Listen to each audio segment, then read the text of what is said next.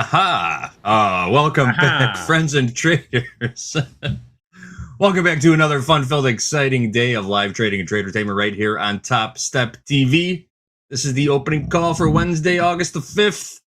I'm JD, you know the man in the middle, John the Goat Hoagland, and we got a special guest for you all this morning. Jack is here to join us for the opening call. Jack is here. Jack made it. Jack's in the house. I did. You guys do this every day? Every single day, Every Jack. day. Without Way too friggin' show early, must go man. on. I don't know how you do it. Let's do it. We're doing it. We're doing it. And we're doing it live. We are. All right. Good morning, gentlemen. Hoag, how you feeling today? What's going on? I'm excited, man. ES, another all-time high. We got gold breaking out. We got Jackie P on the opening call. What could be better on a Wednesday? What could be? How about opening out of range, out of balance, and gold? Are we getting into this trade, Hoag? We got 1 minute. Oh, no. There's my gold alarm. It's 7:20 a.m. Central Time. Gold is officially open for business. What do you want to do here? We're out of range, out of balance. Man, let's dive in. We've got overnight inventory to the long side in GC, heavily to the long side. We've also got a break out of balance. Let's see if this thing keeps running. It wants to rip. It feels like it wants to rip. Looking at a 1 minute chart right now. Only a 36 tick wide opening range so far. Oh, we just spiked there. Expanding. Spoke too soon. Spoke too soon. It's expanding. Well, we did have a pretty crappy ADP number come in right before we came on. What was it? 44K versus 65 forecast. I haven't looked at FedWatch yet, but that's probably not good for the odds of a rate hike and thus good for gold. Let me check on that. Yeah, that number just came out a couple of minutes ago. All right, we've established our opening range in gold. I'm looking at the micro contract, Hoag. I've got a high 4270, low 4265. 50 tick wide opening range. That's good enough for a two lot, I'd say. One short in the bigs on the upside there. Just broke to the upside. Just took out the high. If we get a trigger. Right now, looking at about 80 ticks of risk. Continues to expand. 20 more seconds till this first confirmation candle closes. Oh, I don't know. Feeling trappy now, Hoag. Yeah, it is.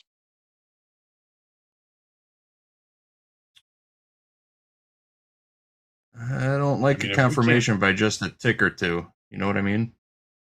Yeah. No confirmation there. If we can't maintain price above that first 1 minute, then I could see an inventory adjustment coming into play, which would invalidate the trade. Yeah. Great setup scenario, though. Opening way out of balance. Big overnight gap. That's what you want to see for these breakout trades. Yeah. And it's breaking out. You look at the 4 hour, it's breaking out above the high from back on July 22nd.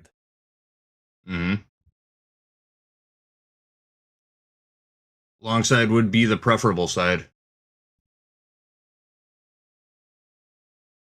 It's like we're going to get our trigger here, doesn't it? Still feeling trappy, though, isn't it? Can you elaborate on what makes something feel trappy? When you're not getting immediate follow through. You're in. All right. Hang on a second. Joining the bid.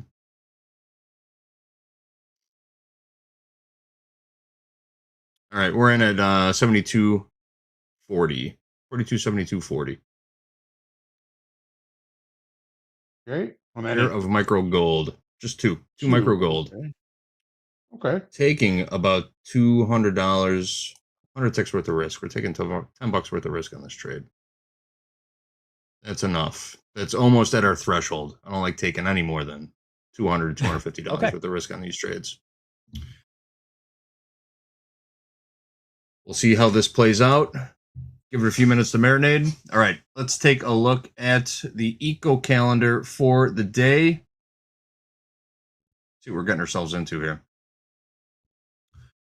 We had the MBA mortgage applications number out already this morning. That came out at about 6 o'clock. The composite index down again week over week. Prior was down 6.4%. Week over week down another 2.9%. The purchase index week over week down 3.6%, and the refinance index down 1.9%. Down across the board for mortgage applications. Not the best for housing numbers. Jack already talked through the ADP employment change, coming in a little bit worse. A couple more numbers to look out for this morning. We've got a Treasury refunding announcement at 7:30 a.m. Central Time. PMI composite flash at 8:45. ISM services index at 9 o'clock. The EIA petroleum status report, that's crude oil inventories, at 9:30 a.m. Central Time. The only talking feds I have on the schedule were Lisa Cook and Mary Daly later this afternoon, but Neil Kashkari has already hit the tape speaking. Looks like he might be away from the podium right now, but he had some comments coming out just about 15 minutes ago. So we'll be on the lookout for more talking feds throughout the day. We'll be piping as much news as we possibly can for all of you to keep you as well informed as possible. Trump just popped up on my calendar now. The president will be delivering some remarks at 3:30 Central Time. That time is tentative, though. It could change. Be on the lookout. Headline risk remains hot, folks. Always keep one eye on the ditch, right? One eye in the news, one eye on the charts. You hit it nice. So, Hogue, Who's I having guess issues? the stream. Yeah, I'm refreshing it right frozen. now also. So we can say whatever we want. We can. Start listing off people I hate in chat. Got a lot of problems with you people. I just refreshed the stream. It seems to be good now. But oh, good thing I just finished listing all the people I hate in chat. It was quite a list, everybody. Quite the list. It was expensive. All right, Hogue. Sticking to the order of operations, what else we got to do before we get into this trading day? Let's go over that checklist real quick. All right, let's do that daily checklist. First thing, pre-market research. What we've been doing here for an hour, what we're doing here for the opening call, it's all about context, risk management, and patience. Morning checklist. Got my coffee, got my water, walk the dog, a little meditation, a little nourishment. I'm ready for the trading day. Mindset check. Trading is so much about mindset. If something is bothering you in trading or outside of trading, it can certainly affect your decision-making process. Happy traders make better traders. What about your trade entry checklist? What is going to get you into those trades? What is going to get you out of those trades? Make sure you journal throughout the day. Make sure you write down those trades, because at the end of the day, your post-market checklist should include reviewing and completing your journal, reviewing the trades you took. What could you have seen? What could you have changed? What could you have improved? What maybe you did wrong? Always, though, remember the things that you did right. And of course, if you don't do your checklist, you don't get to party at the end of the day. You don't get to go to recess, and it will remain on your permanent record. So make sure you get your Topstep daily checklist accomplished before you sit down to trade. There you go. Do you remember the days when recess was a reward, guys? How far we've come. Were you at a school Everybody where they loved took it away? recess. Oh, yeah. I was at a school where they took recess away, for sure. Okay. Really? Based on attitude.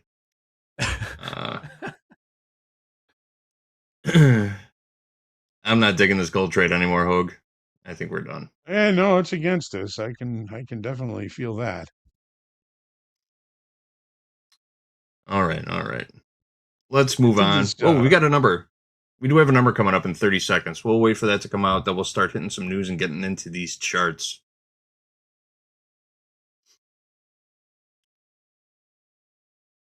The number coming up once again is the Treasury refunding announcement.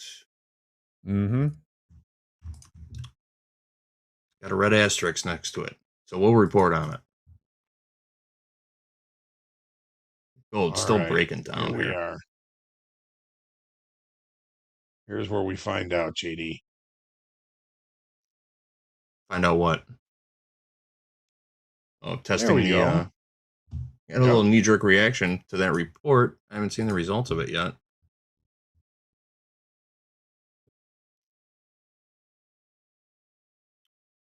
keep you posted on that. I haven't seen it come across the juice yet. It's usually pretty quick. Nor have I. Well, it's an unusual number. Yeah. It's not like an actual. Like how I don't understand how they're going to report it because like it probably has to do with the composition of what they're doing too. But Yeah. It would be more of a comment than an actual, number, right? All right. speaking Let's of move on, Treasury, oh, really quick. Did you see a few days ago where they had like the shot of Scott Bessent's notes, and the only note on his pad was like buy 5 to 10 billion yen or something like that. I can't tell if he's trolling us or not. Someone's trolling us. Everyone's gold was trolling looking us. good there. Gold was looking good there for a second, Hogue, and for a second, it's coming for us. We got the We're toast still ready. in? Just barely. We're less than $1 away from our CYA. It's coming for us. There's no way it's going to let us go. All right, we're out. Wow, Tim. And there's toast. I love seeing that. Well, I don't like seeing it, but I missed that. All right. We got some wood to chop. We're going to look at the crude oil opening range trade at the top of the hour. That was our first trade of the week. We haven't lost one in a couple weeks, Hogue. Oh. Bad juju. Bad juju. All right. Let's get into some news. The job market. The U.S. labor market is showing some signs of life after being stuck in a low, higher, low, fire slog recently. Let's roll it. This came out before ADP. Yep. The latest data from the Bureau of Labor Statistics shows employers increased their hiring efforts in June, hitting a 3-month high. The number of job openings trended higher in April and May, but edged lower in June to 7.36 million. Still, the number remained above levels seen last year. This data came out yesterday. It's the first in a series of key economic metrics releasing this week about the labor market. Just a heads up, we had the ADP employment report out this morning. Tomorrow we've got the Challenger job cut number, unemployment or jobless claims, and then Friday the July jobs report. So plenty more jobs data coming our way this week. Yesterday's data looked a little uplifting. ADP, not so much today. We'll see what happens tomorrow. All right. With that, Hogue, 7:33 in the AM Chicago time. Yeah, at least it didn't hit our stop and turn around. So. Oh, yes. It's the small victories, right? The little wins. Yeah. It was a worthwhile effort. All right. It looks so good. Quote from The Rock. Was it losers always whine about their best? Winners go home and do something? I can't remember what that is. Anyway, take it away. Something about the prom queen, right? Yeah. Hope she's doing well. Hogue, tell us everything we need to know about gold this morning, please. All right. Yeah, exciting news for gold traders. We've finally broken out of the narrowing balance that we've been in really since the beginning of July. Markets just kind of rotating from high to low to high to low. We've got our breakout today.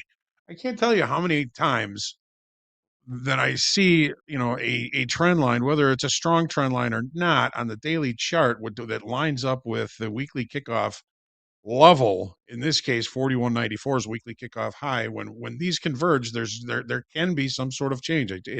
I can't put a finger on why it happens, but it happens a lot. So here's that trend line. It's only a couple of points, but it lined up perfectly with the weekly kickoff high today, and that's the day we broke out of the balance.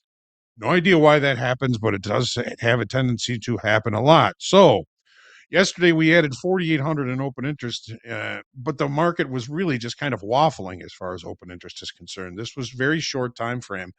Explaining why this rally happened is going to be somewhat of a challenge. I've looked at news, I've looked at everything, and I'm not necessarily seeing anything in particular that I can put a finger on why we're breaking out to the upside. But we are breaking up we are breaking out to the upside. So we're looking at a market state change here from a narrowing balance to a breakout to monitor for continuation of the breakout. So when we look at balance to breakout rules, we've been in balance.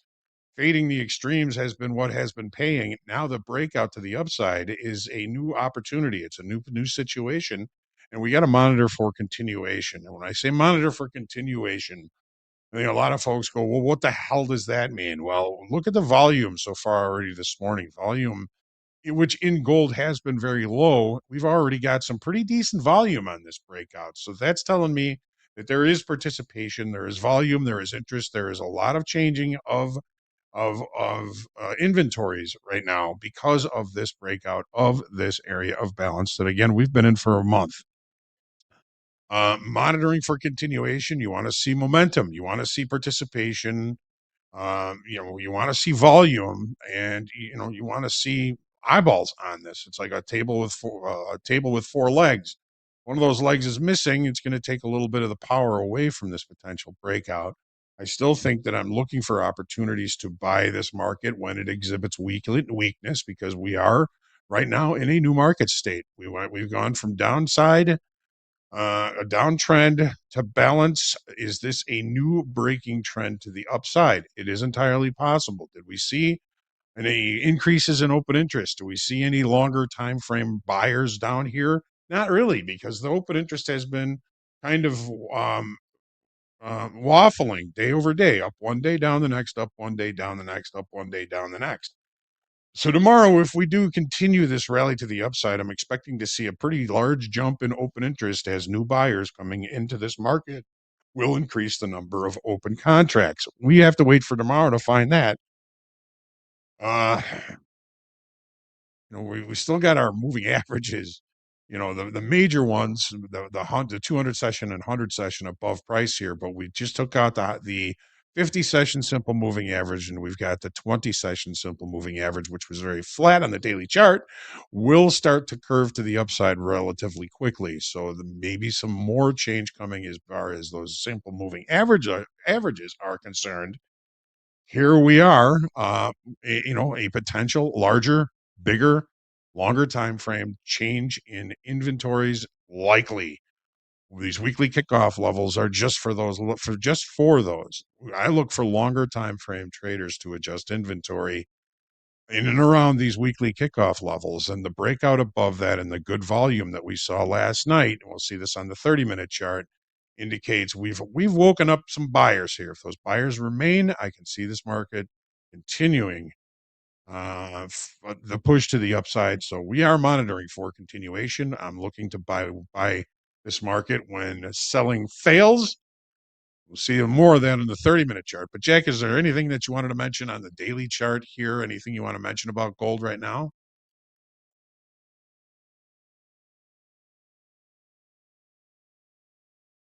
Oh, we got Jack on the mute button. Sorry, first time doing this show. I was going to say, Hogue, I'm not the right person to ask. I have never traded a gold future before in my life. The only thing I can say is with that ADP number, which I mentioned earlier, if we start getting sort of a shift in the outlook for rate cuts towards cutting as opposed to hiking, I think that's probably good for gold. So maybe that's some of the breakout right there. Starting now, it looks like. All right, so here's our overnight. Look at where the volume really spiked here about 12:30 Central Time. We saw some pretty decent volume coming in during the London session, and we see this market continuing to push to the upside. The breakout, look at the 30-minute bars here. So we get up to weekly kickoff high and that trend line. We bounce off it a couple of times. We break out of it. We can't find reacceptance below it, and then the buyers really start to come in. And the buyers, to me, still are in control in this market. We're seeing a little bit of a pullback here. There is a lot of overnight inventory to the long side here. That overnight inventory is probably in good part shorter time frame, weaker hands traders. I'm thinking that we saw some longer time frame buyers coming in and getting in on this breakout. So it's not just the short time frame traders that have moved this market higher. However, if they don't get what they're looking for, those shorter time frame, weaker hands longs, they'll start to take profits, or they'll start to squeeze themselves out of poorly positioned longs from the overnight session, giving us an opportunity for potential um for potential better trade locations for longs, which is what I'm looking for now.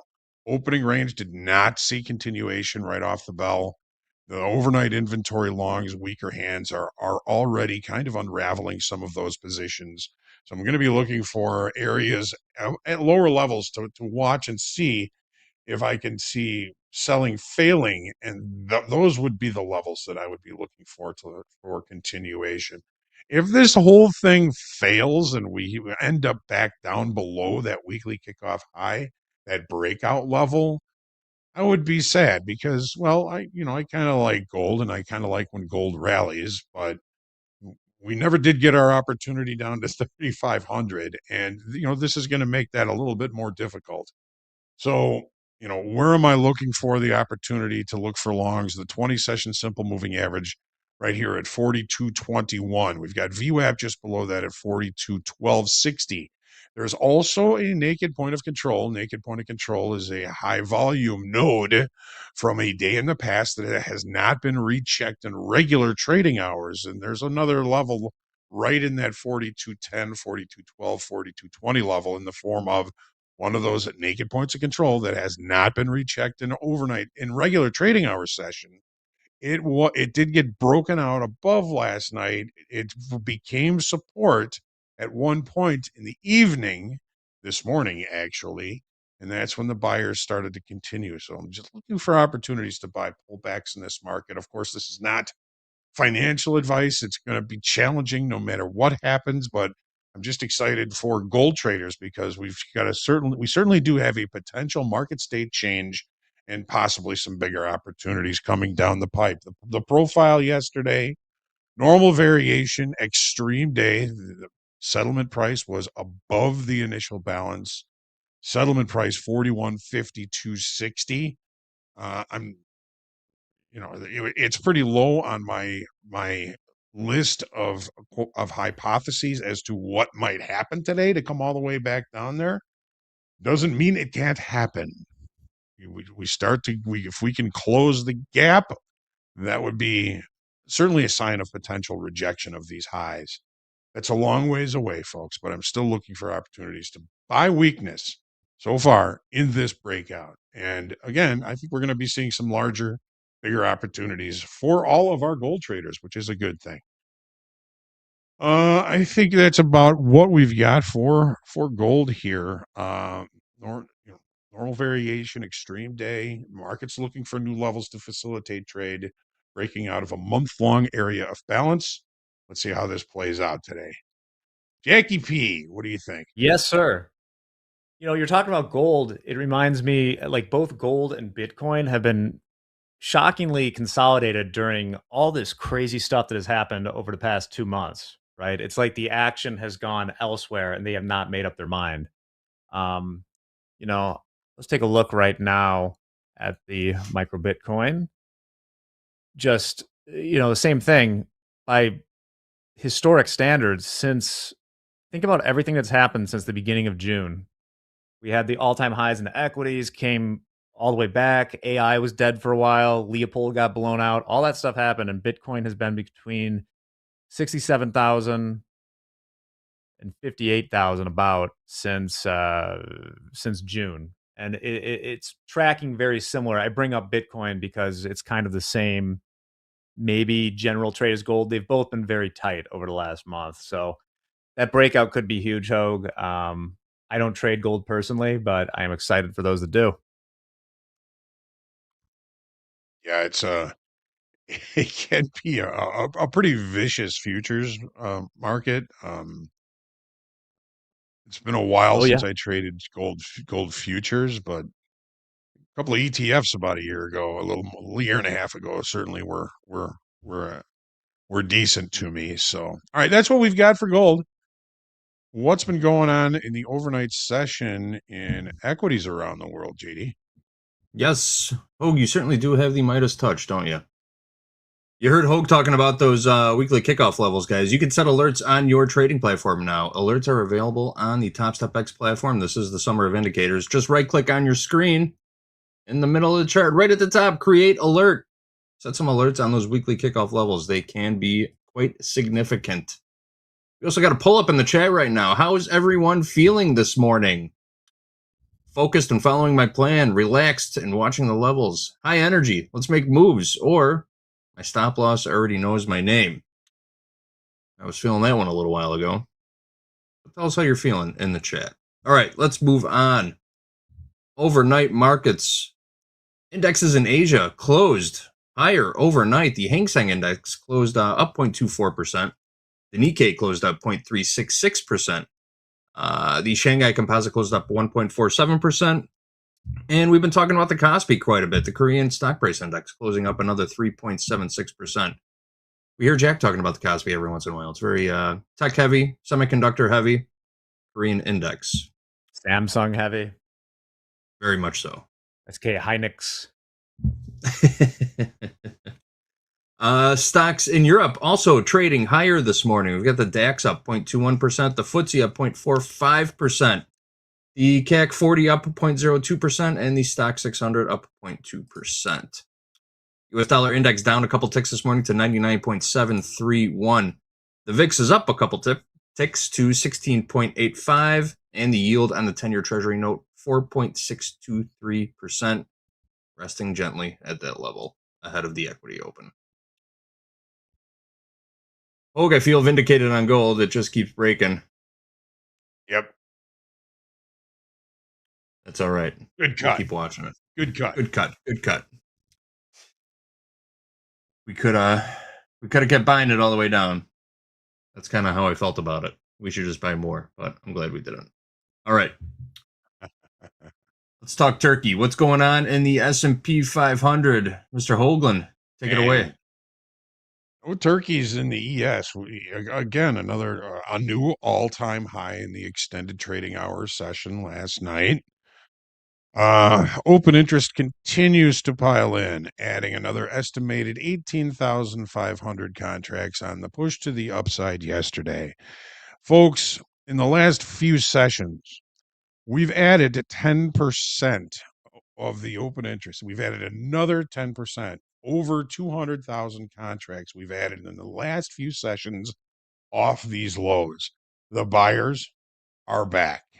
When you're looking at like a $2,100,000 or 2,100,000 contracts, and you add 210,000 contracts, that's 10%. We are seeing buying coming into this, and that's what we've been talking about, is we need buyers to come in. We need some sort of impetus, or we need some new buyers to come in to break this market out to the upside. Once again, I think we're still in a DFADM market. Do not fight a directional market. This market is directional. It is performing well. Look at the volume yesterday. We had an increase in volume at higher pricing, which is always a good thing when you're looking at the auction process. But you're also spending time up here. You're also adding open interest.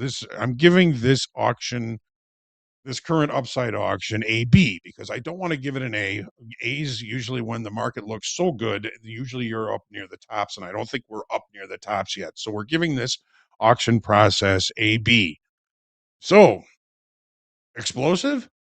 Yeah, I would certainly call this explosive. How did we know? How did we feel that? How did we sense that? The amount of open interest that was accumulating in this area was immense. That's a part of the 10% of total open interest that we added.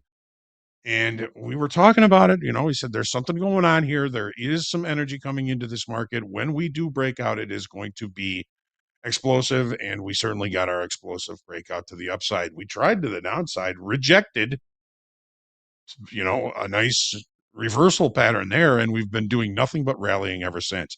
So is this beginning to feel like the irrational momentum rally that we saw back here. It is to me. Back in April, we had so much momentum to the upside.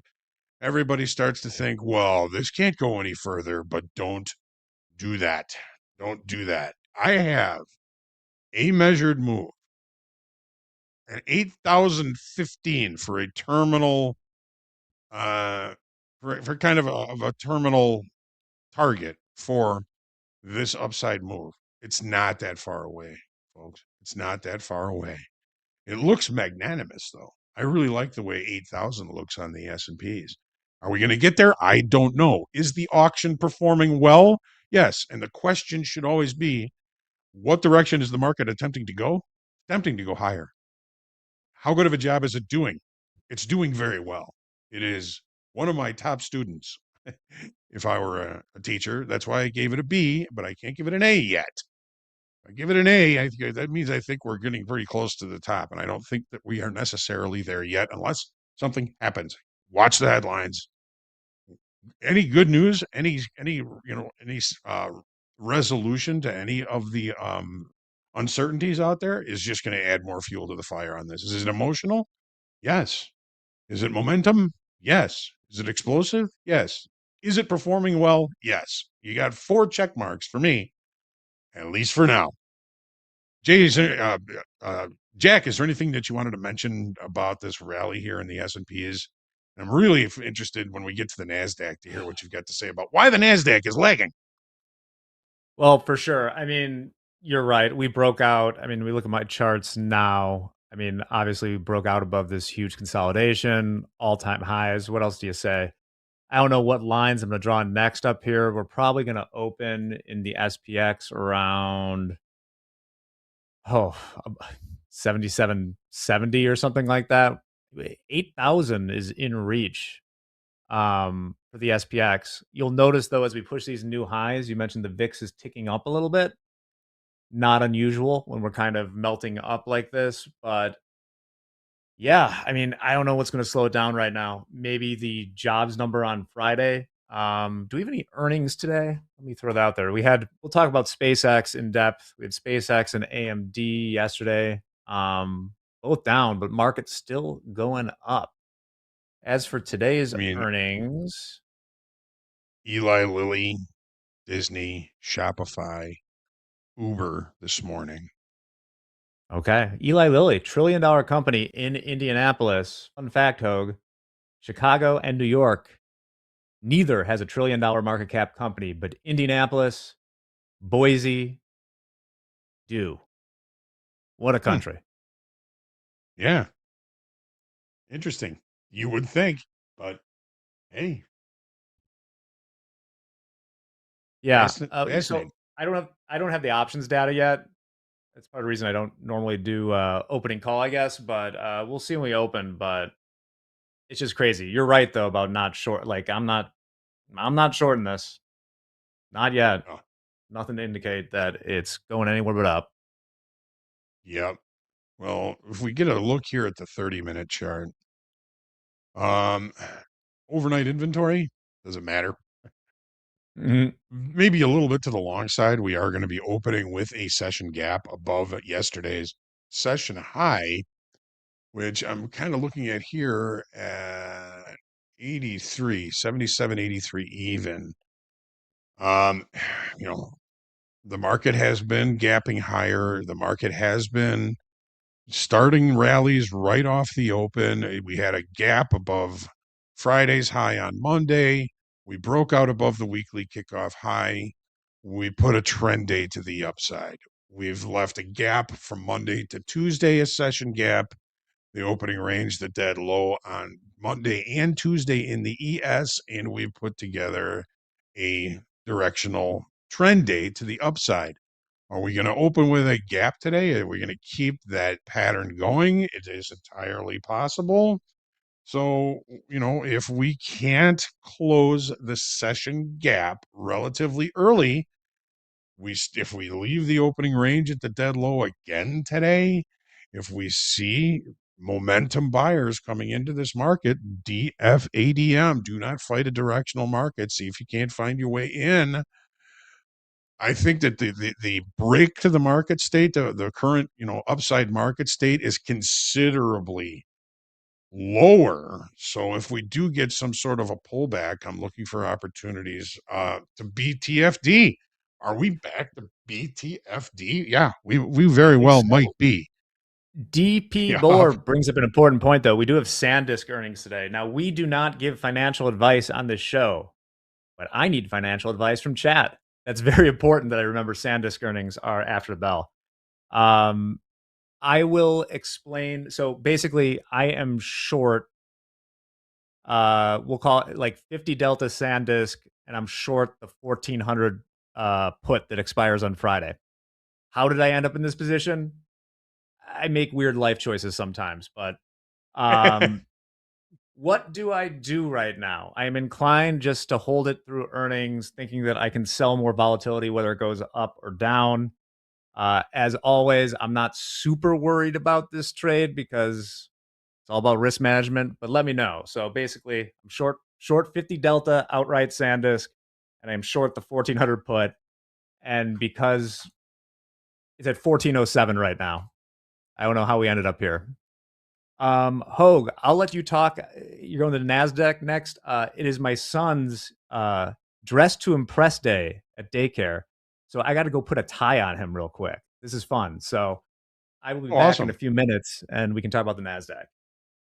Yeah, we'll save the NASDAQ for when Jack gets back. Let's take a look at crude oil now. But before that, do we have any kind of news, JD? Yeah, we could rip through some news real quick. We got news on the iPhone. They're making some changes in their newest update. So Apple is letting certain users beta test a revamp of its Messages app. It's part of the iOS 27, set for release next month. One update is the addition of one-tap suggestions for photos, emails, notes, and calendar updates based on a given message. Others involve text chains with non-iPhone users, the sending progress bar, and digital drawings. Apple also says the new Siri AI can draft messages in a user's voice. Draft messages in a user's voice. Wouldn't that just be a recording feature? What am I missing there? I mean, you can do that now. You can send text messages by speaking into your phone. Yeah. What does it mean, though? To record? What does it all mean? What does it all mean? Draft a message in a user's voice. It sounds like a recording feature, we are doesn't it? A couple of minutes from the opening range trade here in crude oil. Do we like it?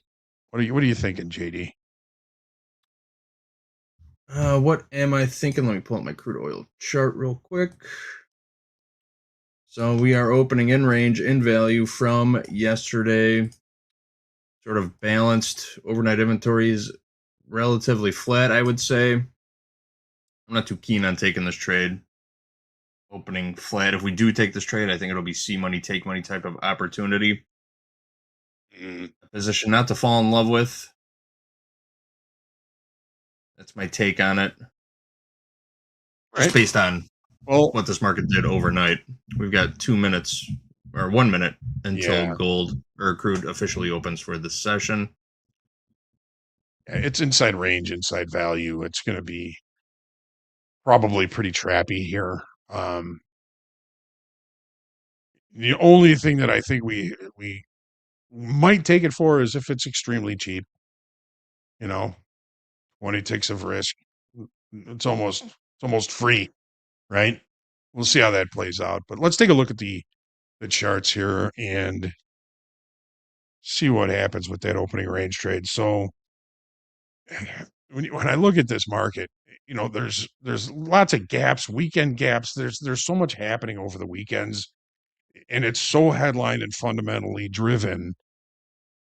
I still kind of feel as though it's in basically short time frame control because any of the longer time frame are sitting basically hedged because nobody knows what's going to happen. If we get some sort of good news, this market could, we could go down to $60 in a heartbeat. We get some bad news, we could be back up at 100 in a heartbeat. So this market is dangerous. It's in a little bit of a pattern where a lot of the overnights are creating the moves, and the regular trading hour sessions are creating ranges. We lost 11,000 contracts as we finally found some acceptance below the weekly kickoff low of 29.20. Long liquidation, but the overall market, the open interest is still waffling day over day, up one day, down the next, up one day, down the next. Short time frame control, longer time frames sitting on their hands, waiting for some sort of solid news. There's been, so many times when they're getting good news. Oh boy, let's sell it, and then somebody comes back and refutes that news, and I think it's become very difficult for the longer time frame to adjust inventories, and I think that they're just basically sitting with the inventories they have, and letting the short time frame traders kind of beat themselves up against a rock here. So wow, big opening range, 56 ticks. Probably not going to be one we're going to be looking at, but back to the daily here. Let me check my notes. Yeah, I mean, short time frame control, waffling overall. The drop yesterday was long liquidation. That wasn't new shorts, which kind of makes that feel a little bit hollow to me. Let's take a look at the 30-minute. Let's see if we can find some news here. Okay. So here's all the weekend gaps. Weekend gaps have really just not been filled. They've just been left there because nobody knows what's going to happen. Nobody knows what's going to happen anyway, but it seems a little bit more prevalent in crude oil as we don't know what's going to happen with Iraq and the Strait of Hormuz, and we get news in one way and it's refuted the other way again. Very, very difficult market to try and navigate with all of these tape bombs that have a tendency to come out. And again, we see the big moves happening in the overnight, and then the market ranges during the day session. Big move happens in the overnight, the market ranges during regular trading hour session. It just seems to be a little bit of a pattern. Did we have that same pattern last night? Well, we looked lower below the range from yesterday, checked down to a naked point of control, 74.67, looked below that, rejected, right back into range, right back into value, pretty much close enough to where we opened last night to say there's no real overnight inventory in this market. And, we're inside range, we're inside value. Value high on this platform, 76.54, 76.58. The value low, even just to try and trade the value area, we're only looking at about $1 move here for value from yesterday. So you've got to really kind of decide, is it worth your risk? What do you have to risk to sell value high? Well, maybe a little bit worth it, maybe 20, 25 ticks of risk. What about that? And that would take us above the overnight high. Overnight low is way down here, 74.25 approximately. We've got some space before we're going to get to that. With these narrow ranges, again, I think you really have to decide whether it's worth the risk that you have to take. If you're really close to your point of invalidation for your trade, take the trade. If you're preempting something, if you're chasing something, that I think is where you're really going to get into trouble in crude oil today. We're waiting for new information. We've got a lot of potential good news coming out. We've got a lot of people say, hey, we're going to reach a deal today. I'll believe it when I see it, and I'll believe it when it lasts. As far as the profile from yesterday, it was a normal variation, neutral day. We're still inside range, still inside value, with no change in value or the perception of value. Try and stay patient today. You might find better trade locations as the day goes on. Like the opening range is the dead high. It's also value high. So, be patient. Look for a good trade location based off of short time frame levels, because again, I think we're in short time frame control. Don't know which of those short time frame levels is going to hold. We've got the 50 session and the 20 session simple moving average aligning very nicely with basically settlement right now, and settlement price, to be precise, is 75.77. And here we are. No overnight inventory, right back to settlement, right back to VWAP, right back to two moving averages, the 20 session and the 50 session, and VWAP and settlement and the initial balance low from yesterday, with value low just below that. So really thinking we can find better trade locations today as the day goes on. I've been wrong, not financial advice, but I think, try and stay patient today. The market's going to offer you an opportunity. Be patient until it comes and tells you, hey, this is your opportunity. Because I know when I go looking for trades, I can find them. It's the trades that find me that I find much better opportunities with. That's what we've got for crude oil. Let's see, we've got our good friend Jackie P back. Looking forward to seeing what we've got in the NASDAQ. And JD, what's happening? What are you? So, Hogue, we did actually trigger a short position in this crude oil opening range breakout trade. I did not take it though.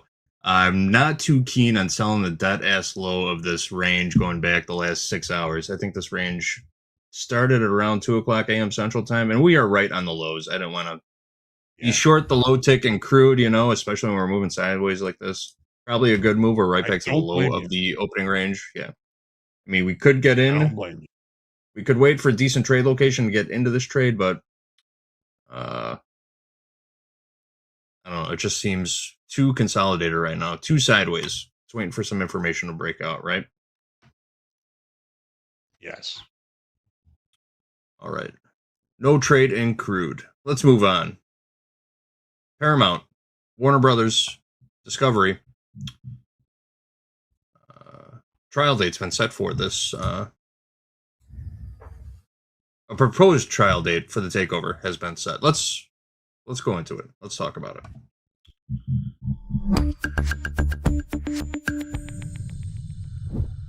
So yesterday, a federal judge set a March 2027 trial date.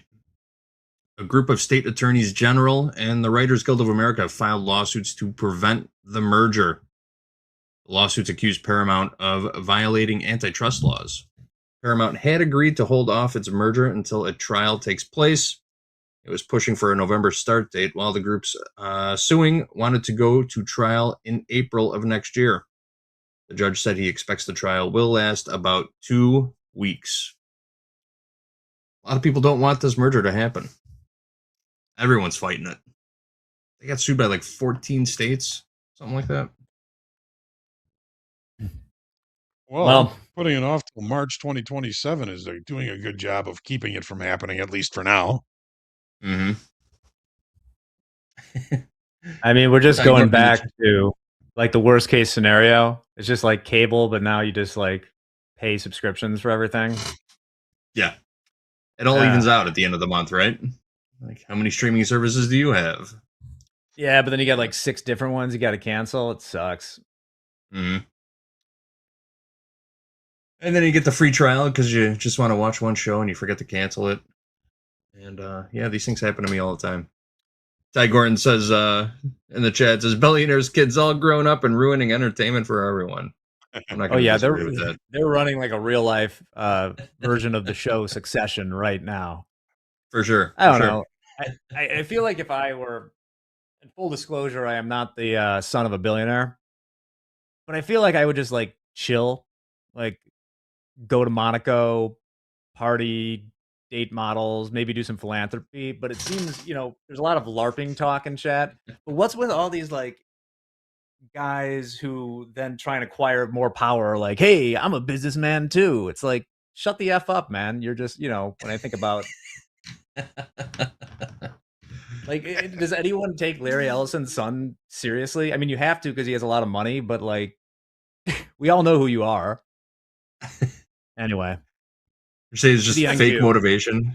Fake motivation? It's just trying to prove yourself, but no one will care. You could become the president and no one would care, right? You're still Larry Ellison's son, and that's why you're here. Go date models. Go do anything besides what you're doing. Not bad advice. That's what billionaire kids are supposed to do, right? They're supposed to lose the fortunes and have fun doing it. Please. And that's what stimulates the economy, right? If they spend it on, vices, that money re-enters the system. Instead, they're just... Are there any billionaire sons in the chat? Our country would be so much better if billionaire sons just, like, did degen stuff. Anyway, we're off topic. Feed the economy. right? Exactly. That's the only thing that's going to get us out, man. All right, guys. It's time to give the people what they want. We ran a poll in the chat on Monday asking what everybody's going to be looking at. And an astounding 65% of you said NASDAQ. So in that spirit, we have saved the best for last. Give the people what they want. Hogue, take it away. Let's talk some NQ charts. All right. So, yeah, S&Ps have blasted above their September contract high, the NASDAQ lagging behind it. However, we are in a relatively healthy upside auction. We've moved from a downtrend back into a previous area of balance. Yesterday, we added 14,000 contracts in open interest. Yes, the buyers have come back in. Taking a look at what we did all the way down and all the way until yesterday was open interest was up one day, down the next, up one day, down the next, up one day, down the next. So the market wasn't really giving any directional activity as far as open interest is concerned, but I am very pleased that we broke above the weekly kickoff high yesterday, that weekly kickoff high 29,240.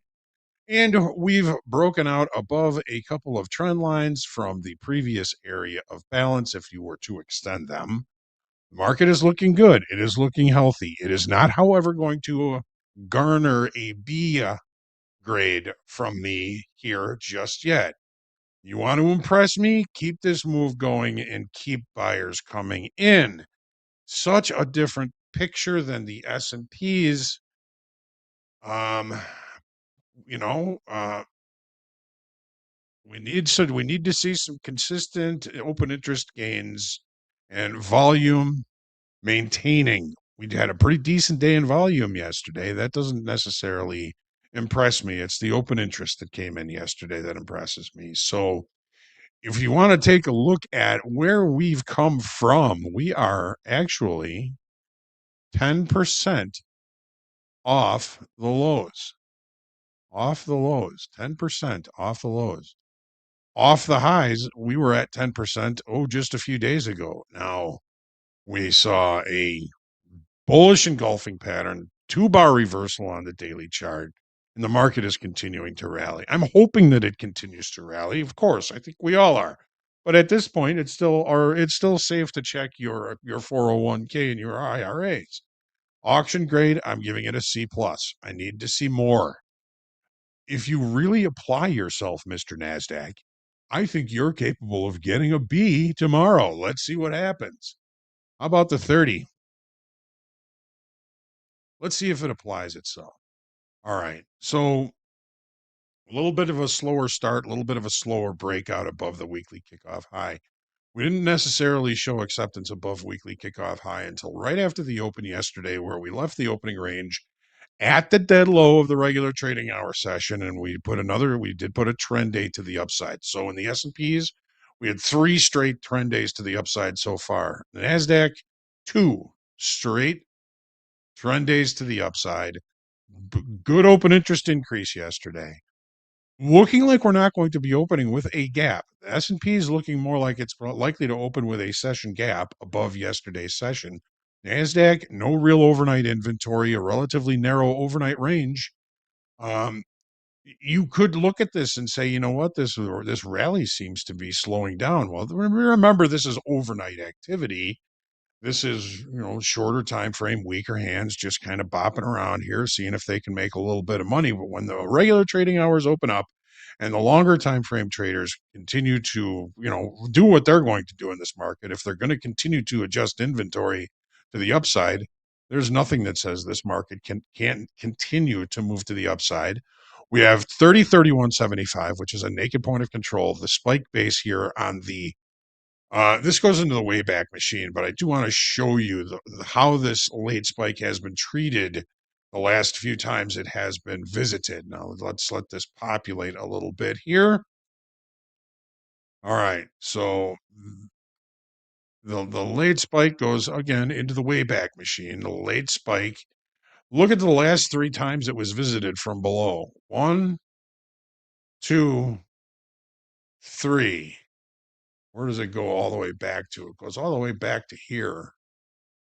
So back in middle of July, let's just call it. But, it's been tough to hold price above that, right? So, we're looking at that late spike to the 30,070 and a quarter might be a little bit of a tough spot to get to. We do have a naked point of control again, 31.75, but above that, we do have some visual targets for price to target, and if we are looking at these levels, price is likely to go there. Got to break out above yesterday's high in the base of the late spike from the Wayback Machine, 30,070, and if we do, we've got some targets: 30,532. We've got 30,603. We got 30,949, and then the September contract all-time high of 31,100. Got to see if we can break out above yesterday's high, above yesterday's area of value. Watch the open. It's going to be very interesting. Watch for tempo, especially if tempo looks lower and doesn't bring more business. It might give you an opportunity to buy weakness, BTFD. And then, of course, watch the highs. If we start to one time frame higher, do not fight it. Do not fight a directional market. Nobody knows where the top is going to be. I suspect quite a lot of top pickers have been trying to pick the tops in the NASDAQ as they have in the S&Ps, and they just continue to get run over. And that's what the equities do. They get the retail short time frame traders short, and they run it up. They get the short time frame retail traders short, and they run it up. We're eating shorts, folks. That's what these markets do. And if we continue to eat shorts and build volume and open interest at higher pricing, this market can continue this push to the long time for a long time. Remember, the market can remain irrational longer than you can remain solvent. Momentum markets are hard to get into in the right direction. The easier trade is to try and pick the top because your risk. To buy into a trend to the upside is difficult because risk always seems to be a little bit further away and a little bit harder to find. Watch the overnight lows. Overnight lows could be an interesting spot. We get a look below there and reject, then we could see this market continue this push to the upside. So, Jack. Yes. Jackie P. Sir. What is wrong with the NASDAQ? It's ain't anemic. Nothing wrong with the NASDAQ. The NASDAQ, I mean, just zoom out. The NASDAQ has outperformed everything for the last decade, 15 years. What I wanted to show here on my chart is a great little line. We've been looking at this. So the reason that the NASDAQ is lagging is this right here. This is the semiconductor index. So even though it's ripped like mad since last week, you'll see we're still down 17. It'll open a little higher. Let's say 17% from the all-time highs. So that's the only reason the NASDAQ is lagging. Okay. Now, more so, I just wanted to show how great this channel turned out to be. You will see that we had the breakout, and it doesn't get cleaner than this, Hogue. It doesn't get cleaner than this. We bounced right at it, re-entering. Yeah. But still, the NASDAQ, if this recovers, it'll hit all-time highs. We're not that far off. But that is the reason the NASDAQ is lagging behind the S&P. These semiconductors make up a much larger percentage of the NASDAQ. And you can go back and watch on this day, if you're a glutton for punishment, because I'm not going to go find the timestamp of when I closed out my semiconductor puts. Go find it. Nice. Anyway. Awesome we stuff. got about 5 minutes until opening call. Yep. Thanks for having me, by the way. This is actually fun. Thanks for joining us. Getting up early and doing this. I'll be back Friday while Jay's on sabbatical. Oh, thanks for joining us. It's an absolute pleasure to have you here. Yeah. Absolutely. Yeah, thanks, Hogue. Thanks, Jack. That was great. All right, Jack is right. It's nearly 8:20 a.m. Central Time. Let's dig into the schedule for the rest of the day. Who's coming on? Andre coming up next in Fast Markets. He'll be there the entire time to guide us through these markets. We've got Jack. Jack's coming back for another hour. He'll be joined by Mandy and Gabe from 8:30 to 9:30. Hogue will be back with some chart analysis from 9:30 to 10:30. Dakota's coming in from 9:30 to 11, and our man Mo is back from 10 to 11. Hogue will be back again at 11 o'clock a.m. Central Time for the morning highlights to do a little chart analysis for everybody. Trade with Topstep. Jack's coming back again. He'll be here with Gabe and Eric to trade it up for a good 45 minutes from 11:15 to 12. Group coaching. Eric Hoop and a mystery guest will be here to answer your questions live on Topstep TV. If you have a question for one of the coaches here at Topstep, or one of the traders here at Topstep, I should say, we are going to pin a form to the chat in just a little bit. Grab that form, fill it out, click submit. We are going to answer your questions live right here on Topstep TV. Don't miss out on that opportunity. I'll be back for another Trade with Topstep segment with VWAP George and Gabe at 1 o'clock p.m. Central Time. And then we're closing out the day and power hour with Andre, Braden, and Eric. Don't forget, with Coach Jay out, At the Buzzer has been postponed or canceled until Monday. No At the Buzzer today. Don't forget that. We will be having Soul Markets, though, at 7 o'clock p.m. Central Time. Make sure you stick around for that. Plenty of trade entertainment coming your way all day long right here on Topstep TV. You know how we do it. Let's go. All right. I got one more piece of news to share with everybody. You want to hear about this one? A big legal victory for thousands of student loan borrowers out there who were defrauded by for-profit schools. Take a look at this. This is a big one.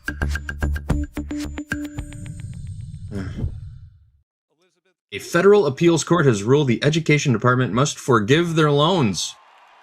The latest case involves more than 170,000 students. The court says the education department must wipe out $11 billion in debts.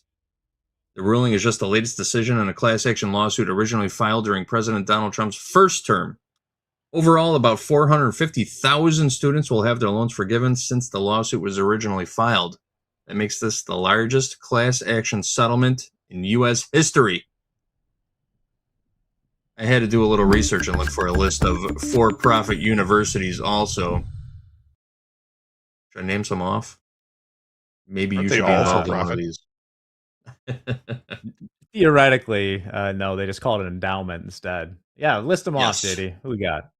All right, we got the University of Phoenix, Grand Canyon University, American Public University, Capella University, Walden University, Purdue Global, Strayer University, DeVry University.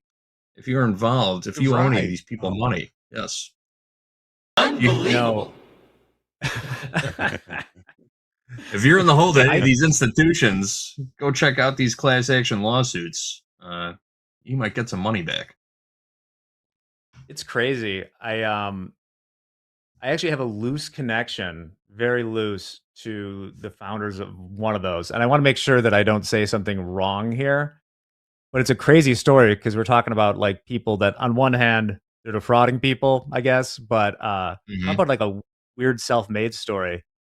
His whole family is like music teachers. Like all 4 of his siblings are like piano teachers, right? Really? Piano tuners. And then the one started a for-profit university and is worth like a couple $1 billion. Wild. For the moment, at least. For the moment. We'll see.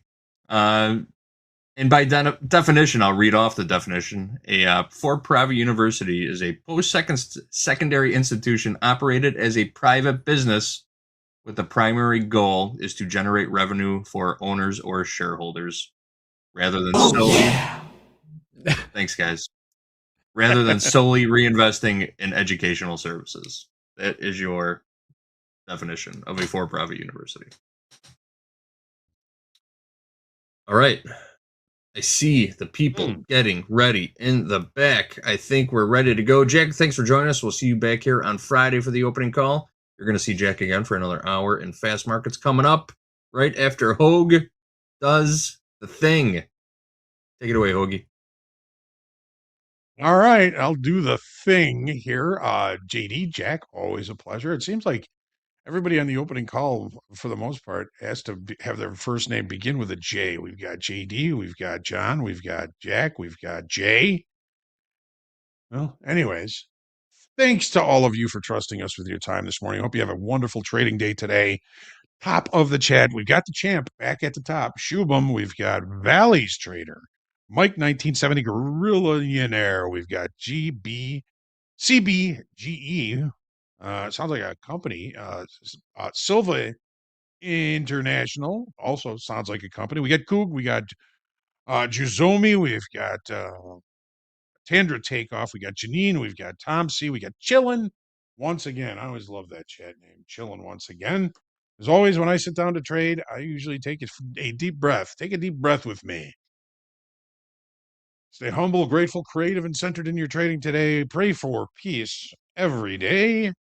It is time for Fast Markets. Let's go in 5, 4, 3, 2, 1. Let's go.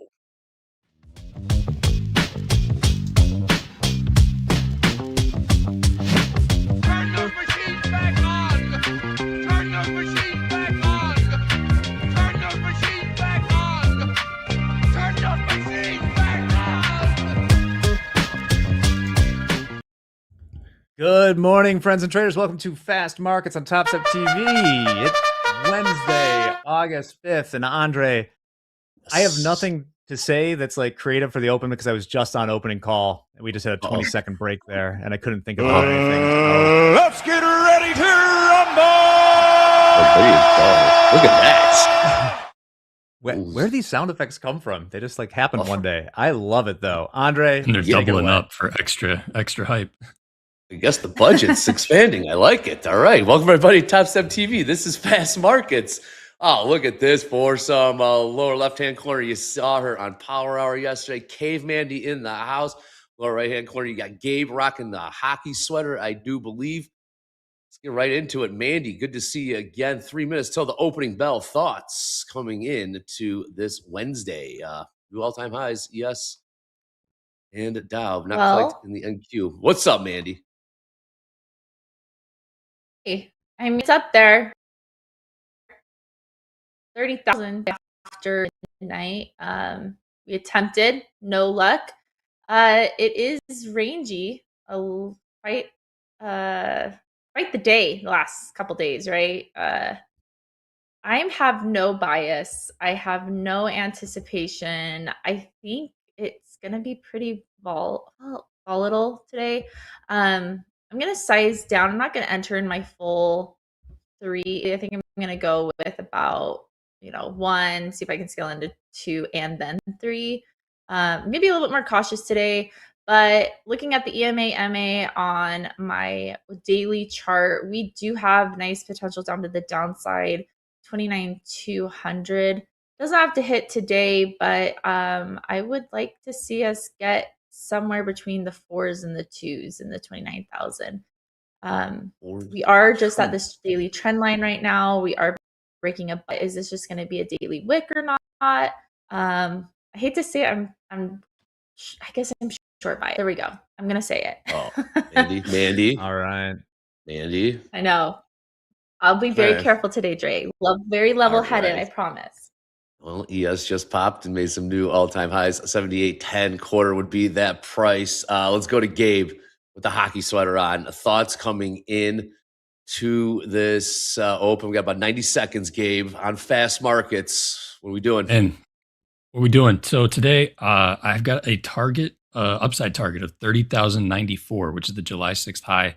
I'd like to see that taken today. I've got the overnight high marked out, some relative equal lows near the London lows from about 4 a.m. Eastern, down at 796 3/4. You got yesterday's PM low from Power Hour on 757 3/4.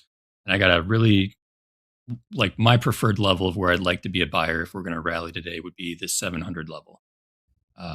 Question is, will we get a dip before we maybe go take out those July 6 highs, or are we just going to go run for those first and then maybe turn it around and lean more for a bearish day back into yesterday's session range?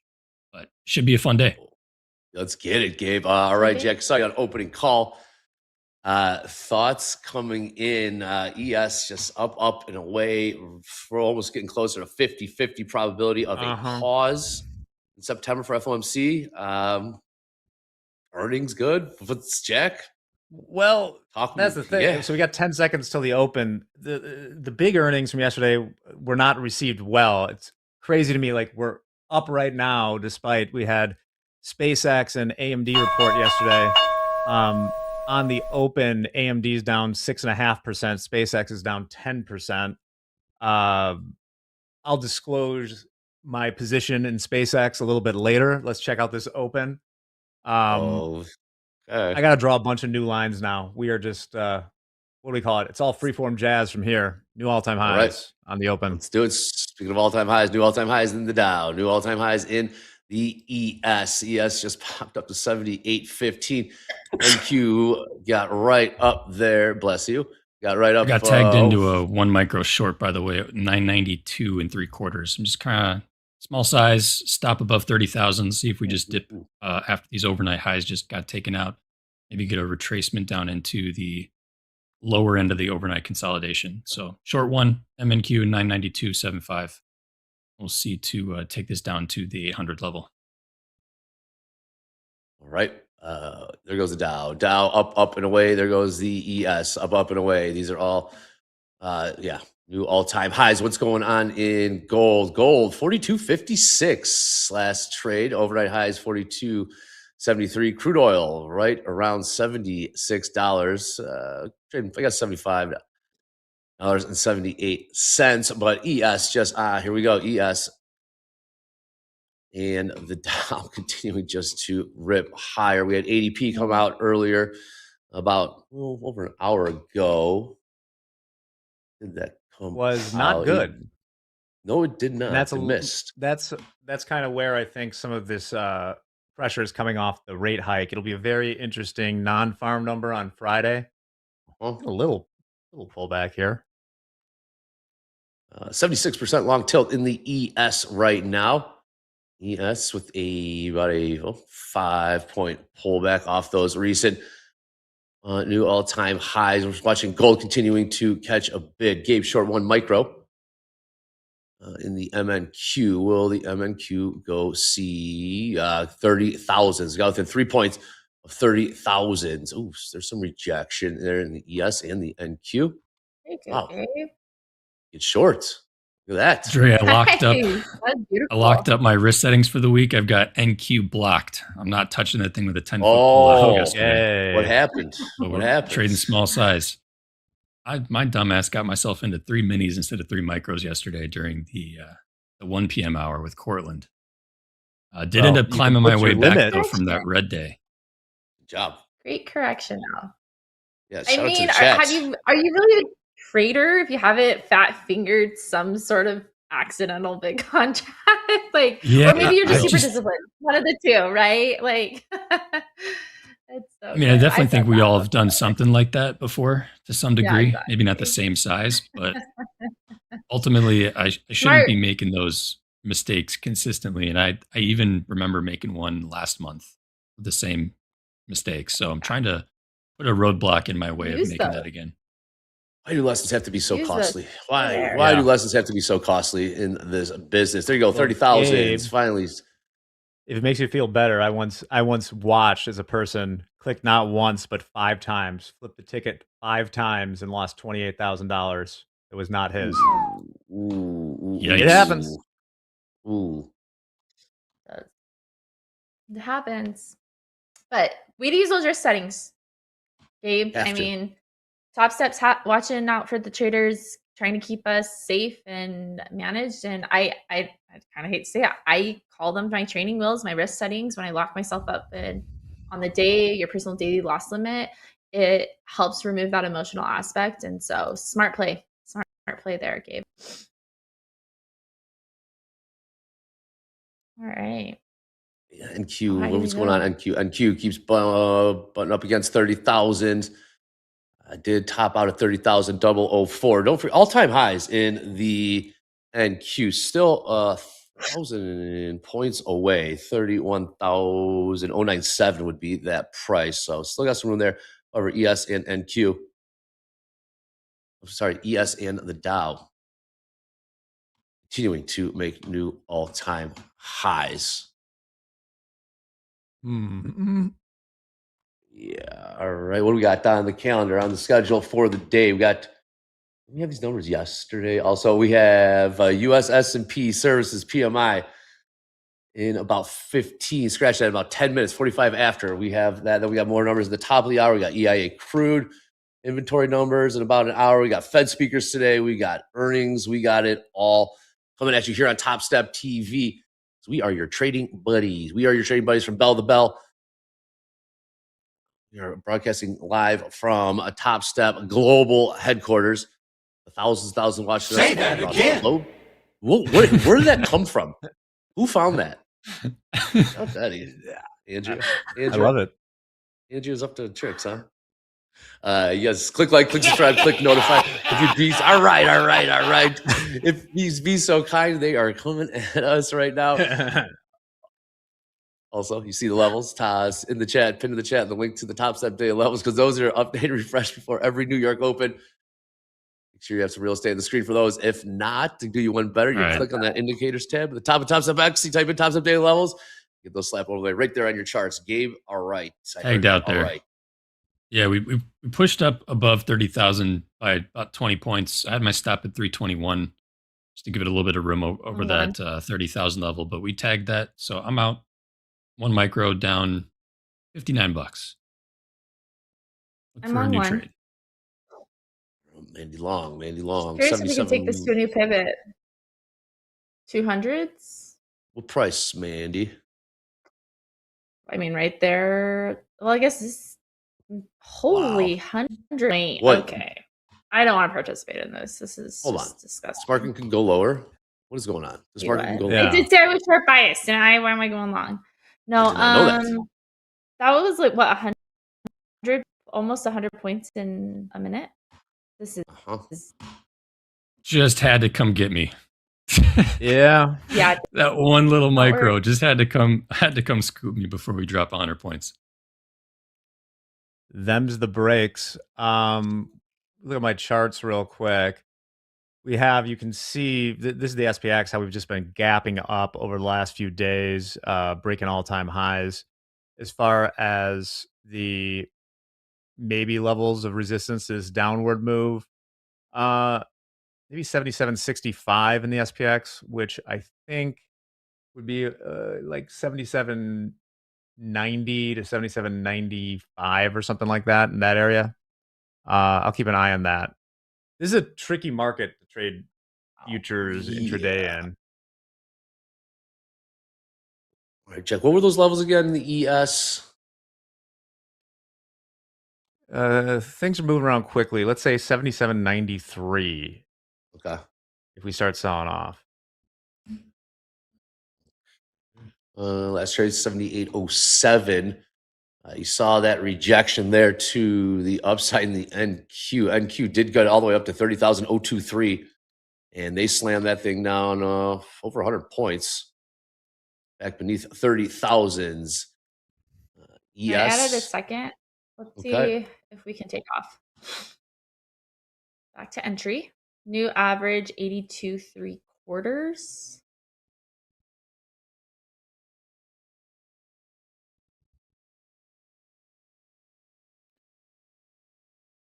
Andre, later we'll go through the SpaceX earnings. SpaceX is trading 112. I mean, I would say condolences to the 300 strike call buyers, but I don't know if they deserve them. That was definitely a gift to the market making gods. We'll talk about it more later. Okay. AMD also down 5% right now. They reported earnings yesterday. We got SanDisk after the bell today. Ooh, another big one. Okay. It is. And I disclosed earlier in opening call, I do have a position in that, and I got to figure out what I want to do with it. SanDisk? Yeah. I love it. Short 50 delta and the outright, short the 1400 put that expires Friday. I'm cool either way it goes. Sounds like a winner to me. I don't know. That sounds like a winner. We got. I'll eventually win. I ain't heard no bell. Yeah, we'll take this into December. 50-50 right, tilts. Second. I need these 70s to hold.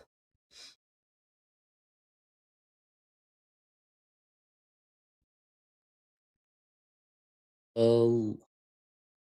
There we go. What was that? What was that? There's a pop. Crude selling off now. Crude just dumped new lows in crude. Waiting for the headlines. Not seeing much just yet. We did pop new highs, ES and Q. What was that? Not seeing much just yet. Of course, we will. Wow, the Dow just completely took off, and there goes the ES. There goes the NQ. I tried that overnight high one more time. Just got tagged out again. That'll be my last short from these highs here. 79% long tilt in the NQ, 76% long tilt in the ES. Still, what was that? Nice pop. Well, as somebody points out, NVIDIA is up 4.5% right now. What happened here? NVIDIA is... Oh, it's the SpaceX partnership, all-time I high. think. Okay.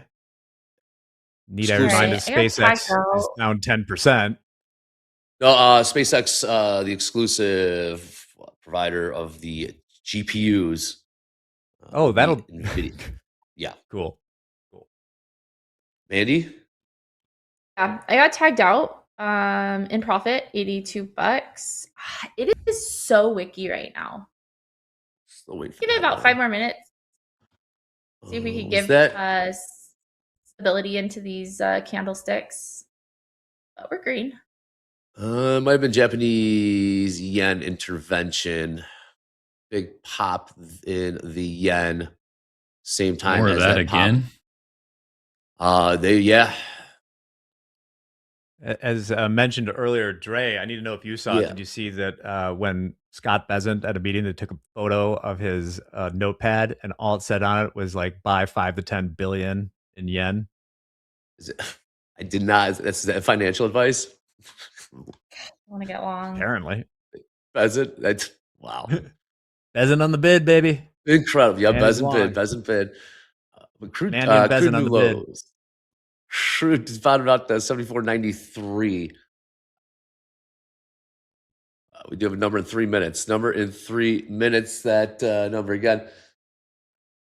U.S. S&P Services PMI final, as well as S&P PM composite PMI final. 30,094 look pretty primed right now, knowing we're holding 30,000. It's gonna What's be another choppy over here. 65 points to get up there?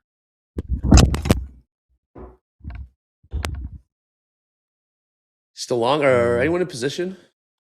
Not currently. No, I just don't like. I don't like the wicks right now. We're down 100. They're just buying this. Look at this NQ. New session highs NQ 30,045. Be that price. Gosh. I wanna get It's not going straight line. ES did pop new all-time highs. Dow, same story over there. New all-time highs. But NQ, a little messy, a little sloppy right now. Yeah, I mean, semiconductors are flat. Jeez. Software's up 1.3%. I mean, the big mover, NVIDIA, yeah, giving a little bit back, still up 4%. Got Eli Lilly had earnings this morning. They're up 6.5%. Probably have a new, I didn't even read it, but they probably have a great new weight loss drug coming out, I would guess. Indianapolis. Anything How else? about that? Did not Yep, know that. $1 trillion. Call. Yeah. Did not know that. Indianapolis and Boise have $1 trillion companies. New York does not. So take Chicago? that, Wow. Big Apple? No. Yep. None. Second city. All right, we got a number in 45 seconds. 45 seconds. Well, interesting. Jack, how are yields looking, by the way? We got 30 seconds, but 10-year yields up and down? 10 years, Eh. 4.6. 30 years, 5.17, and then 4.2 in the 2-year. I mean, not moving hugely yet. As we noted, the Fed watch, Fed watch is down to 57% chance of a rate hike. I think that's a little influenced by the ADP number came in soft this morning. It would be very surprising to me if the non-farm number comes in weak or something. Like that was not on my bingo card, so to speak. But that will affect. Good like, news. Could be, but That's definitely when it for gets tricky. yields. Yeah. All Bad right. news on number, jobs means no rate hikes, probably. number did just come out. US S&P sir. Actual 54.6 versus expected 53.6. All right, I'm long 1 from 27, looking for 94s. 027. Looking for those 94s. Very good. Another number at the top of the hour. Top of the hour, you have another number. Ideally, I'd like to get up there before the next number. Trying to avoid being in a position during. Yeah, that's when it can get tricky. Also, while we're at it, upper left-hand corner of the screen, you see the name of the show. This is called Fast Markets because, well, markets are moving fast. You're so far on TopstepTV. Am I telling you this? Well, I'd like you to hit us up at TopstepTV on the X using the hashtag Fast Markets, using the hashtag Power Hour. Send us some cool stuff. Proof of payouts, trader station set up, cool swag like Cave Mandy. Coming out with her own line, her own apparel line. Anything you want for us to share? Oh my gosh, it's gonna be like this. I'm getting heckled. I'm getting heckled from the inside. You got hashtag Fast Markets, hashtag Power Hour at TopstepTV on the X. Well done. Ooh, Andrea? Or is that James? Who is that back there? Is that Eddie? We will see. Nvidia pulling back a little bit on this, trading 220. So 5.3 trillion in market cap for them. Man, oh man. Stalling out just a bit. Well, we find another burst of buying here in the NQ. Gabe, you were along from 027? Correct, yep. Okay, where's your risk? Where's the risk on this? Just beneath the overnight high. So just What beneath the price is that? 990s. 9,990? Essentially 980. Let's take a look at the ES here. Using that level 2 data on Topstep X. Not seeing anything in terms of massive size in the ES. About 40 on the bid, 40 on the ask right now. We do see those 1,000 lots coming in, 2,000 lots coming in. The chat will shout it out.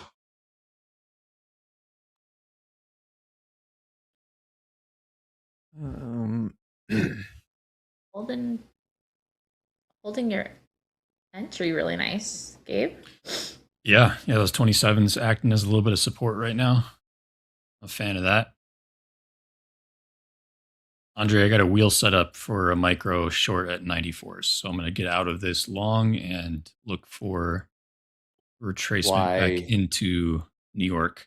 Because that's a pretty major daily high. There's 3 daily highs sitting just up until those 94s from earlier in the month of July. We've got the 6th, the 10th. We already took out the 15ths, but we got a little bit more room to run.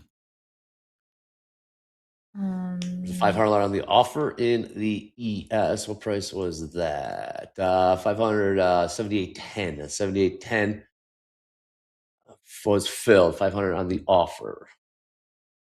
Last trade, 78.10.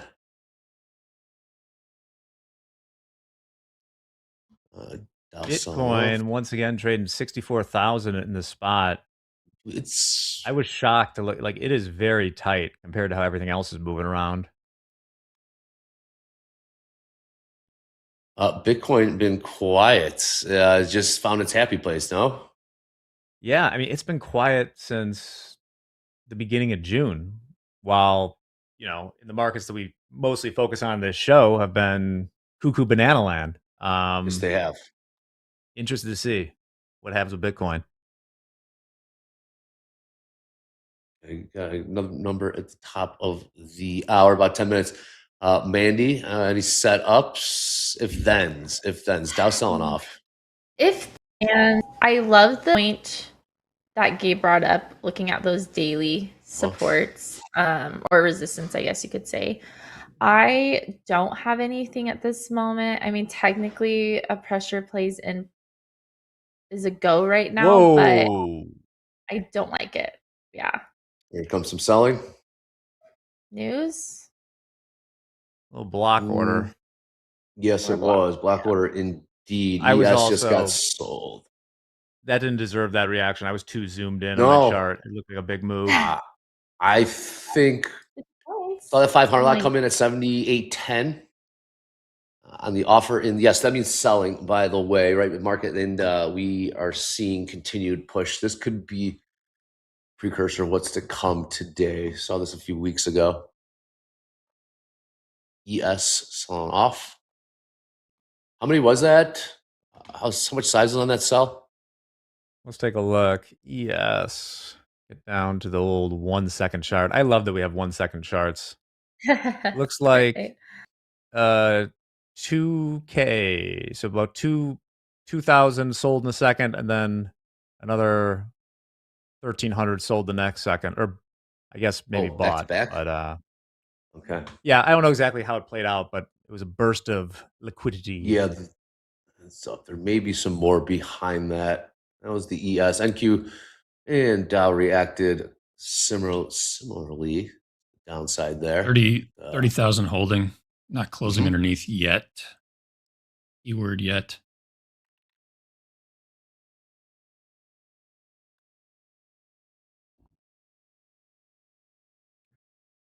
All right. ES right there. 7,800s. What's it going to do? Again, it made new all-time highs a few minutes ago, 20 points higher.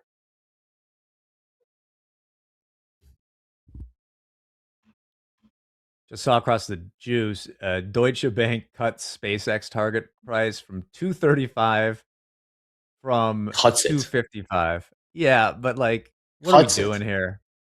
It's trading like we're talking about a stock that is trading at 112 right now.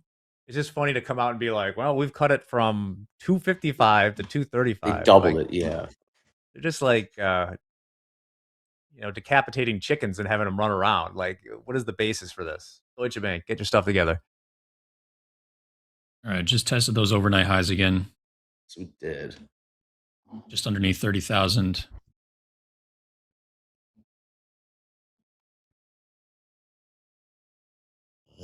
And Dow turning around, finding some buyers. Gold catching a bit of a bid. 50-50 on the tilt. Got a number in 8 minutes. Top of the hour, we do have a number. That would be more ISM, services PMI. So there was a 1 minute close. Go ahead, Mandy.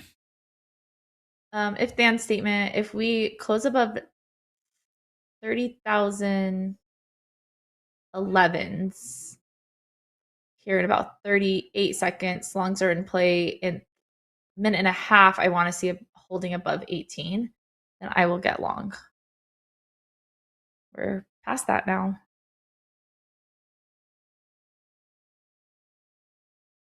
Might be our turn 20 seconds. Yeah. Hold above these 30s on the 1 minute. I'll turn pretty much all the way back around. ES back above 7,800s. 7,805 last trade. What do we bottom out at? About 10 points lower there on that big sell block order. There's NQ. Mandy, what are you in? I'm sorry. I'm not in anything. It's an if then statement. So Gotcha, close love it. above in 55 seconds, above 20s. I would consider long. But right now, my 1 minute is contradictory. We closed above the EMA on the 1 minute, which was below 13s on that 1 minute. So close below 1,000 though, here in 30 seconds might be the argument for shorts. Here we go. Yeah, there's a tag out on that long. So overnight highs kind of failing here. 30,000 is failing. Not seeing a whole lot of sustained movement in one direction or the other, which is kind of No, giving me some Yuri. difficult times. Yeah, the way. There goes the Dow. About to make new. There you go. New all-time highs. Dow ES gonna follow. We're gonna set it up for one long. I'm gonna put a tight stop on this. Okay. I mean, I say tight. Previous wick on the 5 minute.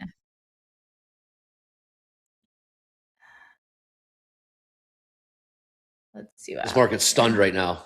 These equities are. And keep feeling heavy. We just saw that big block order of sells in the ES. You don't really get the push, the follow through to the downside as we are. There's another 78.10 offered 500 times in the ES, about a point higher right now. That's the second 500 lot we saw at that exact price. First one about 5 minutes ago. And that was filled, but the Dow is continuing to pump here. New all-time highs. Dow 54,803 would be that price. I guess, was that a valid 3-bar reversal on the 5 minute? In what market? So. In NQ? NQ. Yeah. Yeah. I don't know what that was because it's because I guess there's a few different definitions, right? Of a 3-bar reversal. Is it the wick? Is it the candle? Is it the, what are we looking at, right? Mm-hmm. Dow pumping. And Q. I feel like we're coiling either direction. We're just gonna go and go eventually. I mean, we might be here in this area for a long time. We've got 4 minutes or 3.5 minutes to this. 500 lot was filled again. 78.10. That's the second time they've done about 1,000 there. And the offer sells. Last trade 78.08 in the ES. Dow continuing to pump though. New all-time highs in the Dow. 54,832. What's gold doing? Gold. Those ISM services PMI coming out in what, 3 minutes? 3 minutes indeed. Yes, 3 minutes. A red folder. Observation asks, what does block order mean? Block order is just a big order. It's just size that comes through at once. Yeah. Often these are agreed to outside the market, and then they're just executing or hedging or whatever else. But if somebody comes in, it's not, as we're going through things, it's unusual when, a 2,000 lot just swipes the book. So it's like a quick move usually. And it was the bane of my existence when trading treasury spreads. Getting blindsided by the old block order. Mm-hmm. All right. Yes, finding some buyers here. Take a cue from the Dow. The Dow continues to pump higher, making new all-time highs. ES. About 7 points to go from new all-time highs there. Yep, got a number in a couple minutes. 2 minutes. Q, bit of a holding pattern right now. Love entry. Dow.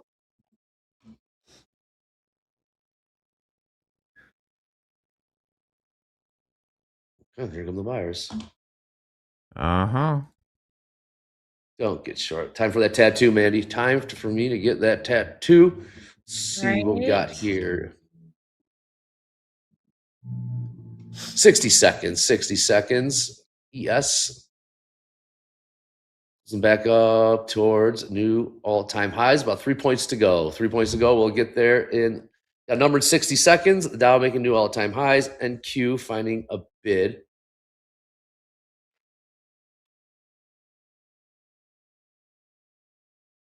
$94s. Check. Back on the cards here. Oh, yeah. Mm-hmm. Is this going to be zombie? Just a natural bid zombie? And then that's going to be tricky. P&L no like. How many days? Yeah. Yesterday was easier, but yeah.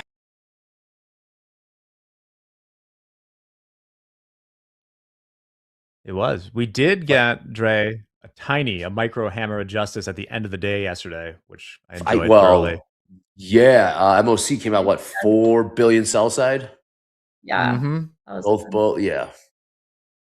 All right, number coming at you in 10 seconds. Here we go. A little push here. Expected 54.5. Sisters PMI actual. Ooh, I live another day. It's lower, no lower. In line. Services employment much lower than expected. 47.4 is for the employment versus expected 51.2. Okay. That's the initial reaction. Not too much.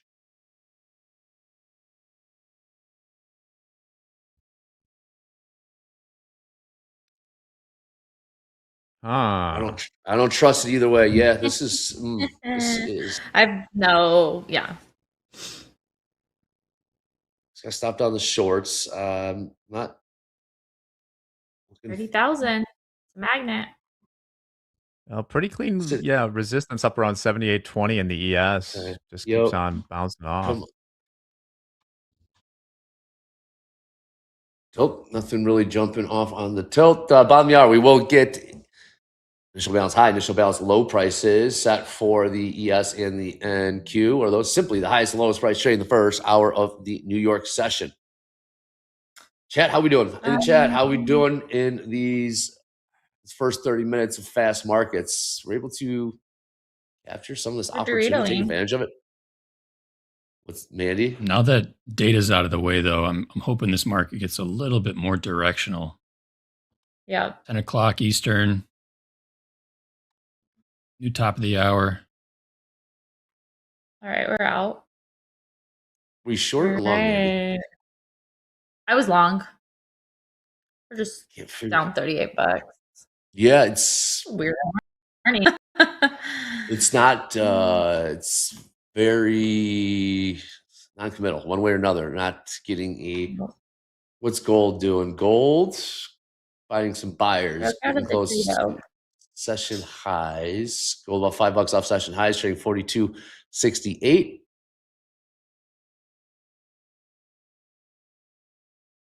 And Q selling off about 100 points, 140 points off the highs, continuing to sell off here in the NQ. 29,925. All right, there's VWAP. Overnight VWAP, 29,926. Okay. Huh. Is this the 10-year? What's going on the 10-year? I did see 10-year was selling off. Nope, 10-year final bid. Yeah, nothing This too market different is tricky. there. This one is It's a tough trade so far. dual person. Yeah, it is. It's a weird dispersion day. Like, for instance, All over. you know, if I were to tell you coming in today that NVIDIA would be up 4.25%, what would you think the semiconductors are doing, Andre? Even more. I would even think, more. I would think they'd be up. Yes. They are not. They are down 0.5%. Shocking. Oh boy. Okay. Well, I'm gonna wait this out then. Wait until something starts to make more sense. This is a very, how do you say, undecided, confused market right now. We do play the range, right? And Q looking at, we bottom out at right around 29,918s, 920s. Just think about that notebook meme asking NQ, what do you want? NQ's What being does like, I don't know what I want. It's not that simple. No, it's What it feels not. like right now. Why can't you be Chat's fired normal? up. Yes. Do something that Do makes it. sense. And there you go.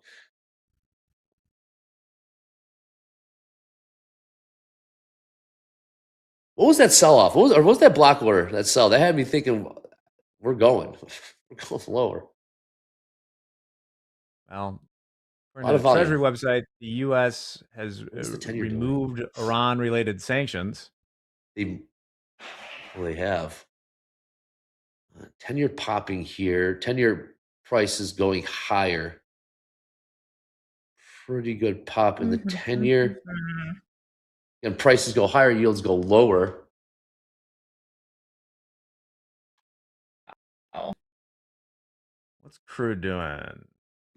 70, Chilling at 75. 36. Yeah.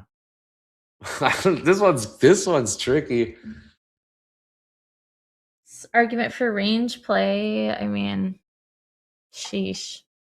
Yeah. Can we sustain back up into these All right, 30,000 gold new session highs. Gold new session highs there. Long. Sheesh. Give me in. Really? It's going to run away. New session highs gold. That price would be 42.76. I love gold. 42.78. I love gold too. Wow. We got the All right, breakthrough of New York anchored VWAP. And back into those 30,000s. We are getting a little squeezy between those two. About 70 points between. Crude's selling off. 80 Crude points between the just two of them. Yeah, crude just saw a little new lows crude. New lows crude continuing to sell off here. 74, what is it? 74.86. 10-year pushing higher. Gold pushing higher. Crude selling off. And they just sold right into the damn. All right, I'm short too. I could see it. Where's your invalidation here? Probably.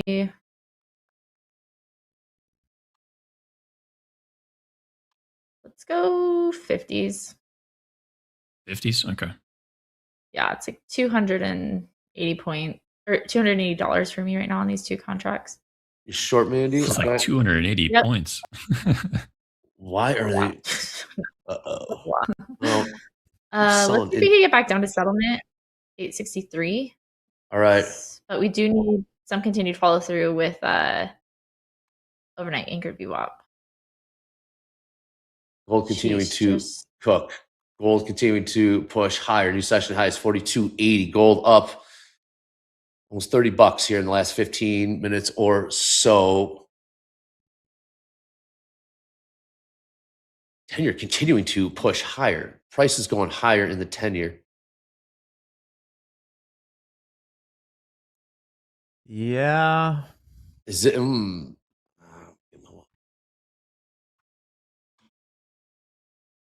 I mean, little weakness in ADP.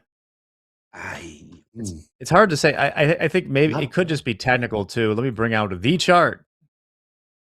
Yeah, that's when I tend to get smoked, when it gets tricky.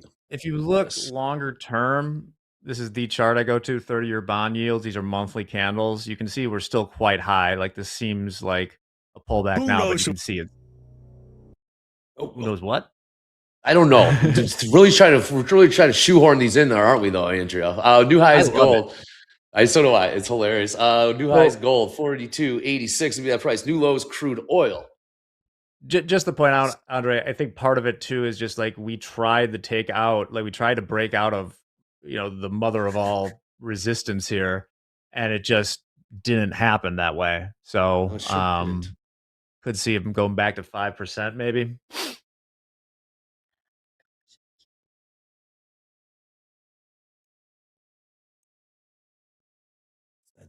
I find it very difficult to trade like intraday futures like this when we're just busting through the all-time highs. Like Andre, I've been a very busy boy elsewhere the last couple of days because portfolio management.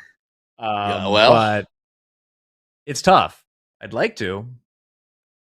Well, this is especially in this market, especially with what we got going on right now. The new highs gold. Gold up, we're talking $35 here.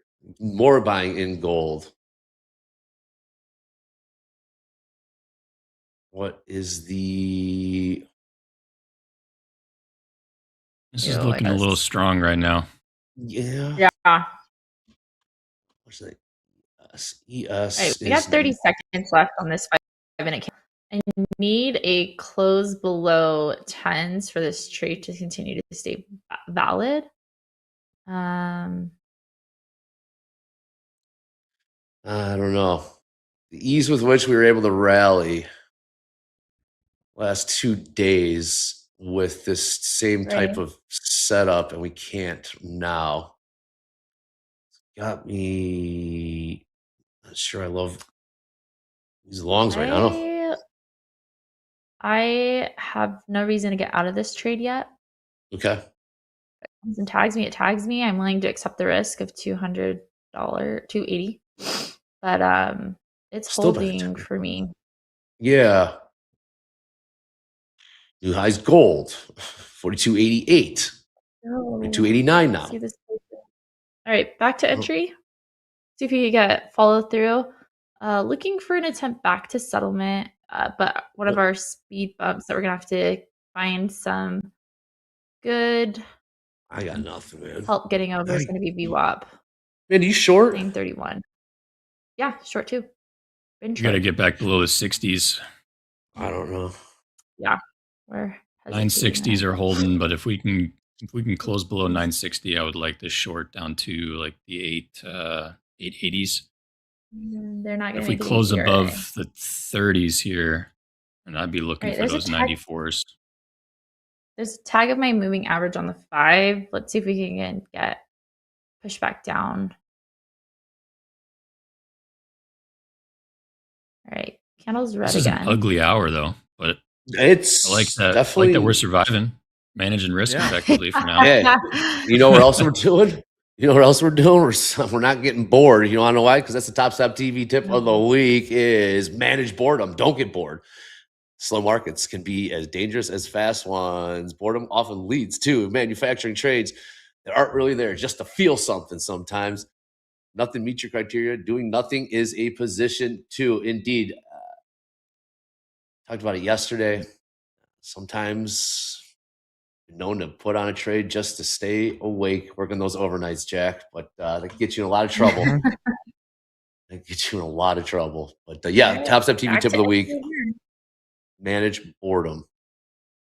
Oh yeah. And also, however, the trading can be boring. Well, the past week and into this week has been many things, but not boring, I would say. No. What's with chat? Let me know. Dre. What's with this resistance up at 78.20 in the ES? Like, Beats me. I don't know. Somebody loves Beats to sell me. up there. I don't Why see we anything. aren't? Yeah. Why we haven't rallied with what's going on in gold and the 10-year? It's got me confused. Yes, Gabe. What do you got? I was going to say, I think there's a pretty clear difference between good trading being boring versus trading out of boredom. I think there's a pretty distinct difference between the two. Like, I find myself in the evenings during Asia, typically, if I have nothing else going on in the evening, I go look at the charts. That potentially could be due to, let's say, being bored in the evening, having my priorities done for the day, dinner already taken care of, dogs taken care of, I've been outside, and now I'm just chilling inside. That's when I tend to start going to look at the charts. But if you're in a position managing your risk, effectively following your plan, you would, that would be good boredom, in my opinion. I would agree. So yes, so you're trading. You're trading because you're bored. I mean, you're trading because you're looking for the opportunity, Gabe. You're looking for good. Don't get me wrong. There can be opportunities in sessions that you might not normally go to, but you go to because you're bored or looking for something to do. There still can be good trades that might set up, but you have to be extra cautious or mindful of like why you're going there in the first place, and then making sure that you stick to whatever rules or plans that you typically have. If it's not the norm, it can get out of hand. Thank you. So this market, though. What's it going to do? Make up your mind, market. What's it going to do? Make up your mind. It's not going lower. We'll go higher. 50-50 tilt. Equities. Right. Again, we have EIA crude oil inventories. We have that number at the bottom of the hour. Expected a Just- 1.5 million barrel drawdown. I want to close below 80s. I don't think it's going to happen. I don't know what's going to happen. Argument to toying get around at out. this 30,000s. This is Yeah. going on the YM. The Dow. I mean, the Dow's just up and away. Dow's like, whatever, losers. Hold my beer. New all-time highs, Dow. 54,884. All right. I'm cutting this trade. Validate for me.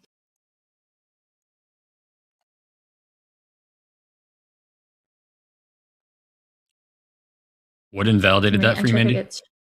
Yeah, it's It did on the 15 we didn't hit your minute, 50s. not on the 5 though.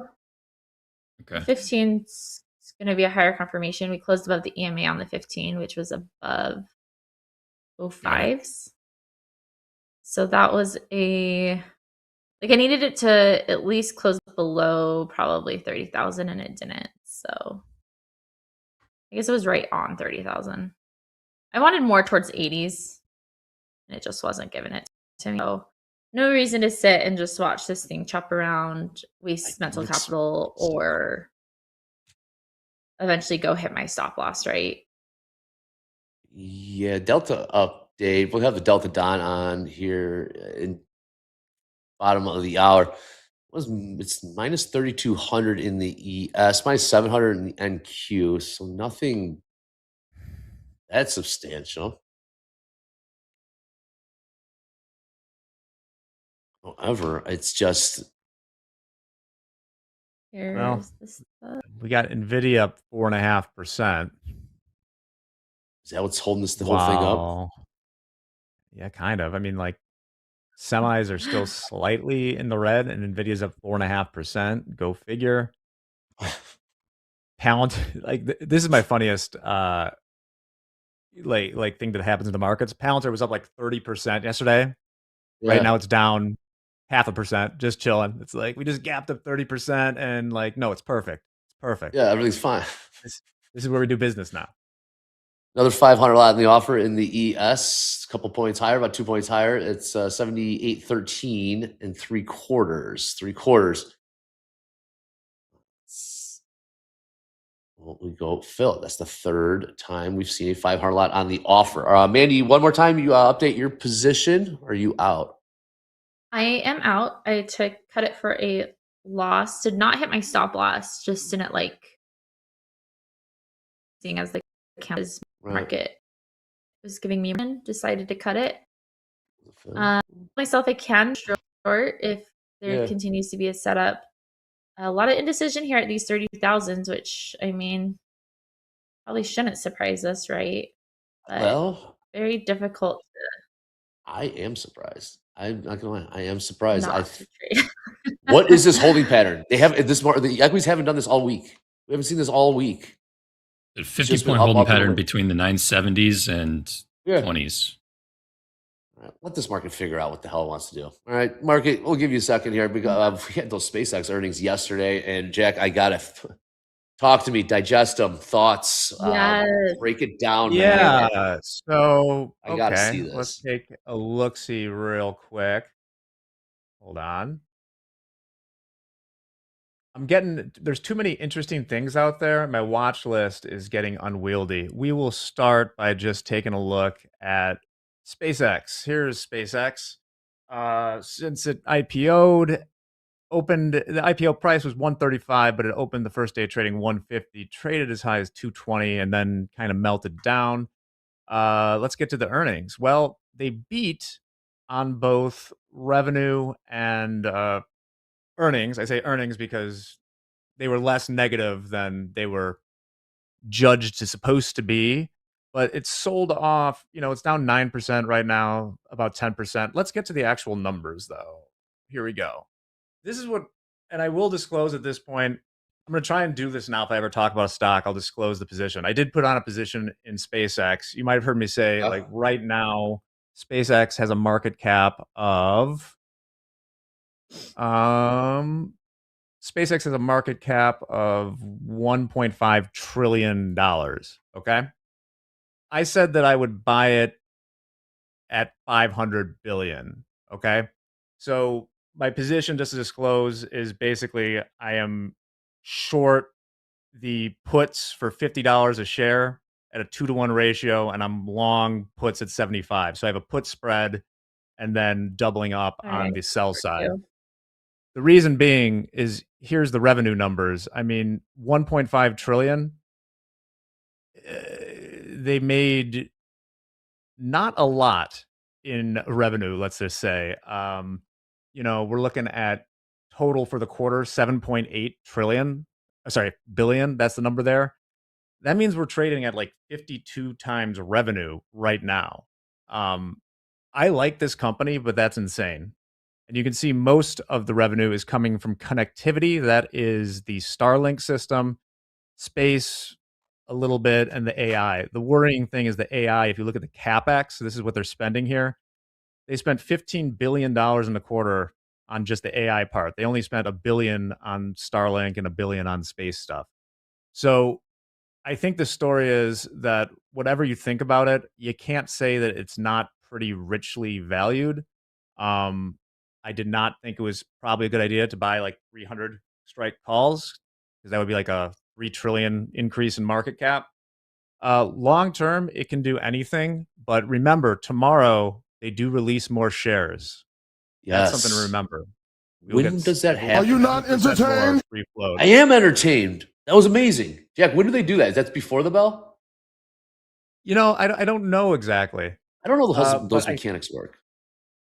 It's probably once the market opens, I would guess. But tough. Always be careful when you look at the short interest on SpaceX, because it was high. Maybe that's why people were buying all these calls thinking it would squeeze. Is a lot of that short interest is probably people that will own the stock soon, right? Okay. So you can't really squeeze them. All right, testing the bottom of this range. Good stuff, Jack. What's SpaceX? I love that. Not as bad as expected. Listen, you can love the company, but is it worth $1.5 trillion right now? I have put my money where my mouth is. Okay. What was the revenue again? Was there any? $7.8 billion. They're an unprofitable That's a hell of a company valuation. right now. That's a hell of a valuation. Right. It's 53 times revenue.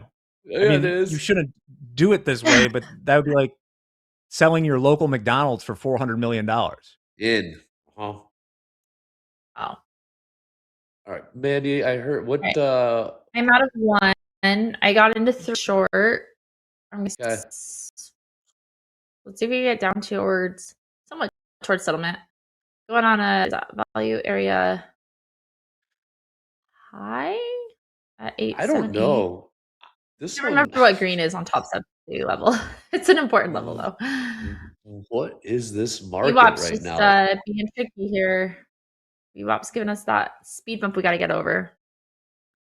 We just fall a little. Yeah, I told myself I could enter. I just didn't like what we were doing earlier. Mental capital is more important to me in that moment. So, all right, here's another leg down. We trust it. All right, Just I'm out check of out the low of the opening range. Move my stop to profit, risk-free trade here. Okay, Mandy. Very nice. Good job. 878. Sheesh, that took like what? Oh, 50 minutes Mandy. to be able to Nice job. see something play out. Nicely done.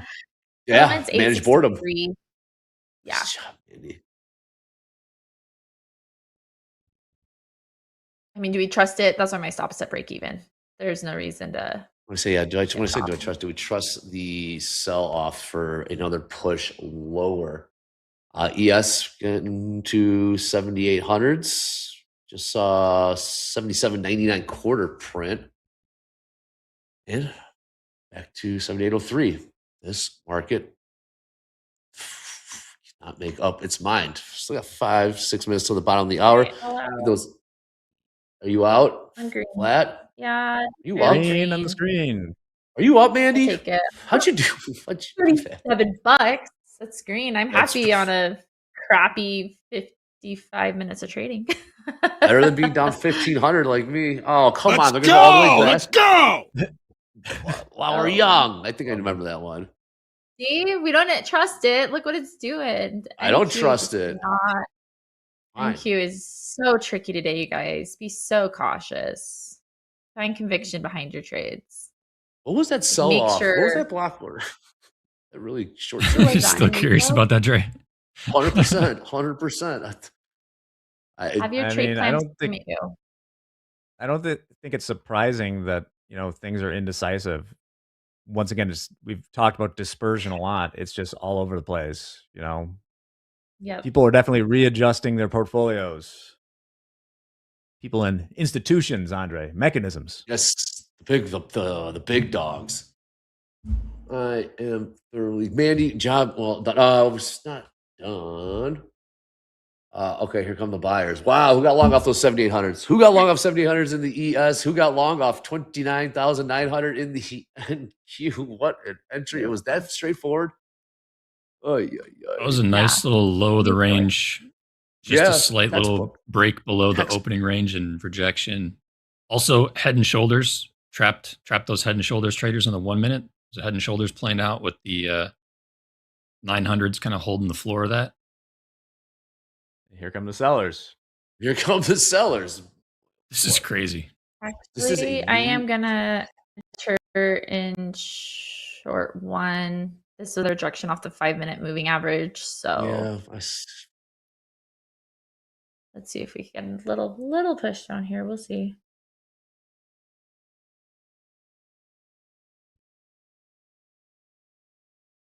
quiet on that line. These So we got swings are gnarly, man. Even on a one micro, these swings are lethal right now. Just chopping yourself up to pieces. I don't like that. Yeah, this is. I don't know. Mandy seems to be doing hard. What, you're short, Mandy? What price you get? Yeah, short one. I mean, like it. bottom of 1 minute. I like it. Candle. So it had confluence rejection on the 5-minute MA, rejection off of New York anchored VWAP. I'm in at 35. 35? Yeah, we're at break even right now. 55? on the Okay. account. Yeah, let's see if we can get back to entry though. Miguel mentions Papa Roach in the chat. I'm gonna make a request, Saw that. Andrea. Can we get a clip of the "Cut My Life into Pieces"?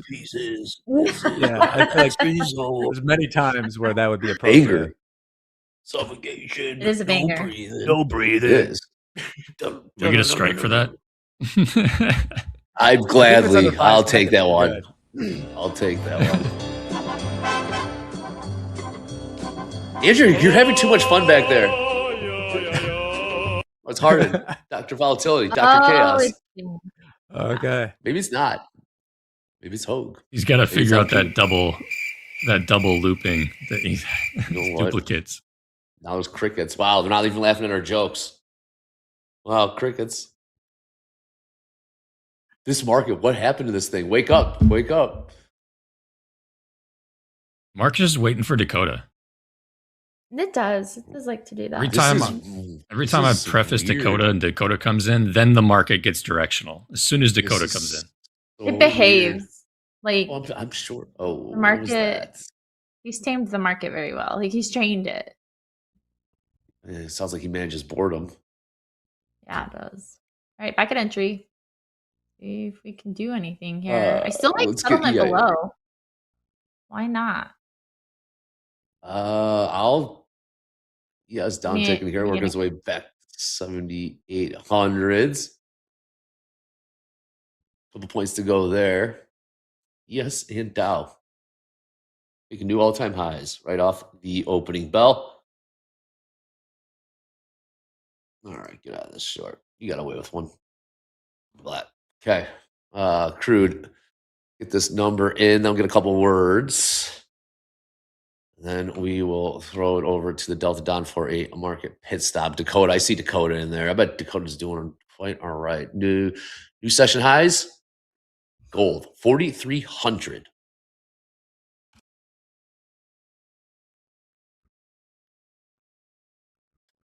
Oh, All right, here we go. We're green on this trade. all right. A couple words. Let's get this crude number. Then I'm gonna throw it to Mandy. Mandy for a few words. Nice job going green there. 10 seconds till crude. Expecting 1.5 million barrel drawdown. You're ready for this number if it's anywhere close.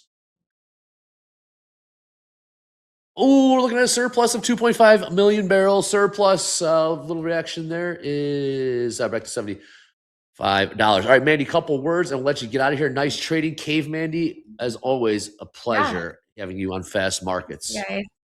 Yeah, actually, I got an invitation to come back. I will be back later today, but you guys just play it smart, size down, super wiki. Use those top step risk features that they have. Personal daily loss limit, trail out if you're green. Don't fat finger anything, right? Lock out those NQ full contracts. There we go. We hit TP on that trade, up 156. Yeah, there you go. That's how you do it. Great way to get stock market. Thanks, you guys. I'll catch you guys power hour today. It'll be fun. Yes, you will. Gabe, couple words. Jack, couple words. We're going to see more of you guys in a bit, but I'll let you get out of here on a high note. Go ahead. And I'm going to leave it to a comment or quote that I read this morning while having some time this morning with coffee.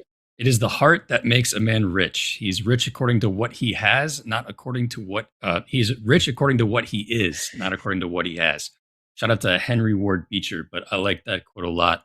Reading a little bit of Proverbs this morning, and that was actually tied to that. Oh yeah, Gabe. There you go, Jack. We'll see you at Topstep. But a couple words, and thanks for this. Yeah, that. I can't top that quote. That's a good one, and I'll be back at 11. In the meantime, stay safe, everybody. We'll be back. Yes, indeed. All right, quick break, and then we'll have the Delta Don back on with a market pit stop as we continue to sell off. We'll be back right after this on Topstep TV. Let's go.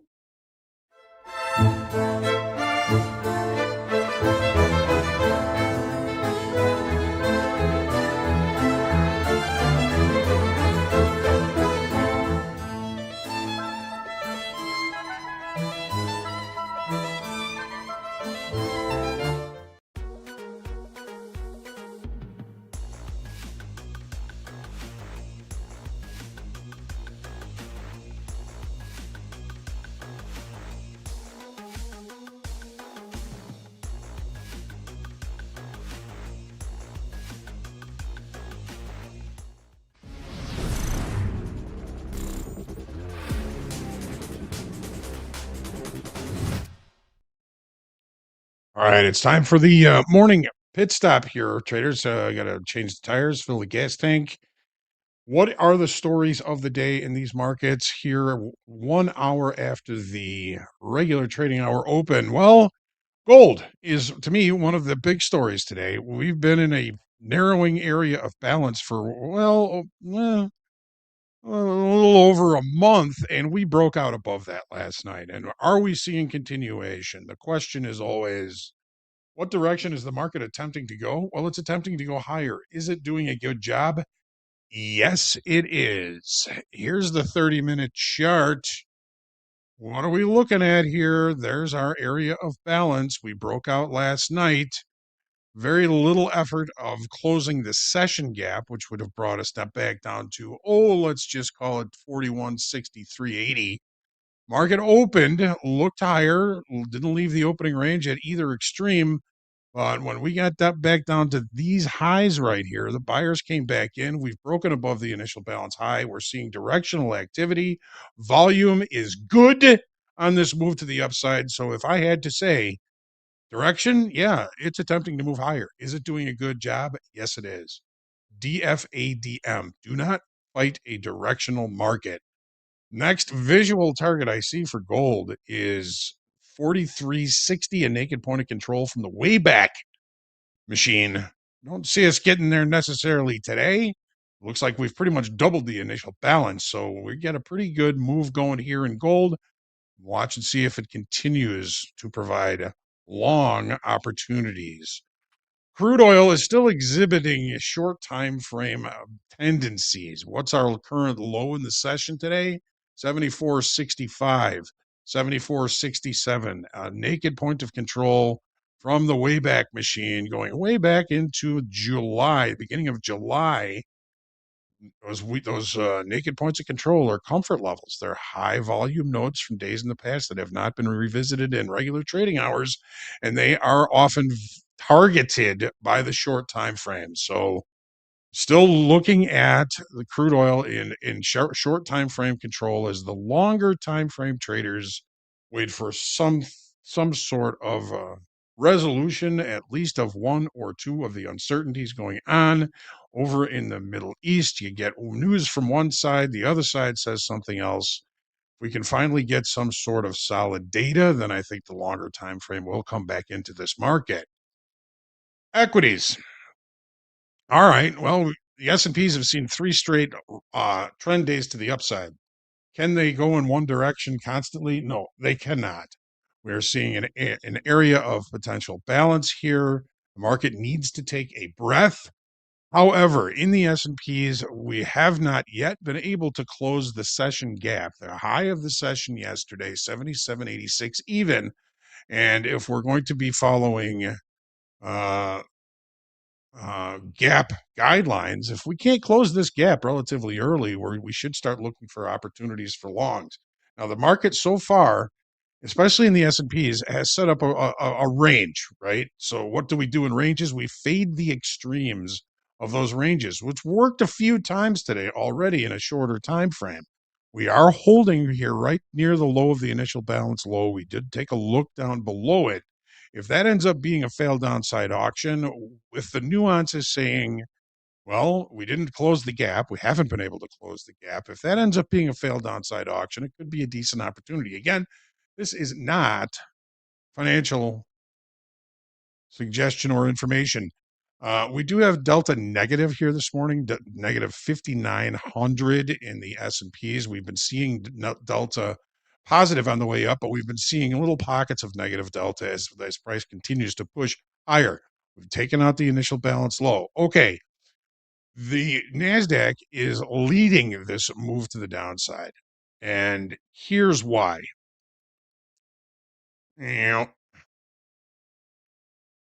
NASDAQ opened with a gap. It closed the gap immediately. It has been attempting to re-accept value from yesterday, and value high is right at the high of yesterday, right around 29.5, 958, 957.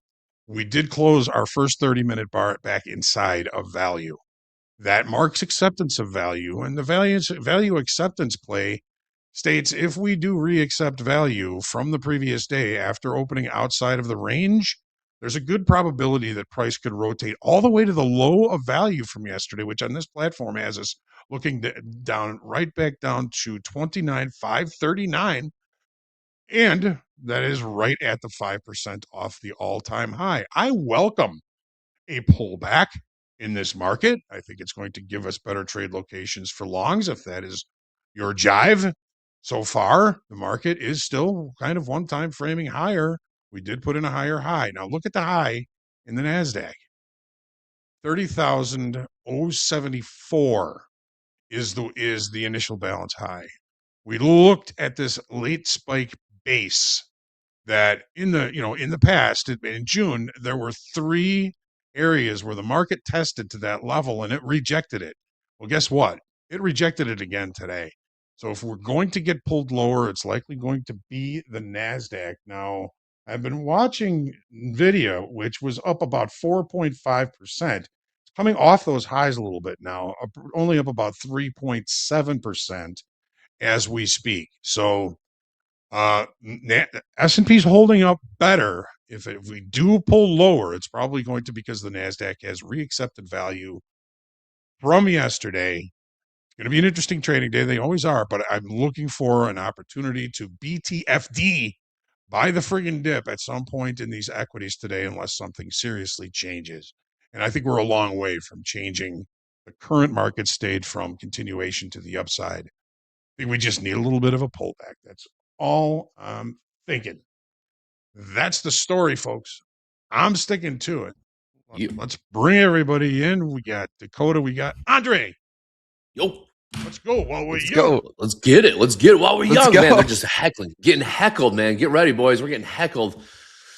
The mad scientist back there. What is up, Dakota? Star of Slow Markets, star of Topstep TV. Thoughts coming in. It's just been a completely different personality of these equities. Down ticking here, selling off a little bit in the end. These markets are. What's this? There's something else, man. There's something else. Last night during slow markets, I got chopped up, and it was one of those sessions where you look. Me back. too. Yeah, dude. It's one of those sessions. I look back and I'm like, was I really trading that? Like it was barcoding and choppy, and I was playing for a breakout. And when you look back on hindsight, you're like, yeah, I should have never traded that. But thank goodness for daily loss limits, right? It didn't get too bad. And here I am in the 25K static account. So I'm going to see what we could do here. We've got one big pullback. I was talking about this for slow markets. So I was talking about these 30,050s, 30,060s being a big level of resistance. Talked about it all night last night during slow markets. You zoom out and you look beginning of July. We got July 6th, July 10th, and then July 15th. Look at where the resistance was. I don't want to say look back and look how simple it is, but it's always simple with hindsight. There's a lot of selling resistance here at this 30,050s, 30,060s. And sure enough, we look at what happened today, and same exact thing. It's wild sometimes how these patterns just repeat themselves. So beautiful level to short it if you were able to catch it. Big round number, 30,000. I think we could rotate right back down and test maybe these mid to upper 700s. So I look at 790s, 780s, and be looking to get long around that level. Okay, good stuff. Yeah, we're pushing lower here. Also, get the initial balance high, initial balance low prices. Hogue, I know you did them during the pit stop. Can you do it for your buddy here and catch me up to date? We obviously have. Andre. Thank you. What do we got? Highest and lowest price trade in the first hour of the New York session in the ES and the NQ. What are those prices? In the ES, 78.20 and a quarter is the initial balance high. 78.20 and a quarter. Initial balance low, 77.95 even. Right about right here, right now. NASDAQ, 30,074 is the high, 30,074, and 29,901 quarter is the low. Currently trading below initial balance in both ES and NASDAQ. Thank you, Hogue. Well, the only thing I could think of is in the ES, Hogue.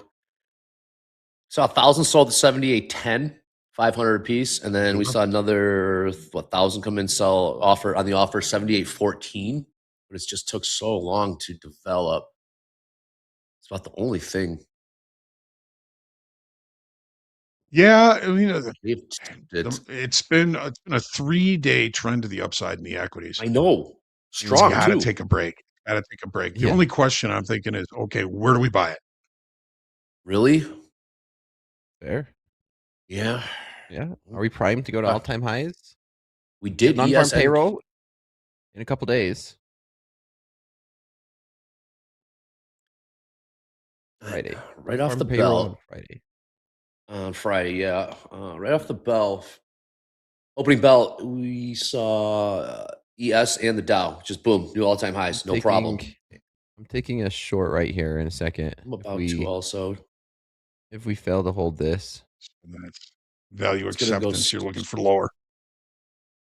I'm thinking short off of initial balance low in the ES. If we can get it. We got 7795.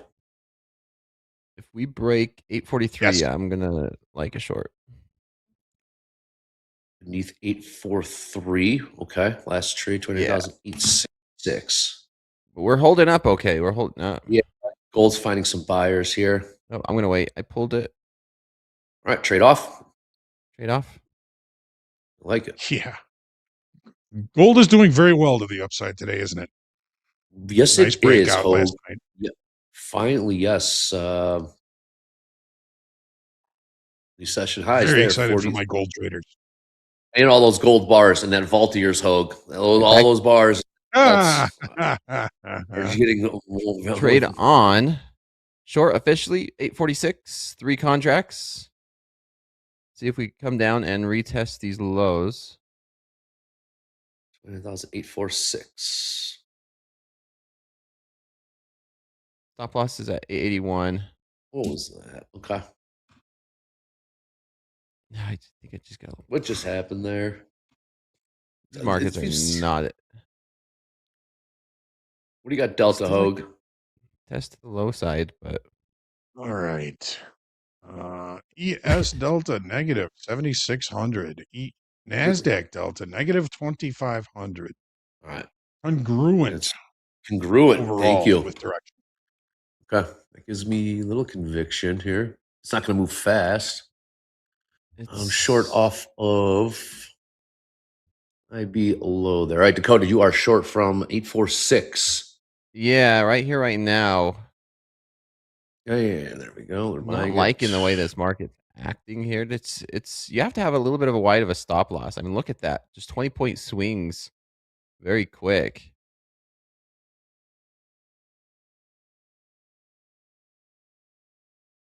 We got to adjust. We got to adjust to what.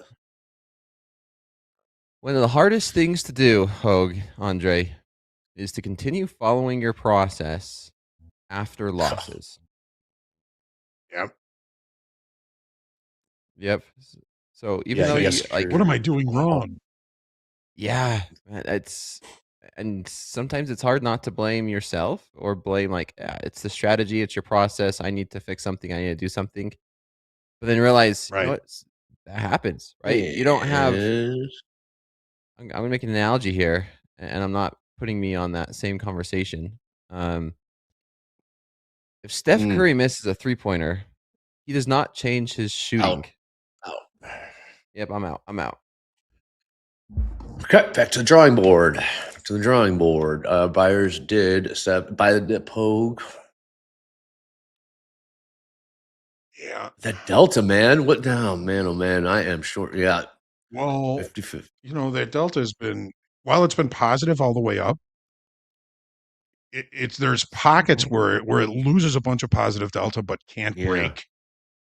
And those are shorts trying to get in, and they just keep running them over. So, you know, right now, you know, we have a potential failed downside auction in the S&Ps in an uptrend. If this proves to be true, I mean, if this does validate, you got to try and be long again. But the NASDAQ is so weak. NASDAQ's telling a different story. What story is the NASDAQ telling? It's in value acceptance from yesterday's range. Yeah. So, you know, when we open above range and above value, and we start showing acceptance inside the value area from the previous day, you know, that increases the probability of at some point during the day, price moving all the way back to the value area low from the previous day, which, you know, again, takes us down to 29,540 approximately, which is basically 5% off the all-time high, which was a kind of a springboard to the continuation move to the upside yesterday. I mean, this is basically settlement too in the NASDAQ, Hogue, plus or minus 10 points. Yeah. So and you know, yes, if you're using gap guidelines, we haven't been able to close the session gap to yesterday. So the S&Ps are telling us a little bit of a different story. S&Ps are much stronger than the NASDAQ are as they sit right now. If we can't close that gap, we start looking for longs. We get a failed downside auction. You know, that gives us structure to lean on to say, okay, looks like we may have found our buyers down here. But again, we've got about 10 minutes to validate it. Well, I'll tell you where the buyers are. That's gold. Gold's continuing to march higher. New session highs, 43.04 and 90 cents. Now 43.05. Session highs there. Crude right around $75. What's Delta Hogue? Did it increase negative? 6,800 negative in the S&Ps now. Nope. It's come off a little bit. Nope. Okay. Yeah, but look at that. Wow. Yeah. Buyer stepped in. Yes, they did. Yep. Okay. Here's initial balance low in the NQ, 29,900, give or take. And there goes gold. Gold continuing just to push. Anyone in the chat, anyone catching these longs in gold? Because gold is on the move, 4307. Wow.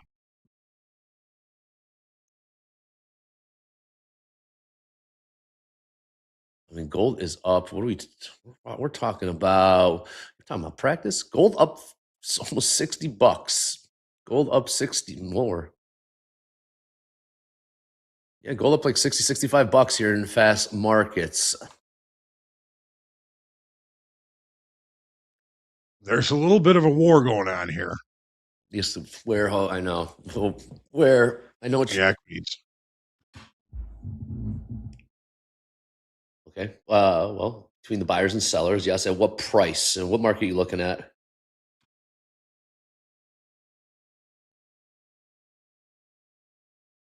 I'm sorry, Andre. No, what market? Yeah, what market are you looking at? I know what you're watching. You're watching this battle between buyers and sellers. Yeah, the equity.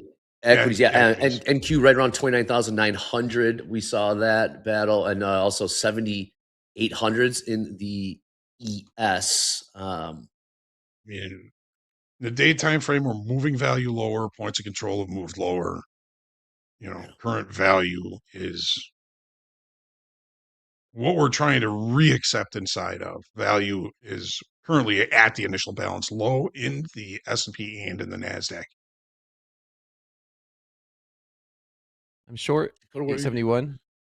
Short. Short. How many times? 871. Three. Okay, baby. If we get something All right. there. Just a little down tick here in NQ. Right back to settlement. This is settlement area. 50-50 tilt. What's delta in the ES now, Hogue? Say 8,000. Negative 7,000.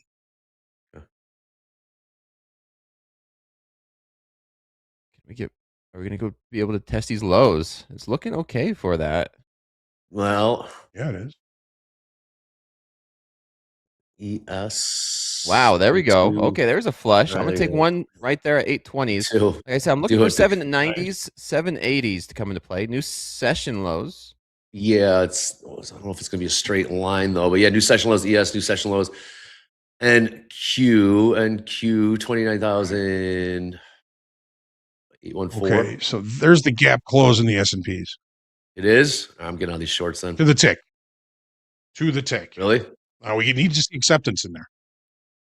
No, I'm getting all these shorts. Take what Still you like can get. 790s, 780s. Yeah. I could understand the shorts where we just we barely take session lows and bounce, but 780s, 790s look too good. Too good for me right now. Yeah. I took one profit. Down ticking here. Well, I'll tell you what, those that took the short off of initial balance low in the NQ, that price 28,900. All those haters out there, Hogue. Hopefully you get some profits. I know, you know who I'm talking about. New session lows, ES 70. I love the haters too. Hey. Oh, there you go. There we go. 790s. I took one off right there. Damn, Dakota. Yeah, look at it. Wow. I was looking for Andre. I think we keep going. I mean, you got more gumption than I do. That we just made new lows in the session lows. That is ES and NQ. Dow still hanging around the highs. I'm flat. 790s. I got it. That was the target I was looking for when I came on. Man, Dakota. Flappy. Beautiful. 29,550 is where I would put my runner Let's do target. 29,550. It's just with those stops. We saw that. Everyone saw that. I believe we can. It's Yeah.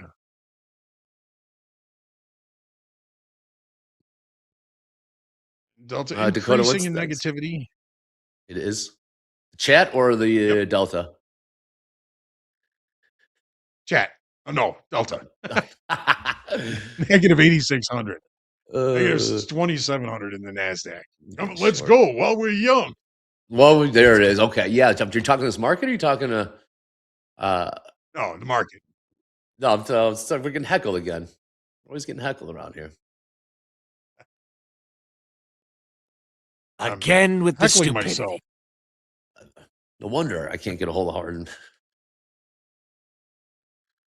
We got 5 minutes till the top of the hour. 5 minutes till the top of the hour. This is hard when it's just Dakota. What are we doing? Is there more room in the downside? Longs. I'm short. I'm liking short the in the hole. longs. I'm liking the longs, Andre. Okay. Why? Well, Just short in the depends on hole. where and when. I'm short in the hole. Don't get LARPed. Yeah. I'm just that was the move I wanted to see. Now I want to see how this market reacts. I might miss the move to the long side because I'm waiting to see if we get any continuation or some type of price action. The longs are lurking. You know the longs are lurking right around the corner. Yeah. The overnight low is. Don't worry if against the price 750s. starts going up. Just keep buying. Yeah. Well.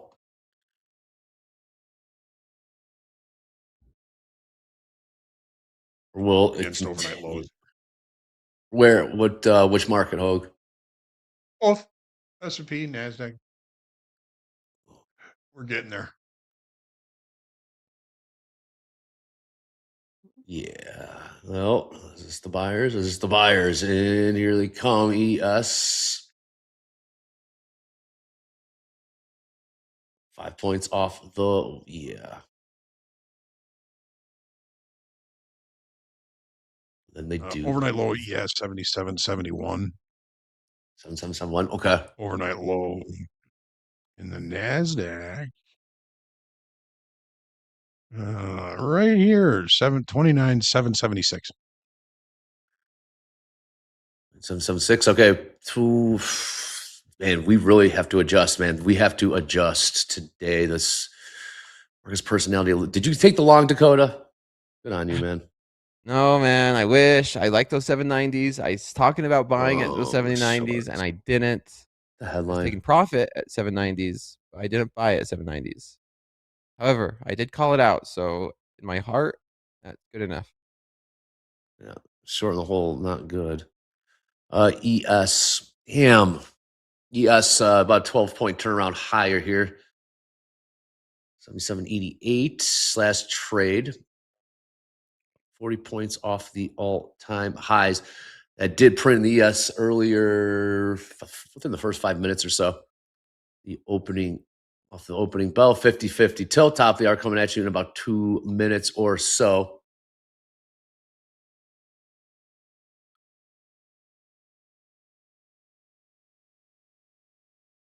How we looking, Hogue? Delta, ES. I can't get a read on this thing. Can't get a read on this thing. Negative 7,000. Negative 2,700 in the NASDAQ. Sell into it like that, man.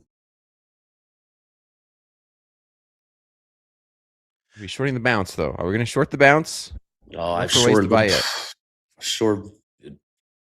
I wish I shorted the bounce. I wish I got short off the bounce.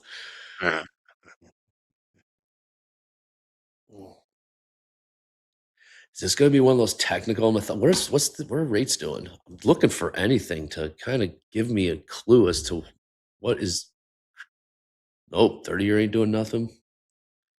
What do we got in the 10-year? 10-year, what are we doing? 10-year?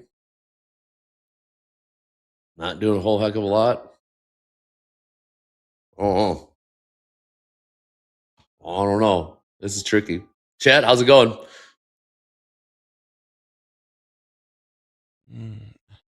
How do we get long this?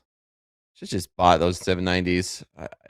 I had that feeling, man. That feeling where it's like, take profits. I should just hit the reversal button sometimes. Where a good level to get out is definitely a good level to get in. But that's all right. Okay, grind this thing higher. Yep. Yes.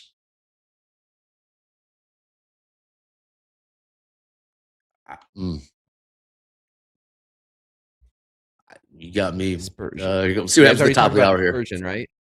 You guys talked about dispersion enough already? Yeah. Okay. I know Jack's got that covered. What's this gonna do? Let's see. Okay, I don't. Boy, oh boy. I get Dr. Volatility in here. I am. Yeah, this is tricky in the chat. So Andre, you have no clue. You are spot on. I have no clue. So why am I trading? I got the P&L to prove it. I got no clue right tricky. now. I got yes, it's always is. Damn, get out of this. Ugh, gosh. Short the whole. No good. Did you take the long, Dakota? No, man. No. Crude selling off. A little downtick here in crude. I wish I did. Yeah, I know. Me too. I wish I didn't get. This is the reaction I wanted to see too. It just happened too fast. I wanted to see a push to those 790s, and then that's where longs kicked in. But good price location does not last long.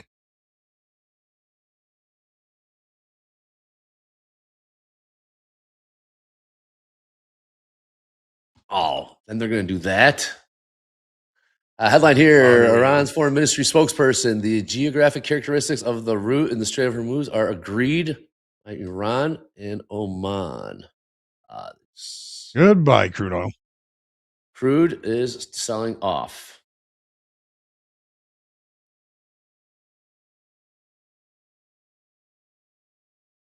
It's trying. So now we've got single prints above price all the way to the initial balance high. Those single prints hold. You got to be short. Really? You sound bullish to me. Again, we got headline is Iran's foreign ministry spokesperson. The geographic characteristics of the route in the Strait of Hormuz are agreed by Iran and Oman. New session highs in gold. New session lows in crude. Crude low is $74.60. I don't like being short with these holding the overnight lows. I am long. I'm long too. Damn it. Oh, it's good. You've got Delta on your side. We couldn't take out the overnight lows. We can't. ES is rejecting value from yesterday. Yeah, it's been doing that. New lows crude, new highs gold. Dow wasn't back in on new all-time highs. Dow's got about 30 points to go there. Dakota, what price you long from? 863, Andre. 863? Yeah. What is this bargain's deal, man? This bargain's wild today. Why are we not really? New highs gold. 43.18 and 40 cents. And continuing to pump here. Gold is far from done. This is all right. Still gold is far from done. Yep. Come on. Continue de-escalation efforts and remain in contact with Iran. There are no plans for foreign minister, parliament, speaker to visit Pakistan or Qatar this week.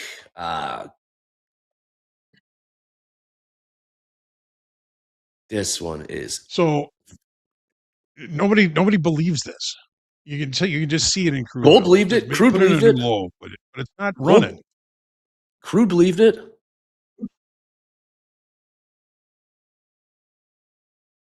No, we're not. Put in a new low and just came right back into range. Nobody's believing this news because it's been over and over again. Everything gets refuted over and over. Oh, yeah, no. We need something solid. Once a week. We go lower. Oh, yeah, non-farm payroll Friday. Maybe that's going to be solid. My stop loss is at 829 right here. It is? Okay. Yeah, we're tested a few times. This market's tricky. Gold new highs, All right, 43.20. I'm out. Are you? I gotta get out too. Yep. This is all right. Come on, Mark. Get your act together. All right. With that being said, can we get a pump? Can we crank up the volatility?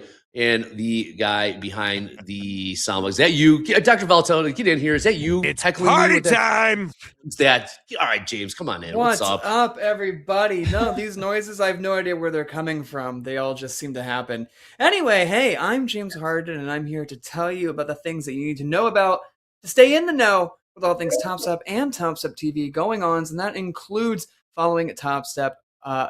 Sorry, not following, but joining the Topstep Discord. That's right. If you are not part of the Topstep Discord, you're really missing out on one of the largest trading communities out there, because in the Topstep Discord, not only can you get fast and reliable help from our mods and ambassadors when you need it, but you can meet like-minded traders and start forming connections and make trading buddies, all in our Discord. We got Discord rooms to talk about your favorite products. We got Discord rooms where you can chat in your native languages. And we've got Discord rooms for Topstep TV. There is something for everybody in the Topstep Discord. So go ahead and join the community today if you haven't already. We're going to drop a link in the chat for you to get on in there and start chatting today. It's a really cool place. Dolby started it a long time ago, and it has truly blown up. So join the conversation, join in on the fun, and join the Discord today. Then when you're done doing that, come back, because Topstep Labs was recently reopened and we still got some combines left. That's right. The 25K static trading combine is back for a limited time. It's got a one-time fee of $75, and with that one-time fee, you unlock 25K in buying power, a 4K payout cap, and it has a $1,000 static max loss limit, which means just stay above $24,000 and reach your $2,000 in profits to succeed. Your max loss limit never moves. And one more time, that is the 25 static account is a one-time fee of $75. This is something you guys have been asking for a long time, so we're finally delivering, and we hope you like it. Give us your feedback, Reddit, Discord, anywhere you can talk about Topstep, talk about this account, let us know what you think. Again, they're only here for a limited time, so act now, click on the link in chat, and get your 25K static trading combine. We got more stuff cooking up in the Topstep Labs. You never know when the next drop will come, so stay tuned right here on Topstep TV for the next one. You're not going to want to miss it. Then when you're done securing your 25K static trading combine, come back for group coaching, because it is on today. Did you like yesterday's group coaching with Mohammed? Well, guess what? We liked it too, and we liked it so much that we're bringing him back today at 12 p.m. Central Time for another dose of Mohammed during group coaching. So if you have a question for Mohammed, a question for Eric, or a question for Hoop, drop it in the link in chat now. While Mohammed will probably be running another masterclass the only way Mohammed knows how, we still want your questions, as we will probably still work in a couple throughout the broadcast. So go ahead, click on the link in chat, and submit your question for group coaching today at 12 p.m., again with a very special guest, Mohammed. And actually, Mohammed's here with us right now for Fast Markets, but before we get back to the charts, high gas prices have plagued drivers most of the year, but the pain at the pump isn't enough to convince consumers to switch to an electric model. EV car sales in the United States are down. In today's Consumer Watch, Jen Sullivan looks at why sales are slowed and what automakers are doing to entice buyers. Electric car sales appear to be in a slump. There were smoking deals out there. They're not as good as they used to be. Ivan Drury with Edmund says one reason buyers are turning away is the lack of incentives to buy EVs. Buyers used to get a $7,500 tax credit for buying electric vehicles, but the Trump administration halted those financial incentives last October. Another issue, the cost. The average transaction price for an EV is around $57,000, according to Edmunds. That's about $10,000 more than the rest of the industry. While people are still buying EVs, Drury says they're not for everyone. There are many people that will still find it very inconvenient. In the last 5 years, charging infrastructure has boomed in the U.S., but Drury says there are still pockets of the country where more charging stations are needed. Charging infrastructure gets better, battery technology is getting better, charging technology is better. Like literally every aspect of ownership is getting better. It's not all bad news when it comes to EVs. EVs are still some of the best deals, especially when you look at like leasing one of these. Drury says EVs hold 40 to 50% of their value. And right now, many automakers are motivated to sell. So many of them are still discounted or sitting on dealers' lots. Drury says if you are considering switching to an electric car, he recommends leasing it instead of buying so you can see if it fits your lifestyle. For Consumer Watch, I'm Jen Sullivan. Oh, thank you, Jen. There was he at? Mr. Mohammed in the house. Mo, break this down, man. What's up? Welcome to Fast Markets. What's going on? Good morning, everyone. Thank you, Mohammed. What was that? What? Well, gosh. Today is different. Oh my gosh. Yeah, it is. Today is different. I'm scared already, so don't scare me more. This market is asking me to go short, but remembering yesterday and the day before and the day before, I mean, let's break it down. Today we have so far uptrend day so far because in ES 7,779 is the last low that made the all-time high, the recent high. This low has been touched and tagged, and the market quickly ran higher, which means this is a double bottom. But in a bigger scale, we can see this huge hidden shoulders. Huge hidden shoulders. We can see it here from this low. I mean, we can take this low, this high, this low. This is the left shoulder, and this is the neck, and this is the right shoulder in the making right now. So this is a strong support that we are talking about, 7,780. It's cheap long. Since a long time we have heard that. So yesterday and before, it always expensive long. Now you can build up a cheap long. However, when you ask my question, who has control? Right now, sellers are having control. And they not having control, they also confirmed that control in this area at 7,800, testing a psychological level 7,800 and dumping very, very, very strong. So this is a trending down for now. I cannot take a trade in this area until we see a true break below 7,080 or a true break above 7,795. So we are in a range now. I don't want to touch it. I don't want to play with it. It's very risky.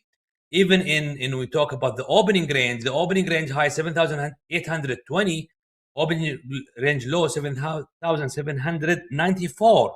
So the only case to take a long is after testing this 50% is to test back the opening range low 7,794, which means even if we break out this small range, this could be just a stop run for the sellers and continue down because we will have the rotation between 7,794 and 7,780. Having said that, I'm only allowed either to short it up at 7,795 or buy the extreme down 7,769. 69 will be my buy area, safer buy area.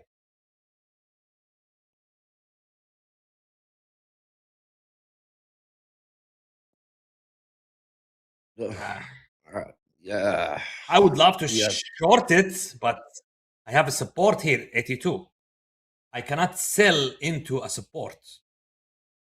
Although I tried and I just bailed out. It's those did you see those 500 lots again on the ES ladder? Yeah. Offer. Yep.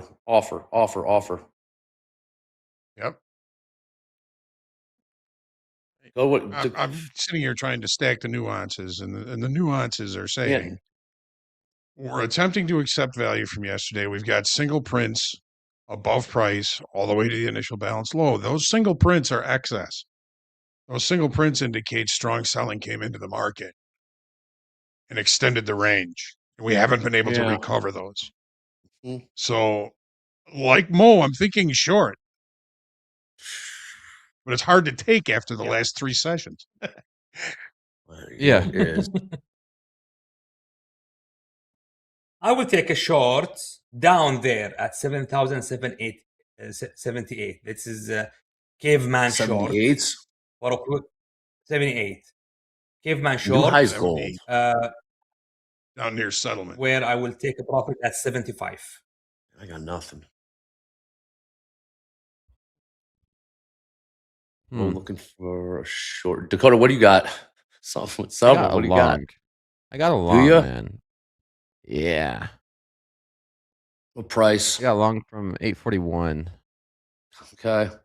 841. London close 15 minutes. London close 15 minutes. All right, I added into it 844. How many times? How many you got now? 6, but I might cut it and get back in. Depending how you react around these 30s.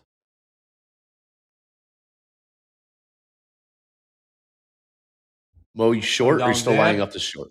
Mo, you short? You trying to catch the? Not yet. Okay. Okay. Yeah. Stop market sell. It's a stop market sell at 78.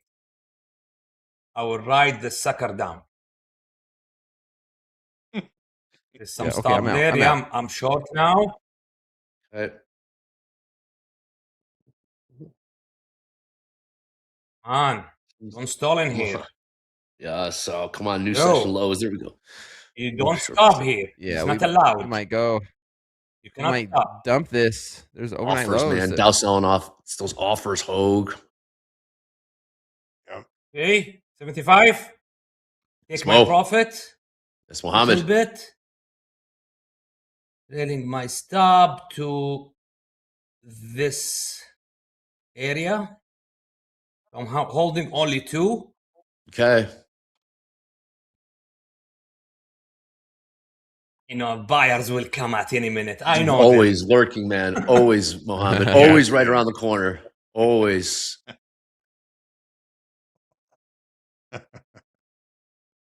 They're always waiting. Buyers. Yeah, huh?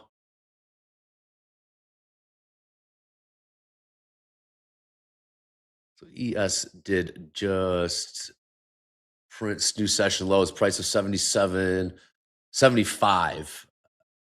We are about 45 points off those all-time highs. 78.20. Crude upticking, crude working its way higher. Buck 20 off the lows.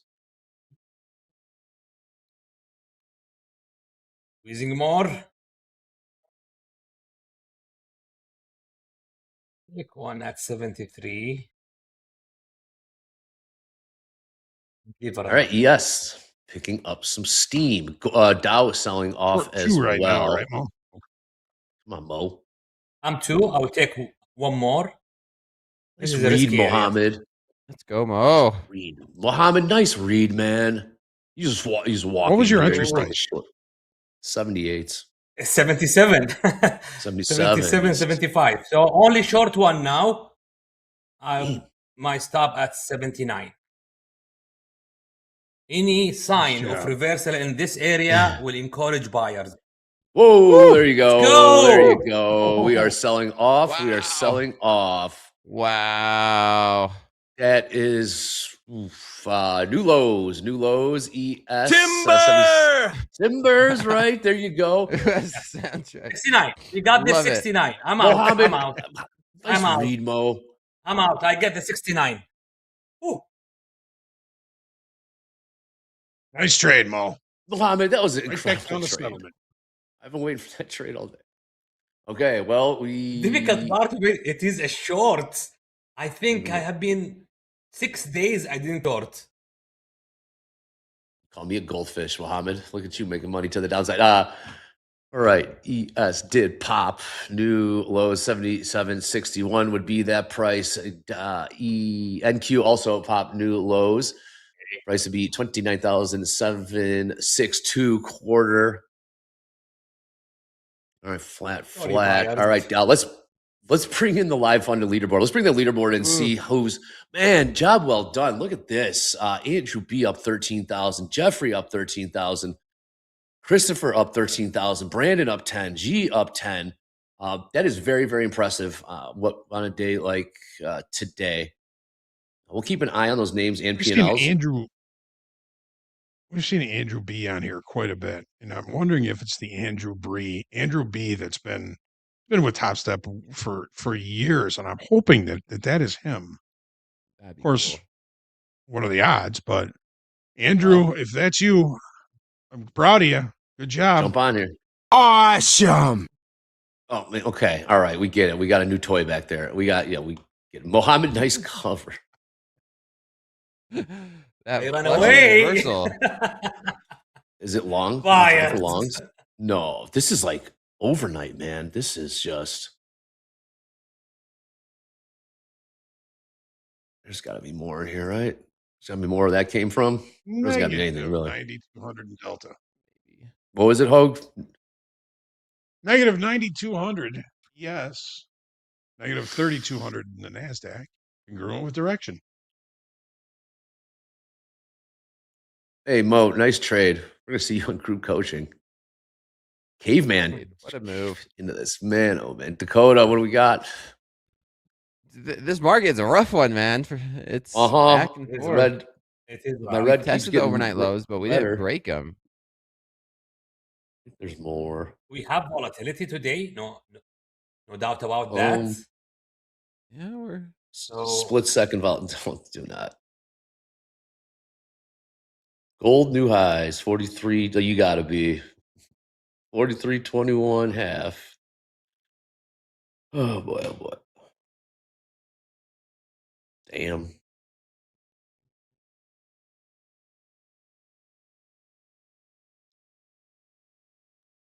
Mo, you caught the break of the neckline of your Head and Shoulders there. That was really nice. Yeah, how'd you do that, Mo? How'd you do that? Yep. It's the opening range extension, by the way. The 69. Yeah, I know. Was the that wasn't that opening easy. range extension.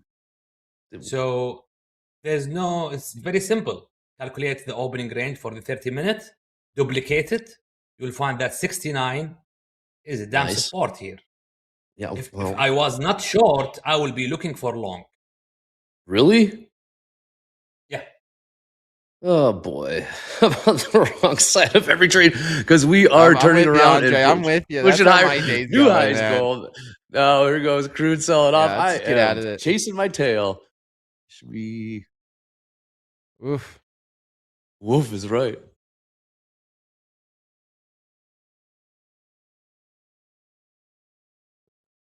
We got tilt 50-50 tilt.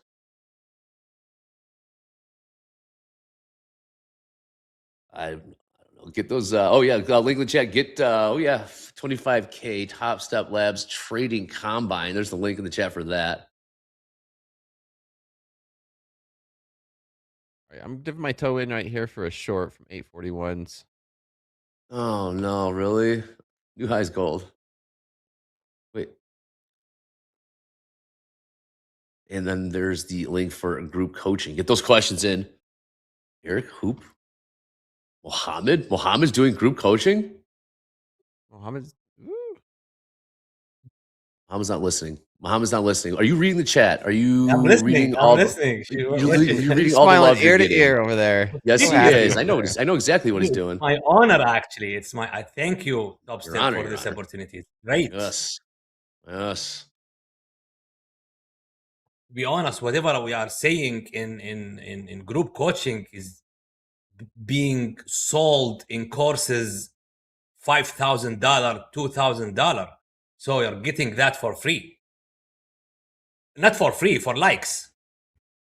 Well, likes are free though. Likes are free.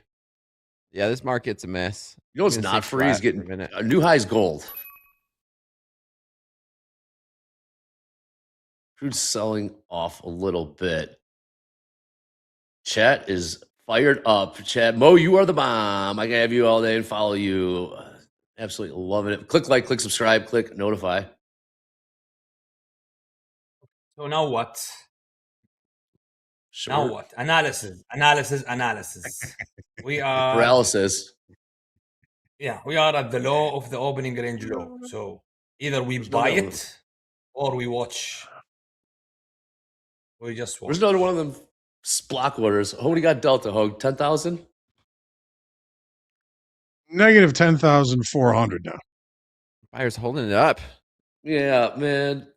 Back to 880s. Were you short from Dakota? No, I got flat. It's a mess right now. Yeah, it is. The way these buyers are holding it up, it's both ways, man. Both ways. Anyone in the chat? Anyone in the chat trading gold? Hopefully you're crushing. Maybe some of our life-funded leaders were trading gold because gold up. What are we looking at here? Almost $100. Almost $100 here in fast markets. Headline here. Headline. What is this? Israel and several Gulf countries are holding talks to promote alternative solutions for exporting oil and gas through routes that bypass the strait. Okay. That's bullish, right? I don't know. I like the retest of those 880s, but this market's so choppy. Even on the 100 tick, it's such a mess. Just back and forth and back and forth. What I'm seeing here, I see this market making lower lows. Every time they touch the moving average, push down, touch the moving average, push down. And something inside me wants to buy it. Why? I should not listen to that voice. Well, I know why. All-time highs. All-time highs. Yeah, buyers are. They gave us the Kool-Aid. Yes, it's just. I don't know. Hope BTFD still. I mean, not yet. I don't think we're done. I don't think the selling is not exactly convincing. This is the weakest sell-off ever. Ever.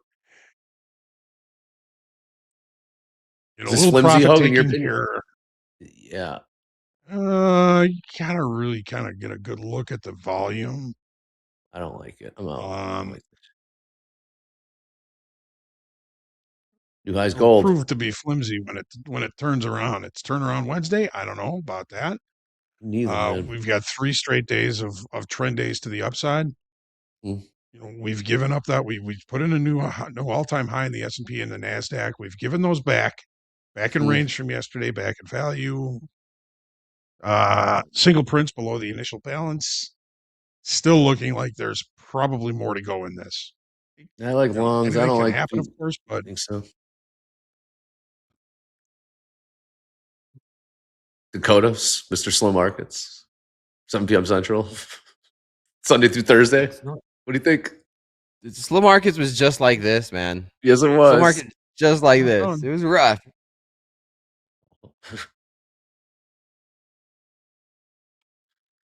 Gold not done. No, gold is not done. 43.25. Next target. 60 upside. All right, so about 25 or 35 points to go there. 50-50 tilt, London close. See what happens here in 2 minutes. We got London closing in 2 minutes. I'm out. Yeah, that's both sides of this. Hands off for me. Me. This is where.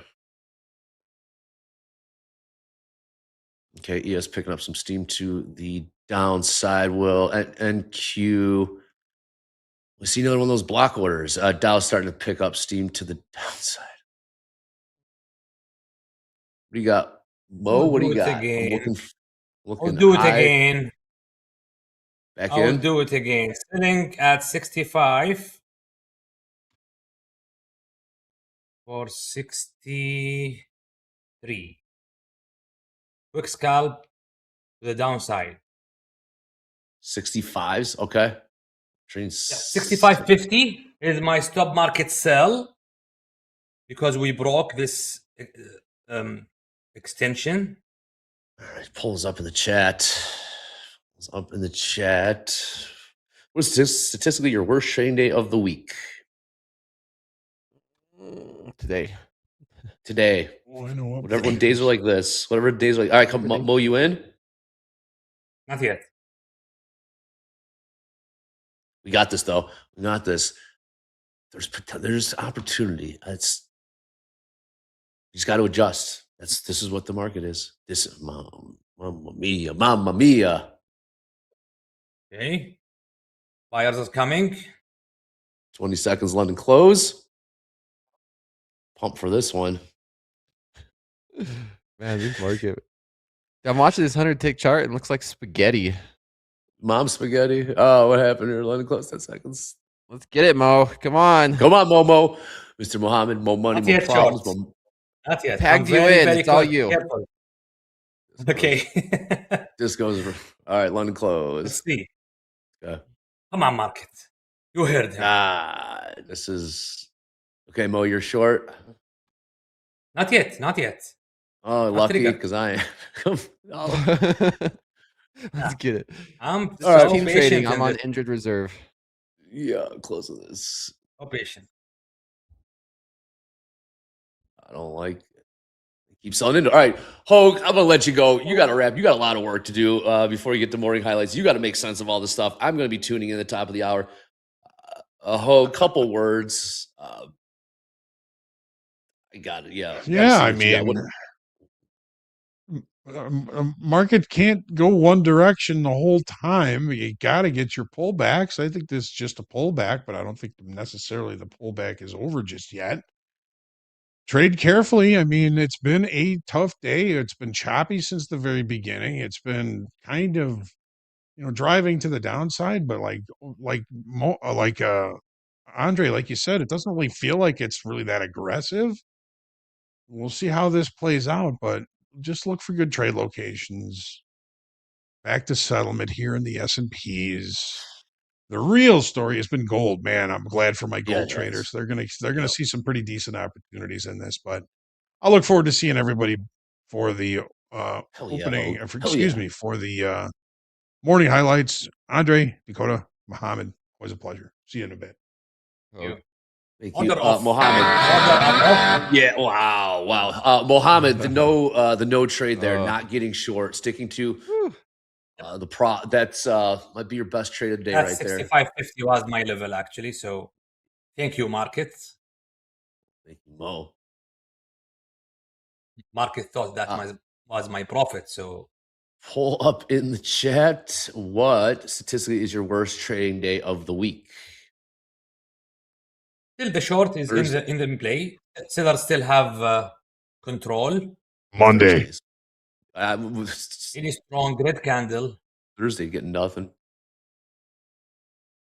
I will sell if I get strong red candle here. Now it's different way of entering the position. I don't know. Can't get a read. Why you like short still, Mo? Yep, I still like short. The sellers has control. Okay. You know what? No. Thank you, Andre. Yeah. I just noticed that we are unable to break the opening range extension low 7769. So that means the price might get back to 7782. Into the rotation, the market is moving from high to low, low to high. So order consolidation. What a day! What a market! What a market! I'm in defense mode. I'm in defense mode right now. Hey. Did okay Monday. Did okay Tuesday. I'm on the verge of really blowing this thing up. There's been moves, right? It's just head fakes. You gotta. I mean, there's opportunity. It's just, how do you manage it? Opposite of yesterday, actually. Now we are seeing. Yes, it is. Yesterday was just. Yeah. So this is a strong mind shift. It's not easy to change bias. No, it's not, Mo. Yeah. So trade what you see. Trade what makes you comfortable. Actually, don't push yourself. Your opportunity is coming. What I saw is what I've seen is that was a very, I don't even know how to characterize what that sell-off has been. Honestly, I just wait, boom, block order sold. Wait, off around sold. There's been 3 of them spread out between. I can't get a read right now. Poll results are back. 35% going with Monday, 35% going with Friday, only 5% with Thursdays. Crazy. Well, 4th. I'm going with Wednesdays. Yeah, Tuesday, Wednesday. I have a qualm with that. I don't why is the day of the week? Why does it matter? Just asking. Mohammed, what's your toughest day of the week to trade? Statistically, what day do you think it is? I was on mute. Mo, that's not going to work for group coaching. That's not going to work for group coaching. I'm not in mute. I'm thinking. I don't have any preferential. The only thing that moves the needle for me is exit early on Friday. Don't trade early on Monday. That's the worst time of my trading. If I stay late on Friday, usually I'm not getting what I want. Price action is different. Even Monday early, same story. So that's it for me. Any other time? Yeah. Honestly, it doesn't matter the day. I think we have to realize that certain days of the week, certain news is released consistently, right? Like, for example, today, non-farms come out on Friday, inflation data comes out certain days, so forth. So it depends on how you are as a trader. Ultimately, for me specifically, the day of the week does not matter as much. Yeah. It's a psychological thing. I agree. FOMCs are on Wednesday. Yep. But not every Wednesday. What's every single week? What's the news? Initial jobless claims are every Thursday. Every Thursday. Yeah, crude oil inventory number every Wednesday.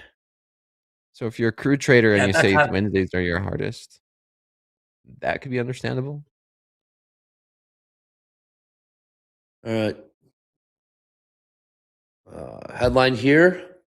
Do with it as you please. Senior Gulf official, there is a 50-50 chance that Iran will reach a deal on the Strait of Hormuz by Friday, according to CNN. 50-50. 50-50. We touting the stock market. Is this touting the stock market? 50-50. Touting was last week. Yeah. Okay, we'll pop there in the NQES a little bit as well. What's going on? Crude didn't really react too much. I mean, by the way, Andre, this is trading. This is exactly what trading is. Sometimes 100% Mo. You avoid taking trade. So 100%. Trading doesn't mean that you should be in a position. Spot on. Otherwise, we are not giving any value to you guys. I mean, I know it's interesting to take trades in front of you, get excited, but what's the point if that trade is, I'm not saying profitable. It might be profitable, but you will learn nothing of this. This one, no. You know how we talk about pattern recognition? You know, I've been doing this for 20 plus years. I don't recognize this pattern. I don't recognize any of these patterns right now. And I've got the P&L to prove it. I'm down 32, right? 32, and I don't recognize any of these patterns. Yeah. So gold, if you're trading gold, seeing that continuing to rally, new session highs there. What's going on in the bonds? The position that I might take for myself, is buying here. However, seeing this market pushing down the momentum, at the same time, we have sellers having control all day long. I mean, since the open. I cannot take that long. Well, we made all-time highs right off the bat. First 15, 20 minutes was all-time highs. Yeah. Once they are going there, I will ride with them. But now they look stopping somewhere. There are no buyers so far. Once they're back to market, I will find them. I will see them. I don't see buyers here. It's an important level, and yet they are not showing any momentum or strong momentum. Once I see it, I will buy the pullback. What about that? Where did that pop come from? I can always lean on the chat. Chat. Oh, here we go. Pattern. It's a down parallel channel. Well, maybe it's all a pattern. It's normal variation, daytime structure, a descending wedge. A lot of patterns in here. Double bottom pattern. Chat. We're all over the place. Which chat or which pattern are we working with? I don't know. Thank you for that, chat. I mean, this is a puke pattern. me, this I is see a spaghetti pattern. I just got 6 different patterns. I got 6 different patterns from chat saying you don't recognize. No, looks like you guys don't either. Get out of here. This is the same pattern we were seeing last night for slow markets, and these are the same price that we've seen last night. I got work in slow markets too. I got work there too. Chat, what is it called? Let's see. We got Doritos. We got bullshit pattern. We got a barcode pattern.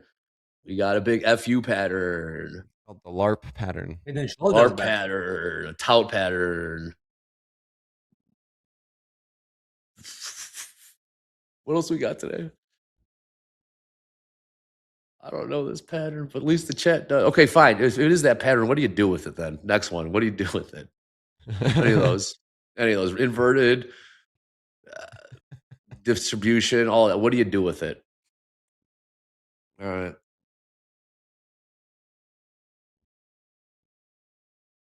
Mo, even Mo's confused, man. Look at even Mo's stumped right now. Not confused. No, I want to sell, but we are at support. I want to sell this, but we are at support. Thank you, Mo. I wanted to get long, but we ain't buying it. This is tricky, man. That summarizes the day. Capital preservation. But we're at support.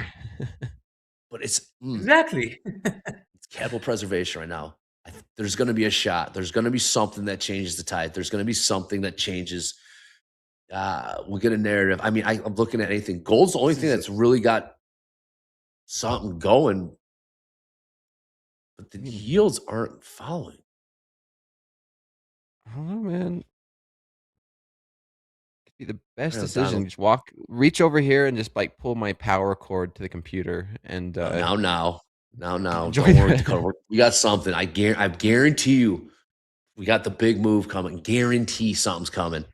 All right, let's see it. Let's watch it. Ooh, okay, that's not financial advice. How could it be? I'm just saying. Something's coming. Whatever this is, whatever. Right now, market. Something big is coming. You got me. Market, you got me for now. You got mine for now. Don't worry. There's still like 4 hours, 5 hours, 4.5 hours left of this. I ain't going anywhere. TopstepTV ain't going anywhere. We're going to battle it out. Mo ain't going anywhere. Dakota. Mo, are you up right now? I'm up for the day, 557. And this comes from not trading. That's my guy. If I force trade, this will be negative easily. But avoiding trades is what making this profit real. That's my guy. That's how you do it, Mo. There you go. Nice. Yep. Dakota, how's it go? Okay, it's I still like the longs. The question is just how, when, and where's your stop loss? Right? Save, Dakota. Save. Just extremely small size and a very wide stop loss. Like that's all you keep doing this type of market. Like I'd be looking to get good price entry location, like these lower 800s, like 820s, 810s, have a wide stop loss, and then see if we could catch some type of buying back up to 850s, maybe 880s. But other than that, no, there's no like technical pattern that I've been seeing. I mean, look at this 100 tick chart. This should no fundamental pattern either. Tell you what we're experiencing here. You look at the 100 tick chart, and it really is just back and forth and back and forth. Like there's show me. Yeah, there it is. Look at that. Show me something. Give me a reason. Look at that. Give me a reason, market. Don't you tempt me, Dakota. I will get in here. I will. All right. Don't you tempt me. There's the temp. Okay, I will do the same trade that I took before. Selling the low, caveman trading at 65.50. That's a breakout trade to the downside. Quickly, I will take some profit at 63 and another profit at 60. So I will leave two runners. That got me, Bob. Are you in, Mo? Or are you going to try to go back to work that? No, not yet. Not yet. Okay. That was Bob. You got me on that one. Sell at 7765.5. Breakout, because this is below the extension 7769. So that means we already below the support, which will make it a resistant for me. You could fade every move. Well, what gives you the sense that what gives you the sense that another, I don't say breakout, but to the downside, that another, the momentum is, I mean, the seller's still there. Buyers are not showing themselves. Not at this level. Maybe they're looking for lower level. Big room here from yesterday and day before. We're popping crude. Dump it. Yeah, Flush Mo, it. if you Flush it for Mo. Go ahead. Were you getting one of those pukes, or were you getting one of those Come pukes? Were you get one of those? This would be the move to Come on, fade. man. We're playing Fair range for me. bound, right? We're playing Yeah. range. You'd be buying these. That's what you're trying to do, right, Mo? He's short. He's looking I'm for trying shorts. to sell. Oh, you're looking for I'm short. trying to sell. Caveman short. Yep. For what, 6.5? 7765 65 and a half. and a half to the tick, man. Mo, you're the absolute best, dude. I don't know. Okay. If you get it, Mo, I love it. Let's get JD. JD, come on in. P&Ls, payouts. We saw some nice numbers from yesterday. Update us on those. What's up, JD? What's up, guys? Yes, I have yesterday's top 5 live funded payouts and P&Ls. As per usual, let's start with the P&Ls. And you weren't wrong. We had some impressive numbers coming from our live funded traders yesterday. Jack at the top of the list, $23,364 in profits trading the NASDAQ in a 50K live funded account. Jack is just one winning day away from getting that third, or securing, being eligible for that third live funded payout. Go get that money, Jack. Bobley, $22,510 trading the micro NASDAQ. Bobley got in this live funded account back in February, and they've taken a payout every single month since they got into this live account. So it's been a good year for Bobley so far, trading a 150K live funded account. Francisco G, $17,471 in profits yesterday, trading the NASDAQ. Francisco took a $15,000 payout just last week. Aaron, who we saw on our Octagon board, he was on our P&L board earlier this week also. Another $13,728 in profits for Aaron, trading in a 50K live funded account in the NASDAQ, now sitting on 35 winning days in this live funded account. And then Brandon L rounds out the top 5 with $11,893 in profits yesterday, trading the NASDAQ. Brandon took a payout last week, close to $27,000. It's been a decent month for a lot of these. A decent end to last month for a lot of these live funded traders. All right, those are your P&L numbers from yesterday. Let's check out some payouts. This is a great way to start a week. To start a month, Zach J, $18,323. Yoon Sung, $18,194. Jamu, $10,154. Daniel T, $9,878. And Pallavi rounds out the top 5, $9,091 in payouts. Once again, folks, these are all live funded traders pulling money out of the live markets and lining their pockets with it. Pro ball traders, each and every one of them. That is what I've got for you today. Back to you guys. JD, good job. Well done. Nice. All right. You know what I just Mo? got, Andre? Not yet. Still flat. Down ticking. Come on, Mark. You're scared from me? Oh, Mo, don't talk shit to the market, please, Mo. Don't talk. I'm in the same trade as you, Mo. I'm in the same trade. If I'm long, that will be my stop. 65.5. I mean, we're ranging. That was the bottom of the range.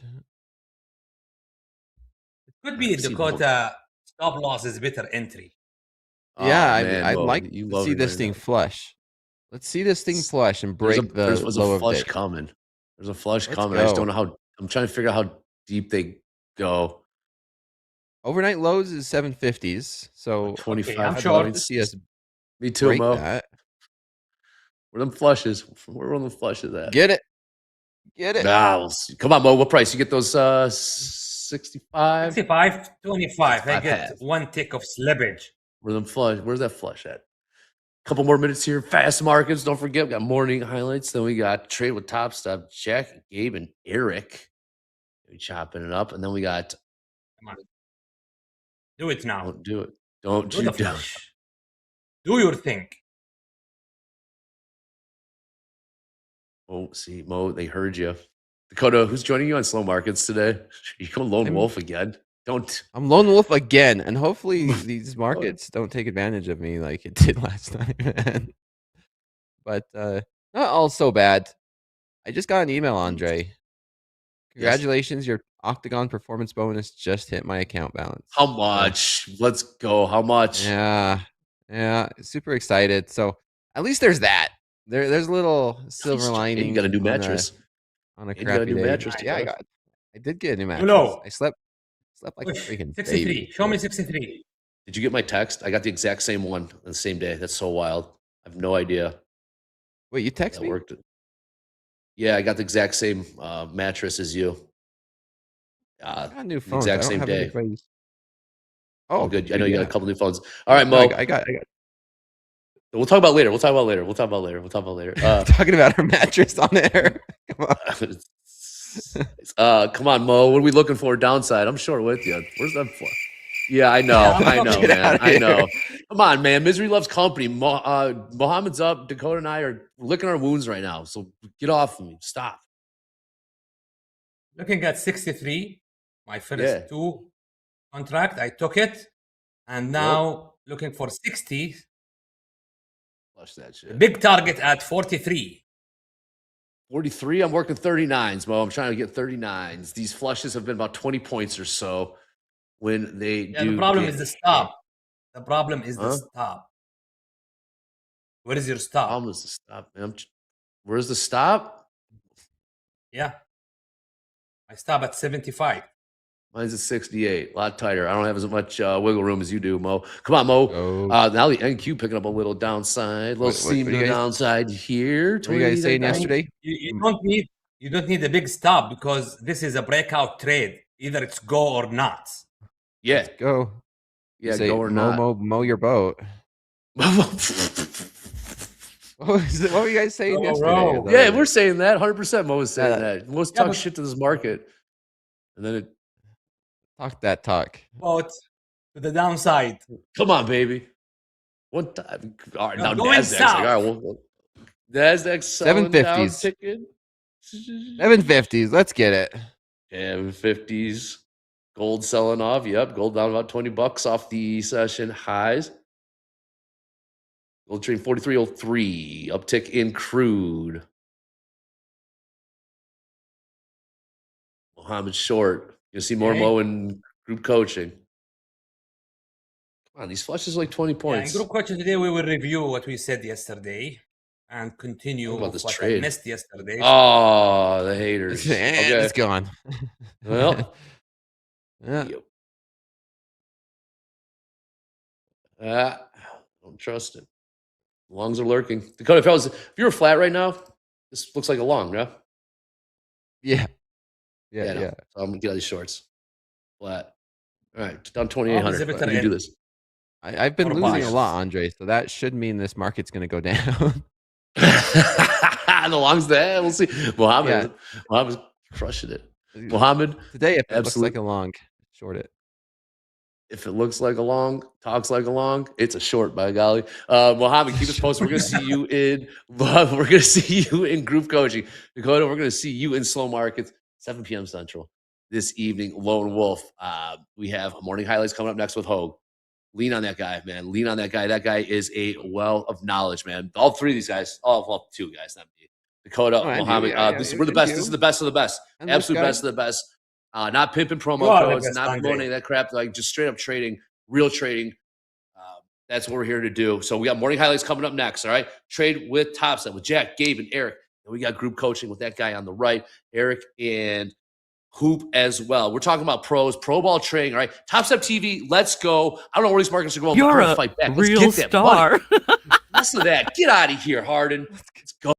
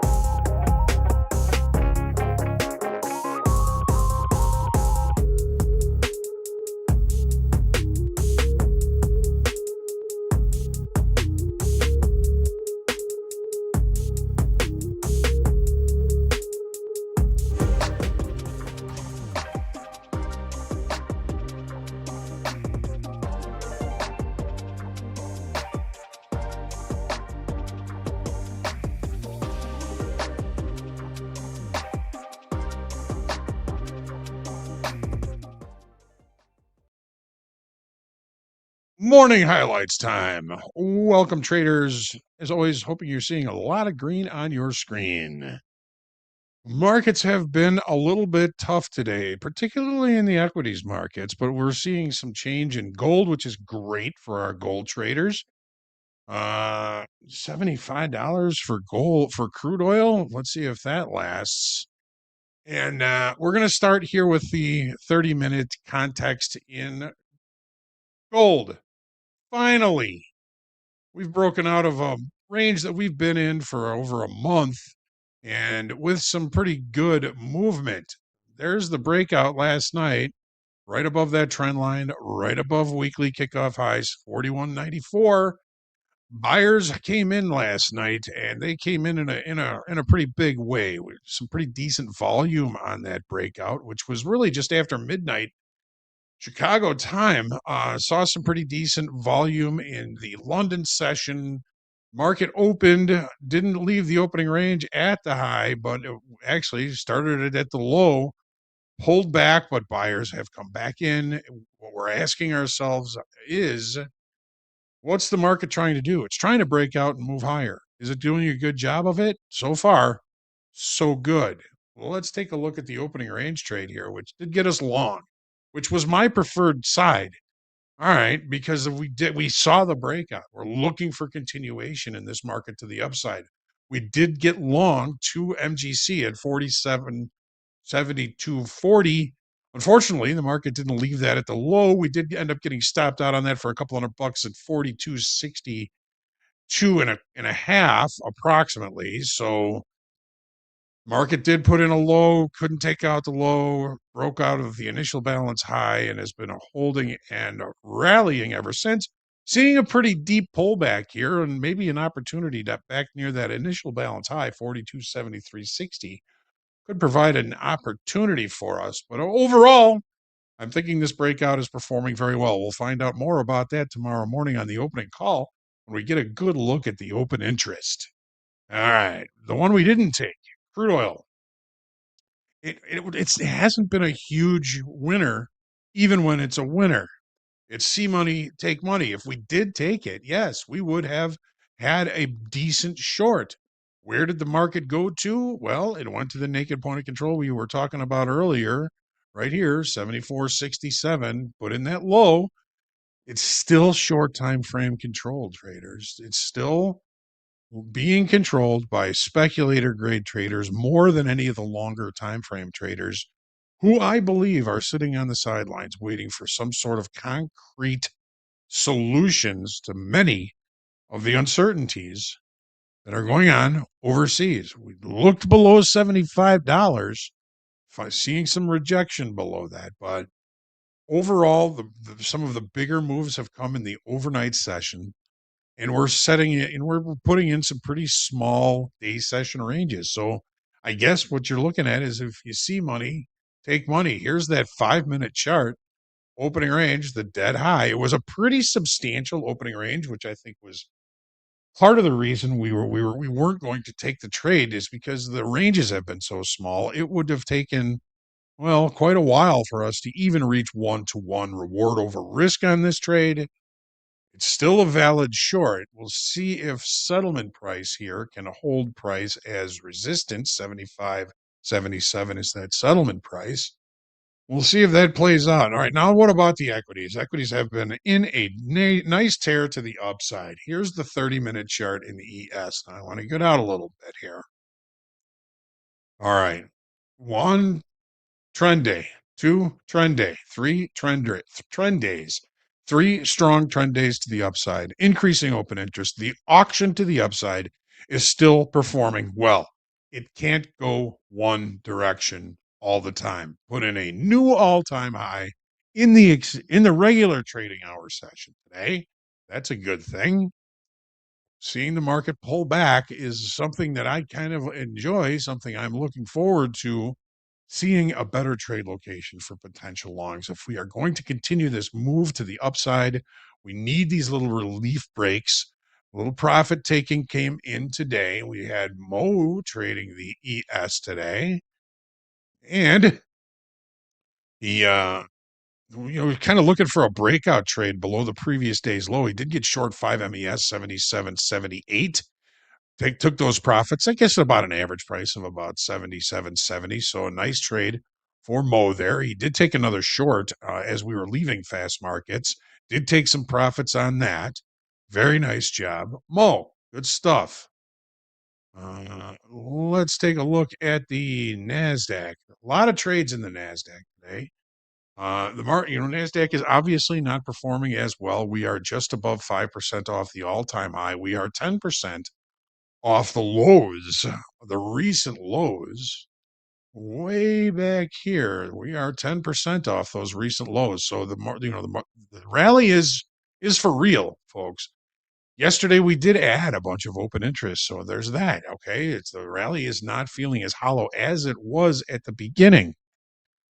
Where did we trade to? Well, we talked about this late spike to the upside here several times and for a few days in the opening call, 30,070 quarter. We got up to 37,074. It's also an area that Gabe was looking at. And here's what Gabe was looking at. Dakota actually noted these as well.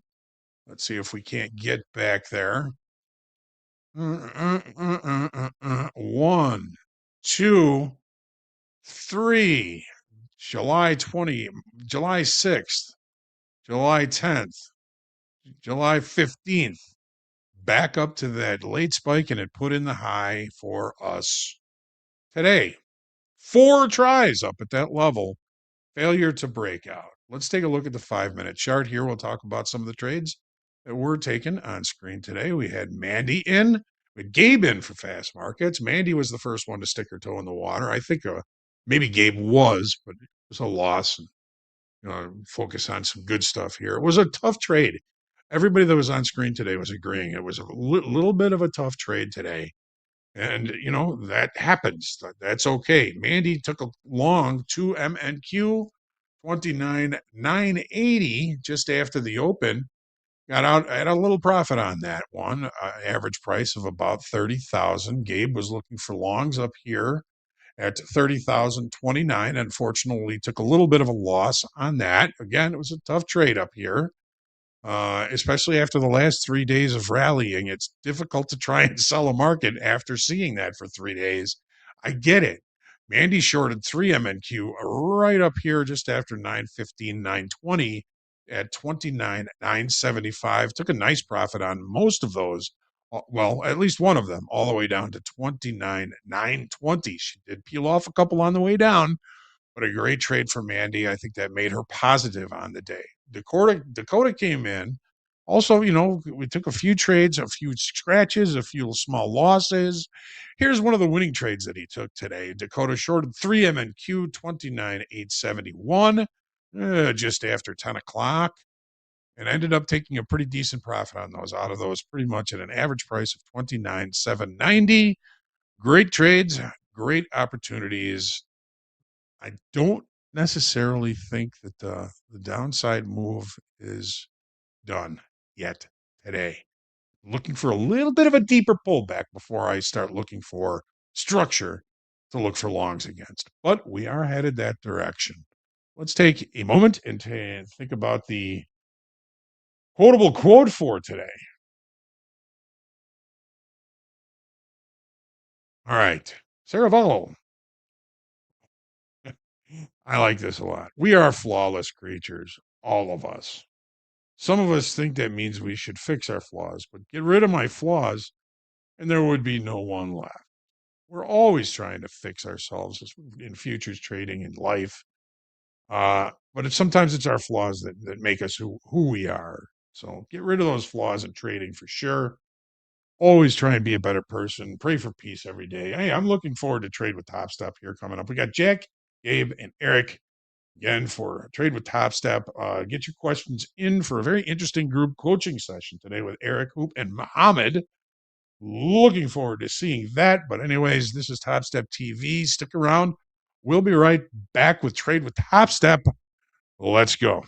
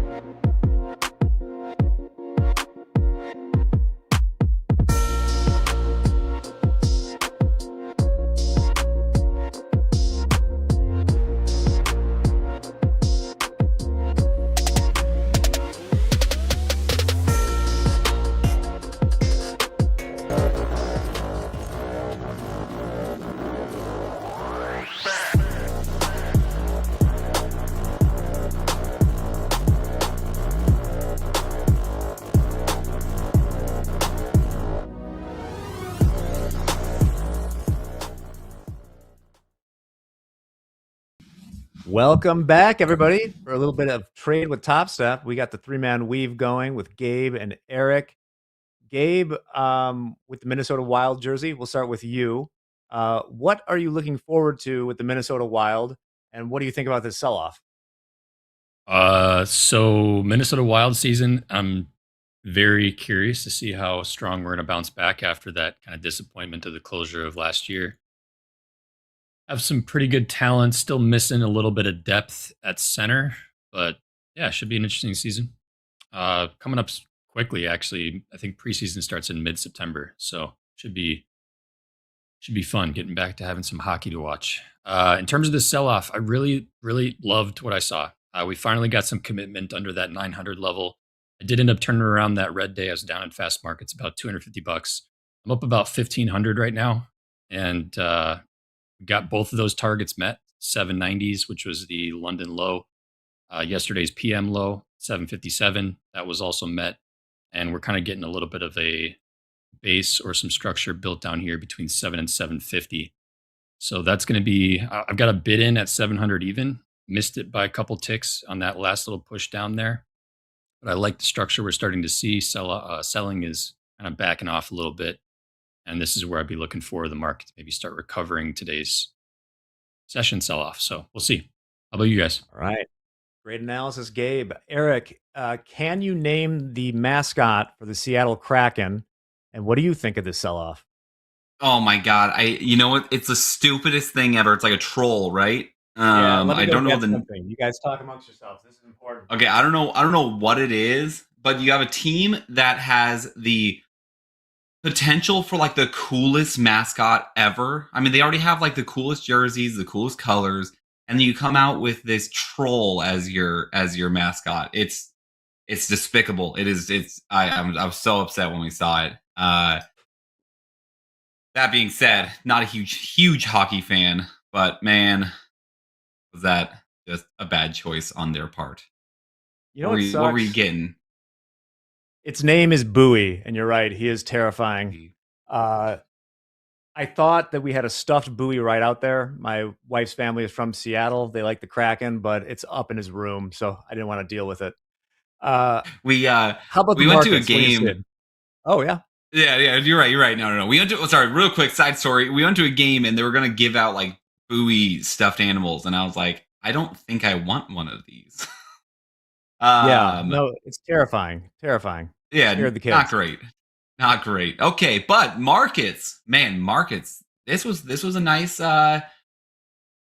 Required some patience this morning, right? I actually tried some early shorts, kind of near the open that got stopped out. So I was kind of fighting out of a red day, but let me turn my. I'll just turn my executions on so you guys can see the struggle here, right?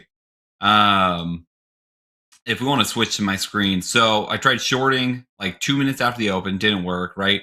Tried shorting after this big red candle here off of the level at 980 even, that didn't work, right? Well, then 30,031.50 was holding pretty well, so I actually ended up getting another short entry there. This was going to be like my third strike, you're out kind of thing.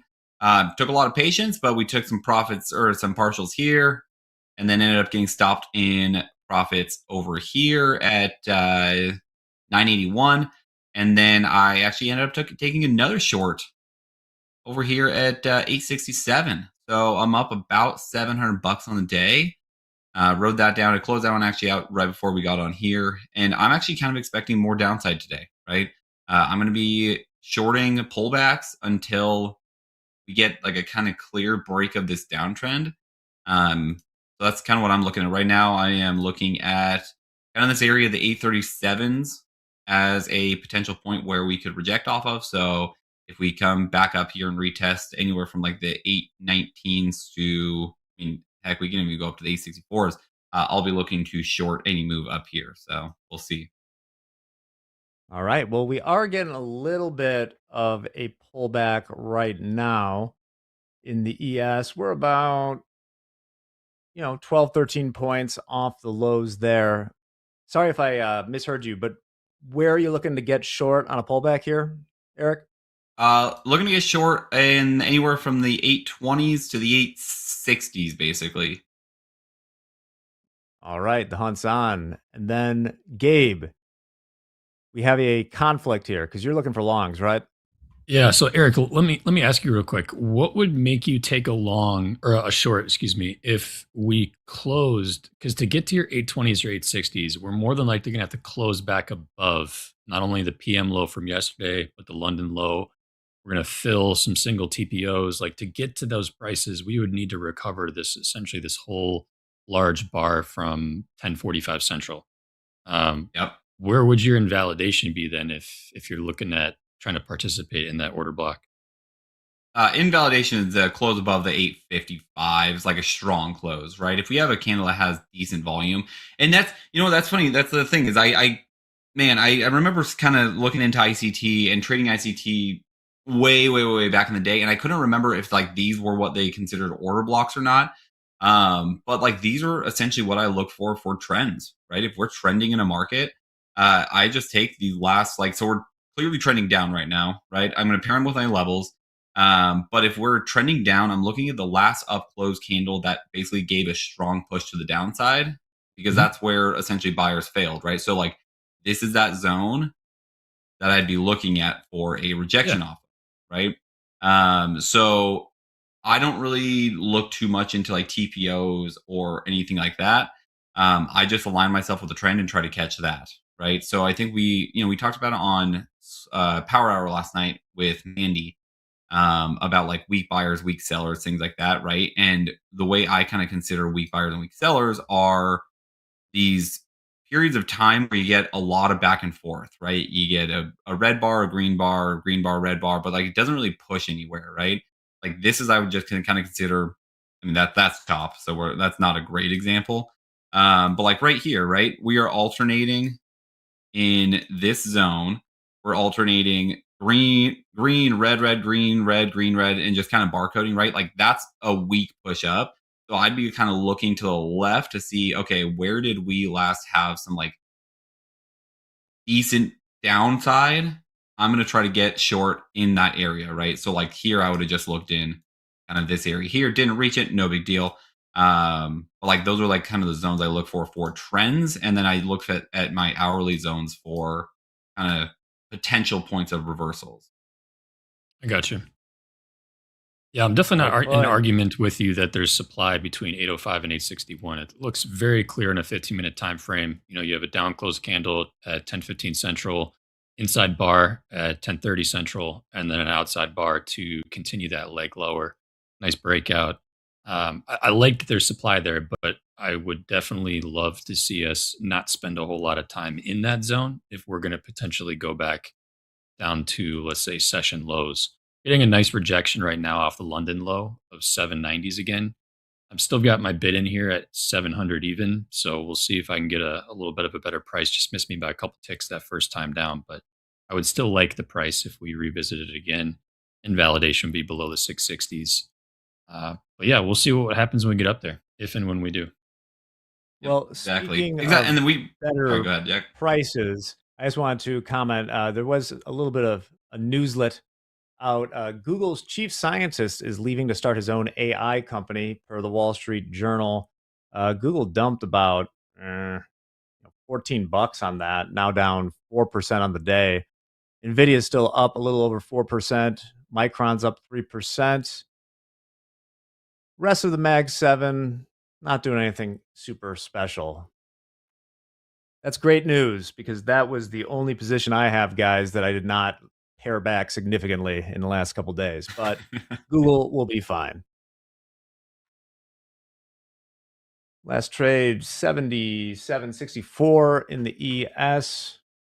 We still have, the VIX hang out around 1613. Crude oil 75.60 for September contract. We are exactly at settlement. We are flat on the day from settlement in the ES. The NQ is down 0.25%. Gabe, you were on during fast markets. It's kind of a wild first hour there. Dude, that was a messy first hour. Yeah, we kept battling up at that 30,000s. Stopped me out a couple times on a short from that level. Would have loved to hold my original entry from that level, knowing we had a nice little 200 point, 300 point melt. But ultimately, yeah, first messy hour. Sure, plenty of people got chopped up, myself included, but hopefully everybody managed risk and survived to be able to take advantage of the true direction that kind of started to come in a little bit deeper into the section.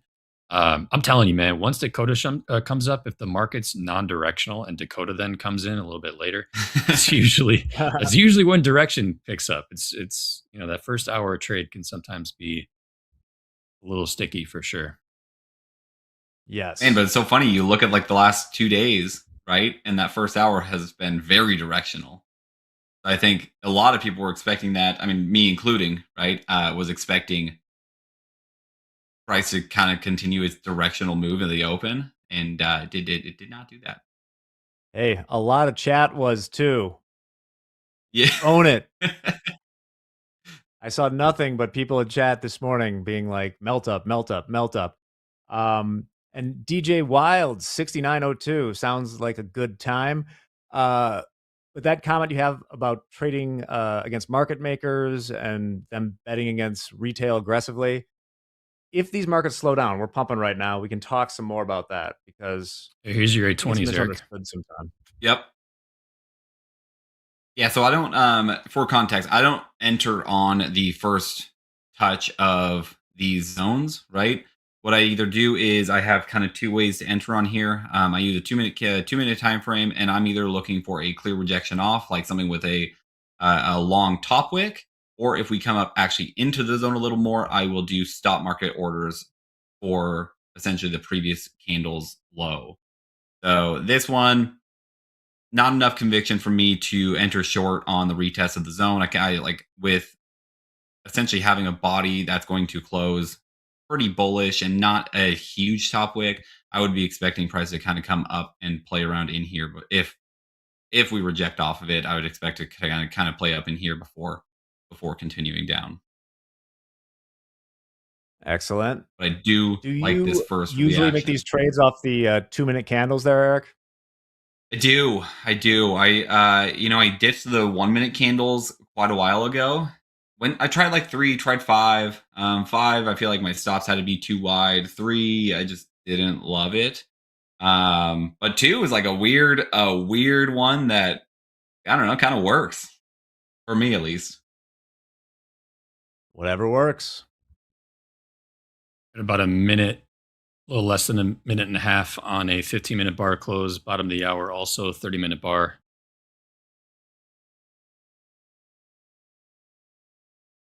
All right. We still on the day. SpaceX is trading 115.64, down 7.75%.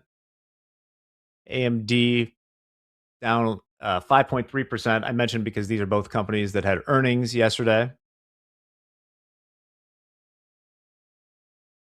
What's jumping off the screen right now? Uber also did. They're down 7%. How would you guys say your Uber spend has changed over the years? You guys use it frequently or what's up?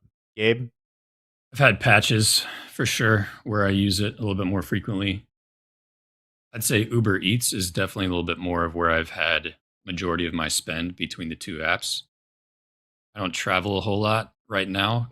I used to travel a lot more when I was shooting concerts and festivals, traveling across the country, but that was the majority of I'd say 2017 to 2021 where I was using just mainly Uber. But a good chunk of change has definitely come out of the wallet for those apps. that's for dang sure. Well, not enough apparently. They're down 7%. I was gonna say, like, I get the rebate each month from Amex. This is not a promotion. So I mean, I live in the suburbs, man. I have a Sienna, so if I do get an Uber, it's probably like once a month to party. You know what I'm saying? Yeah. All right. I can't even tell you the last time I've used an Uber. Yeah. I'm getting long, by the way. Okay.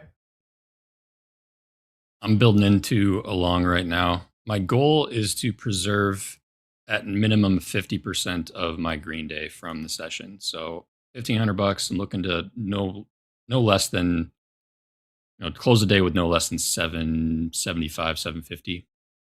I am essentially looking for this momentum to continue. We just had a little 15-minute kind of shift.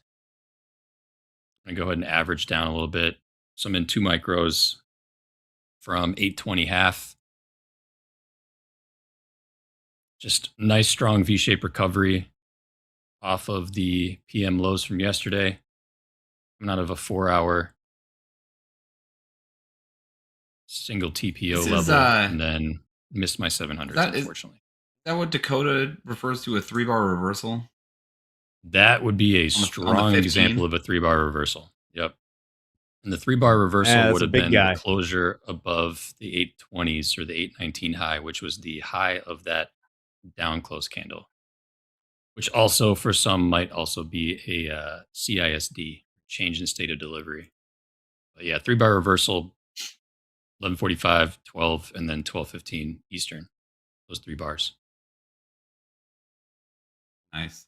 Well, I hate to do it. I'm actually going to go short on the retest of 817. I'm not jumping in. I'm jumping, and it's going to be small size, right? It's only going to be 2 micros. I'm going to risk roughly $200. Because like you're right? That's a pretty strong 15-minute reversal, especially if we're still kind of technically respecting the 71 area that I have marked out.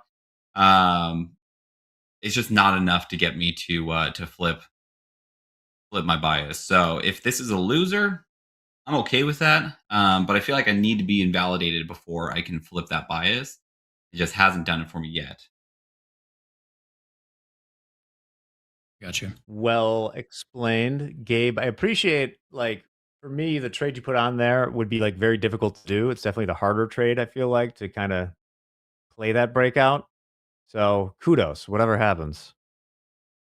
Thank you. I'm just noticing a very strong the harder trade. Yeah. I mean, my location's not great either. I'm looking for continued momentum. I'm not looking for price to recover, more than 50% of this prior leg that we just got. If we close right back below the PM low, I'll probably end up tapping out of this a little early. Look for a lower price. So if we can at least maintain above 750s, I like it. But if we aggressively sell off back below yesterday's PM low, then I'll look to potentially just close and maybe get those 700s again. I mean, we had quite a move down today, which was needed. I mean, we needed that correction after the last, 5 days? Yeah.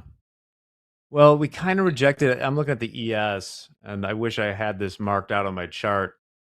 Hindsight Capital right here. Largest positive gamma I have on the board for like the 0 dates today is up at 77.45 in the SPX, which would be kind of about where we turned around there, like up around 77.70 or something like that. Let's see. I have confidence, Gabe. Eric, do you have a position on? Like, did you get short there? No, I'm not filled yet. I'm working the retest of it. So I've got an order at 817.75. I like the rejection. I don't like how we are not closing below the 781s because that's that other level that I have marked out. But again, one of those ones like I haven't seen enough to flip my bias. So if I have to take a loser in order to do that, I'm okay with that. Sounds good. Taking a look around some other markets. Not much doing in oil. Bitcoin's just doing Bitcoin things, which for the last couple of months has been just kind of sitting around. Bond yields. Nothing too special. Still below 5.2 in the 30-year. Let me see. What else we got moving here? I'm looking for a stock that's got like a big 30% day like Palantir yesterday. I'm not seeing anything. I guess the big story of the day is NVIDIA. Did Palantir recover retrace it all today? No. It was pretty. It's down 1%. I mean, that's some strength, right? You have a 30% day and then it's down 1. Well, it was like I said earlier, if I talk about anything, I'll have to reveal like full disclosure on positions. And I think I said this before on it. I've had a torrid past with Palantir on both sides. They've been pretty beaten down. So my position right now, I did on that pop. I was in the 2-to-1 like put spread, and I did hedge up by buying 120 strike November puts just to hedge it. So that's the only I have a small position on in that. That being said, it has been beat down pretty good, and they did beat earnings, and they revised their forecast up, and it was just kind of primed to pop. Wish I had known that. Don't we all? All right. 77.67 right now in the ES. Gabe, you are still alive in this trade? Oh, yeah. Plenty of life left. Where's the stop at? Invalidation will be a break of the PM low. There's a little bit of a demand zone between 758 and 732. So if that zone fails, if we start getting beneath about maybe half that, 50%, I'll look to bail and look for a better price. So we got a little bit of room still. I like that we're building a little bit of a base here. We've retraced about 50% of this prior move from high to low. See this little midpoint on this rectangle down to those 770s. I like that retest. It's healthy. Now I'll be looking for continued price action. 60% though, if I'm looking for like a standard fib, 60% will take me right back down to about 753. See, we got the 6-7s back in the chat again. Once again, I'll just repeat the fact from yesterday or the day before about Tyrannosaurus Rex is closer to 6'7" than Stegosaurus is to Tyrannosaurus on the timeline. If you want to feel insignificant. I'm mainly more just curious of like why. How did you find that out? What is? Oh, on the internet. What does your news feed look like? It was Merriam-Webster tweeted that out. Well, okay. The company, crazy. I believe the actual Merriam-Webster has probably passed, I would guess.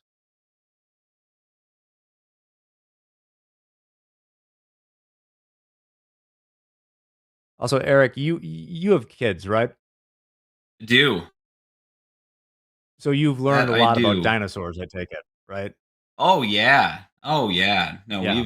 We've done it all. We've done like those, those dinosaur exhibits where like they have like the big animatronic ones, which are actually kind of crazy cool. I don't know if you've done one of those yet, Jack, but those were fun. I have, and it's like I've learned so many facts about dinosaurs, way more than I did when I was a child. So good stuff. Or maybe you learned the same facts as a child. It's just you forgot them. Probably. Just hanging out here at the moment. Yeah, we're trying to push back up.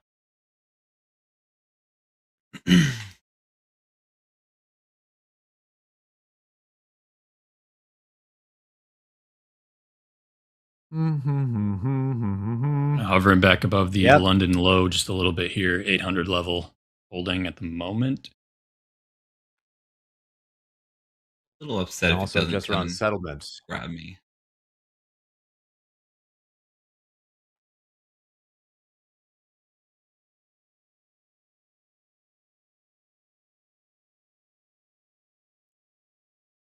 Gage BMW asks, Jack, always so shitty? Am I? What do you mean? I wasn't going to bring any attention to it. I almost thought you had, I was like, Jack, you got a fan in the comments. I was like, what did I do? I mean, I'll admit I have in the past occasionally, but like, I don't think I did anything this hour. It really hates dinosaurs, I think. Who hates dinosaurs? Come on. How dare you bring that up, Jack? Richard Harris, if you're there, what do you think about dinosaurs? This is how you get the chat moving. This is it. This is it. Oh, you know what? Actually, I do want to shameless plug something. Guys, I did something. I did something after being on the show. Oh, I'm tagged in. Okay, we're tagged in. Both contracts at 8/17/75.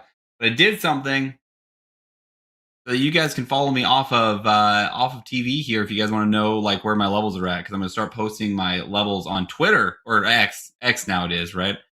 I can link my Twitter handle in the chat here in a second if you guys want to either get some good trading knowledge or just come roast me when I'm not on TV. So I'll get that in there here shortly. Do it.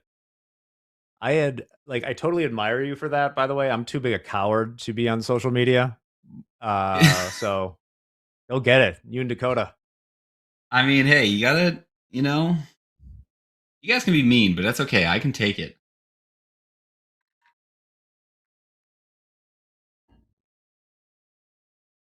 Yeah, I feel like Twitter's a whole different beast, though. It is man, I've that's developed something. 3 years ago, I don't think I was super good with like the chat, for instance. Now it's all good. Got skin like a stegosaurus, man. But I don't know. Twitter, whole different thing.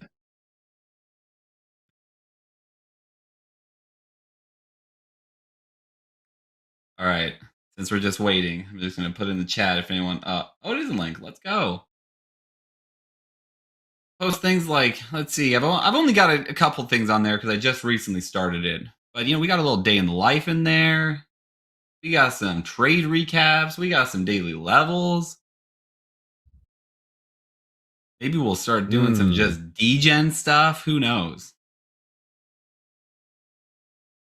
What do you think the most degen trade would be right now? It feels like we've had a number of rotations through like silver, oil, semiconductors. You guys, Gabe, you have any thoughts? Chat? I think still holding on to the possibility of GameStop recovering is oh my god. So you're telling me that my GameStop leaps are not a good idea? I could buy a not ticket financial to Florida advice. Slap you in person, Gabe. Like, please don't do that. I'm sorry. Are you still holding the GameStop trade? No. Okay. I got out of it. I did. I was selling volatility at GameStop for like a full year based on one I remember. night. Yeah. I wish we had been live when that happened. Here we are. It would. Well, we can find the clip. I'll clip it. We can show it sometime. But there was a moment like with that Avis thing earlier this year where I was on fast markets and took a very gnarly P&L swing that I couldn't talk about. And I just want to go back, what was I looking like at the time? Wait, you're like watching your P&L on one of your personal accounts, but you're also having to be live on TV, just sweating bullets. Eric, it was worse than that. I didn't want to look at the P&L. Like, I'm pretty good with like risk limits too, so I want to make clear this is not advisable. I was just looking in TradingView at the price of Avis. I did not have the courage to look at the P&L. Oh no! I had a good idea of what it might be. I think we've all been there though, right? You're in a position and you see it on the chart and you're like, I can't open my brokerage account. I can't do it. I mean, if you have, because like honestly, I do more of like the swing and position trading. Is like if you have an idea, like I go through like every week and try and like, I'm always acutely aware of my delta. Like I'm talking like options outright stock delta. So like I know I can't get into too much trouble, but yeah, it doesn't feel good.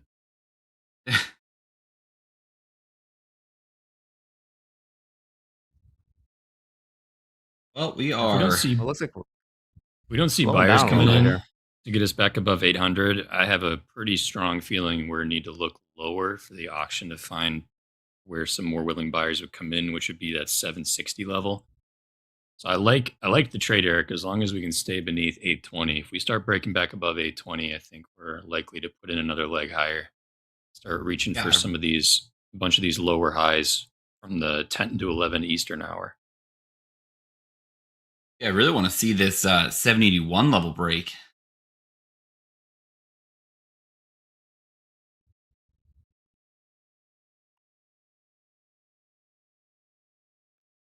Someone asked, D-Money asked, you're not allowed to talk about, we're allowed to talk about personal positions. The thing is, I'm trying to do better about just always disclosing anything. And also it's more that I don't want chat to affect anything that I'm actually doing in real time. Because I would have looked like a huge idiot at that for that 10 minutes. It only lasted 10 minutes and then everything collapsed and it was okay.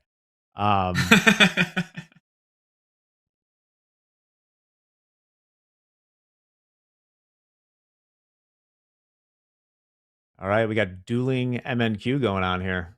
Love it. And at this point, with this price action, there is a 50-50 chance that either one of us are going to be right.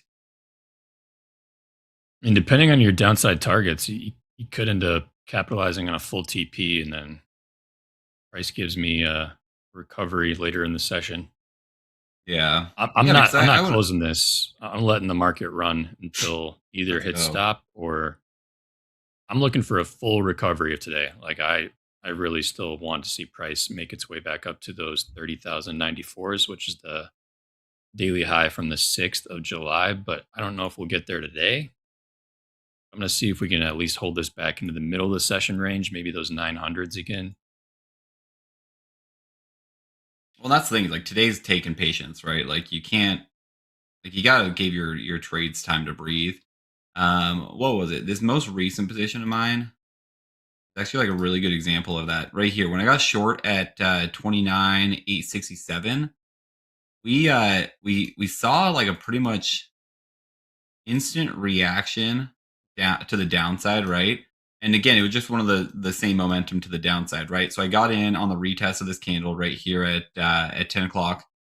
And then it pushed to the downside. And as we're kind of fiddling around here, like I knew we've been in kind of a choppy market. And I actually ended up moving my stop just above this wick high here at 882. And then immediately was like, what am I doing? Like you need to let these trades run. Let's put it back to where it was and then put it back to 908. And thank goodness I did, because I would have gotten stopped out and then been real upset that I missed out on this whole down leg, right? But that's it. Like these days, you just need, or today, you just need to let your trades breathe a little bit more than usual, in my opinion. Thank you, Eric.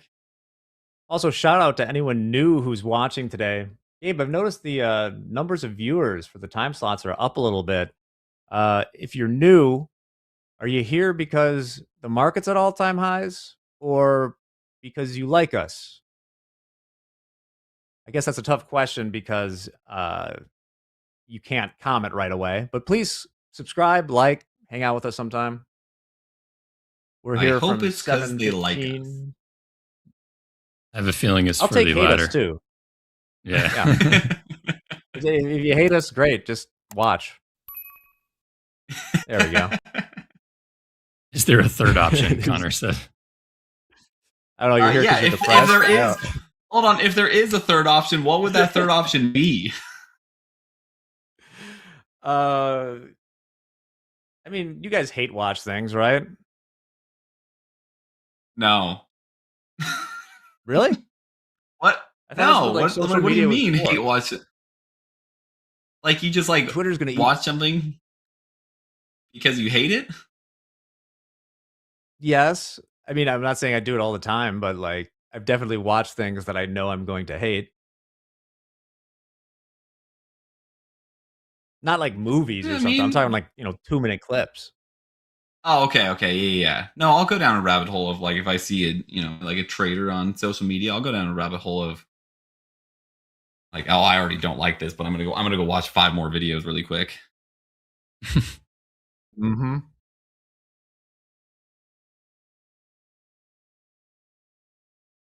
Well, still at the same kill prices boredom. here.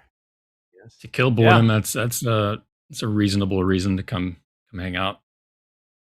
Maybe you're done trading for the day, but you still want to be around. A couple people in chat that's say kind of more what money. it was like.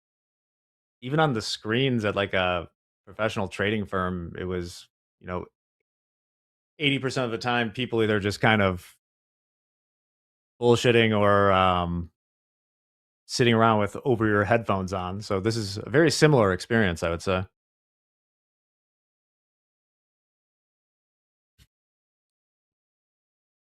Oh, And chat. we're right back around entry. How about that?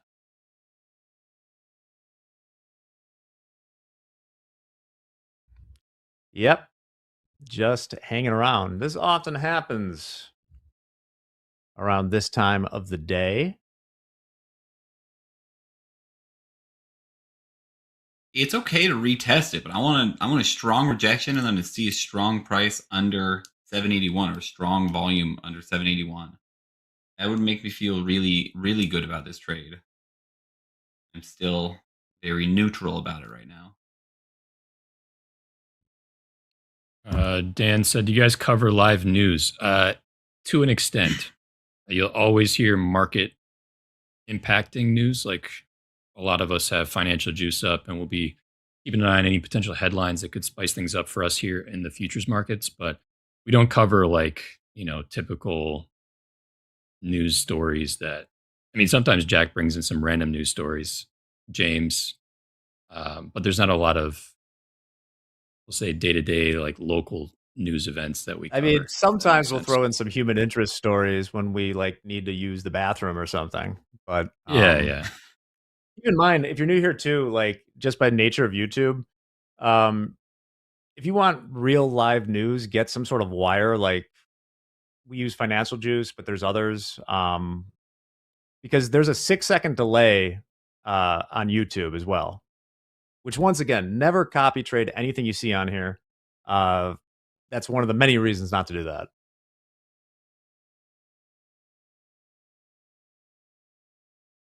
Plus, it's just a bad idea. You don't know where. I mean, you know where our risk is because we showed on screen, but I don't know.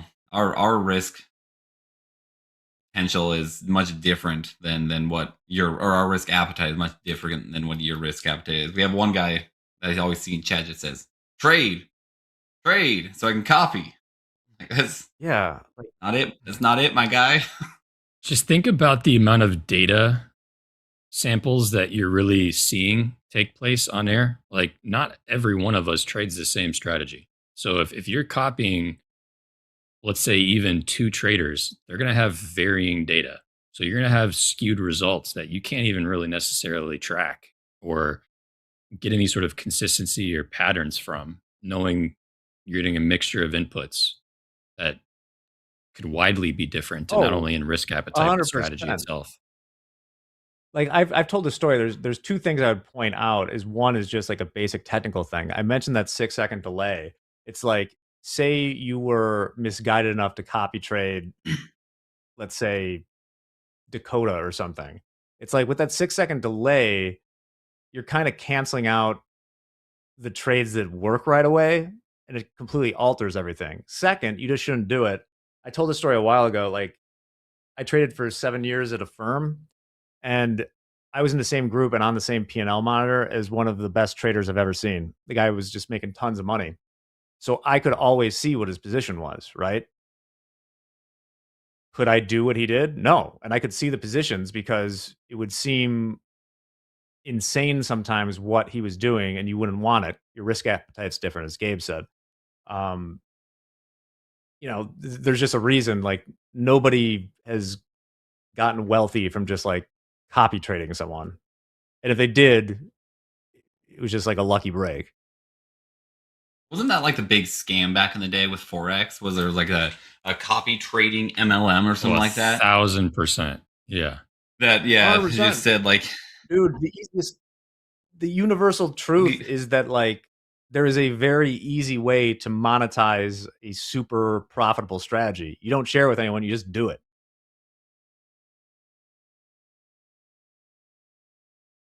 You know, there's a reason like Jane Street doesn't have a YouTube channel that they're just beaming out. Like it's insane. Don't do that. Yeah, develop yourself. Anyway, about time to wrap up here. And coming up next, we got some group coaching. We got Eric, we got Hoop, and a very special guest who you can probably guess coming in from Riyadh. I'll let you decide who it is. Gabe, any final thoughts? No, just looking forward to being back later. I'll see you all for the 1 p.m. So hang tight, chill through group coaching. Got more money coming in. Once again, sorry to leak that, Jack, but I'm sure people could expect because it's in the Chiron underneath us. But that's about it. How about that?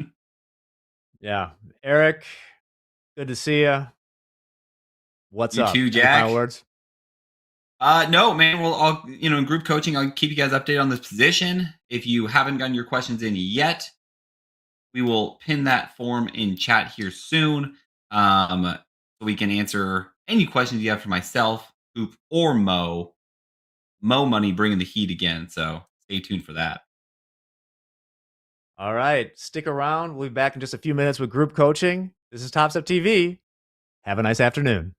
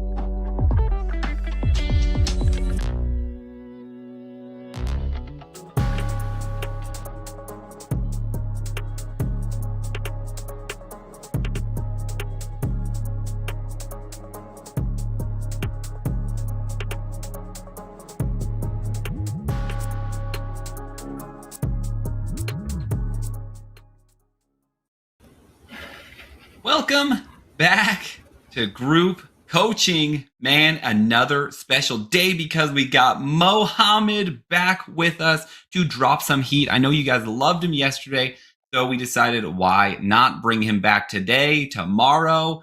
Mo, you might just be stuck here for the foreseeable future. So, chat, I hope you're okay with that. Update on the trade we took NNQ. We are still ranging in the same area, so don't worry. You're not missing too much on that. We're still in profit. I'll keep you guys updated. But like I said, this is group coaching. I'm Eric, the man in the middle. You love him. Mohammed, the man on the far right. You know him. You love him. Hoop, how's the day treating you so far? Well, I'm kind of feel privileged. I'm on with Mo here today, and it's the perfect day for me to be on with Mo. But we traded some gold, and I actually reached out to Mo after fast markets and said, once again, as traders, we all need a little bit of guidance when we tend to put our hand on the stove, Eric. So I'm with the right guy. Gold. I know it's not something Mo trades all the time, but we can get into that one a little bit if you want, and I can kind of talk what I saw, and maybe my friend Mo can, the great trend trader that he is, help me give me a little more guidance of a better way to maybe attack gold like I did last night. Yeah, let's go over that in 1 second. Mo, really quick, how's the morning treating you? How are you doing? You excited to be back on group coaching or what? Doing great actually today. Yesterday, today I took my first short since I don't know when. So it was a little bit scary to take that short, but I took two of them actually, not only one. I have in front of me the gold actually, not the ES. So I shorted twice, made 750 across 3 XFA and two combines. So I'm doing great, reading the market nice. It's about always reading the market. Sometimes you read it wrong. That's fine. As long as you protect your capital, you're fine to try again. You'll do better.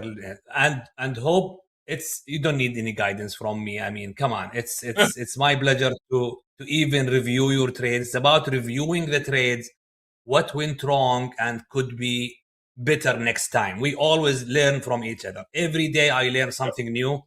So maybe I can touch base on some of the things that can open your eyes for the future. Why not? I mean, you guys heard it here first. Even our coaches have trading buddies. Everyone needs a trading buddy. Everyone needs a soundboard that they can bounce their ideas off of and get back on the right track when you just feel like you're not doing the right thing, right? And I think we've all been there. So, Hoop, good on you for reaching out and doing that, because that's a very healthy thing to do in trading. Hoop, show us what you were looking at in gold, and let's start breaking it down. Mohammed and I can kind of, interject with what we see in gold as well. Just before we go there, so what we're gonna do, Hope will show his trades from yesterday and today, and I will look at them from my perspective, from whatever I use in my my framework of trading. If I'm trading gold, I would do that. Okay, it will be easier because it's hindsight, of course, but we will learn something. And then after that, we will move on to review what I have said yesterday and close any open point. Perfect. Let's do it. We got the plan. And don't worry, we got your questions. We're going to answer them after as well. So keep them coming. Kick it off. So the way I look at gold, Mo, is typically on a 30-minute time frame. I might go to a 3-minute when I'm looking for trade location, right? So yesterday, out of the box, Globex, VWAP, we just go screaming. And I'm long, okay? The orange lines are the pivots, okay? And gold, for the last, Hope talked about an opening call, has been ranging, right? So we always talk about adapting to market state. And this is why, like watching you trade yesterday, Mo, and I tend to have a reversion to the mean. I like to fade extremes. It gets me in a shitload of trouble sometimes, okay? I'll be straight up honest. So it's my Achilles. I've been aware of it, and it comes from the floor. So this is why I'm talking to Mo. So anyways, we blew through the first pivot. We got to the second, and you can see that little 30-minute candle turn red or purple as I have it here. So I'm looking, well, we're at the second pivot. This is a good place to take a short. See ya. Now remember, I'm on the West Coast, so I get to trade a little bit going into Europe, okay? So here we go, right? Right here. Here we come up to the next pivot. There's another candle. I get rewarded for short, and then the rest of the day happens, Mo. That's that as I go back and look now, trend magic, and you've talked about it, used it. We never went below it. So there was no reason, and this is where I think I want to pick your brain is when do you stop? Instead of trying to anticipate looking for a short, just stay with the trend. And once I'm like, well, we went through the first pivot, we went for the second. There's no way we get to the third. Well, how about if we get to the fourth? There we go. Yeah, so and what happens is this trade snowballs for me, Mo, because I get teased again, right? We come up to the next pivot. We get a little rejection. Okay, we're going to roll over. Nah, here we go again. So that's what I thought. I put myself in timeout, and I have a 25K because I tend to get caught as the market goes against me, getting a little over leveraged, right? So I said, nope, I got to go trade one micro. And I hear once again, here it is, Mo, again. We got that little 30-minute red candle. Maybe we get a pullback. Now, this one was a little deeper, and I got rewarded a little bit. But, yeah, I'd be curious to see, looking at this now on a 30-minute, and I know you use ticks, but how you would, give me a little bit of your thoughts on how you would stay in this trade. First of all, kudos to you. A little, not too much of trader that they review their losing trades. Usually they get angry. They try to find another strategy. But this is what real traders do. Whenever they lose, they stop and let me see what went wrong. Let me see how can I fix that. So I'm sure that, using this trend magic is enough maybe just to fix that. But let me talk about it from my point of view, where I can use the tick chart and the 5-minute chart. So if we switch to my chart here, we talk about today, for example. Today, market started, down there. And then I always ask myself a question whenever the market opens at 7:20. Okay, so it opens right there. The bid open. It's very important, even though there's no more bid anymore, but this time is important to set pricing and settlement, etc. So it opens here. At this moment of time, maybe you just start trading at this time, correct, Hope? Yeah.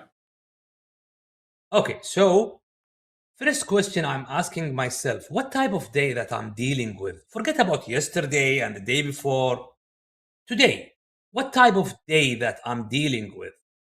Am I dealing with a trending up or trending down? Just simple. Anyone can answer this. It's trending up. Okay. Next question. Who has control?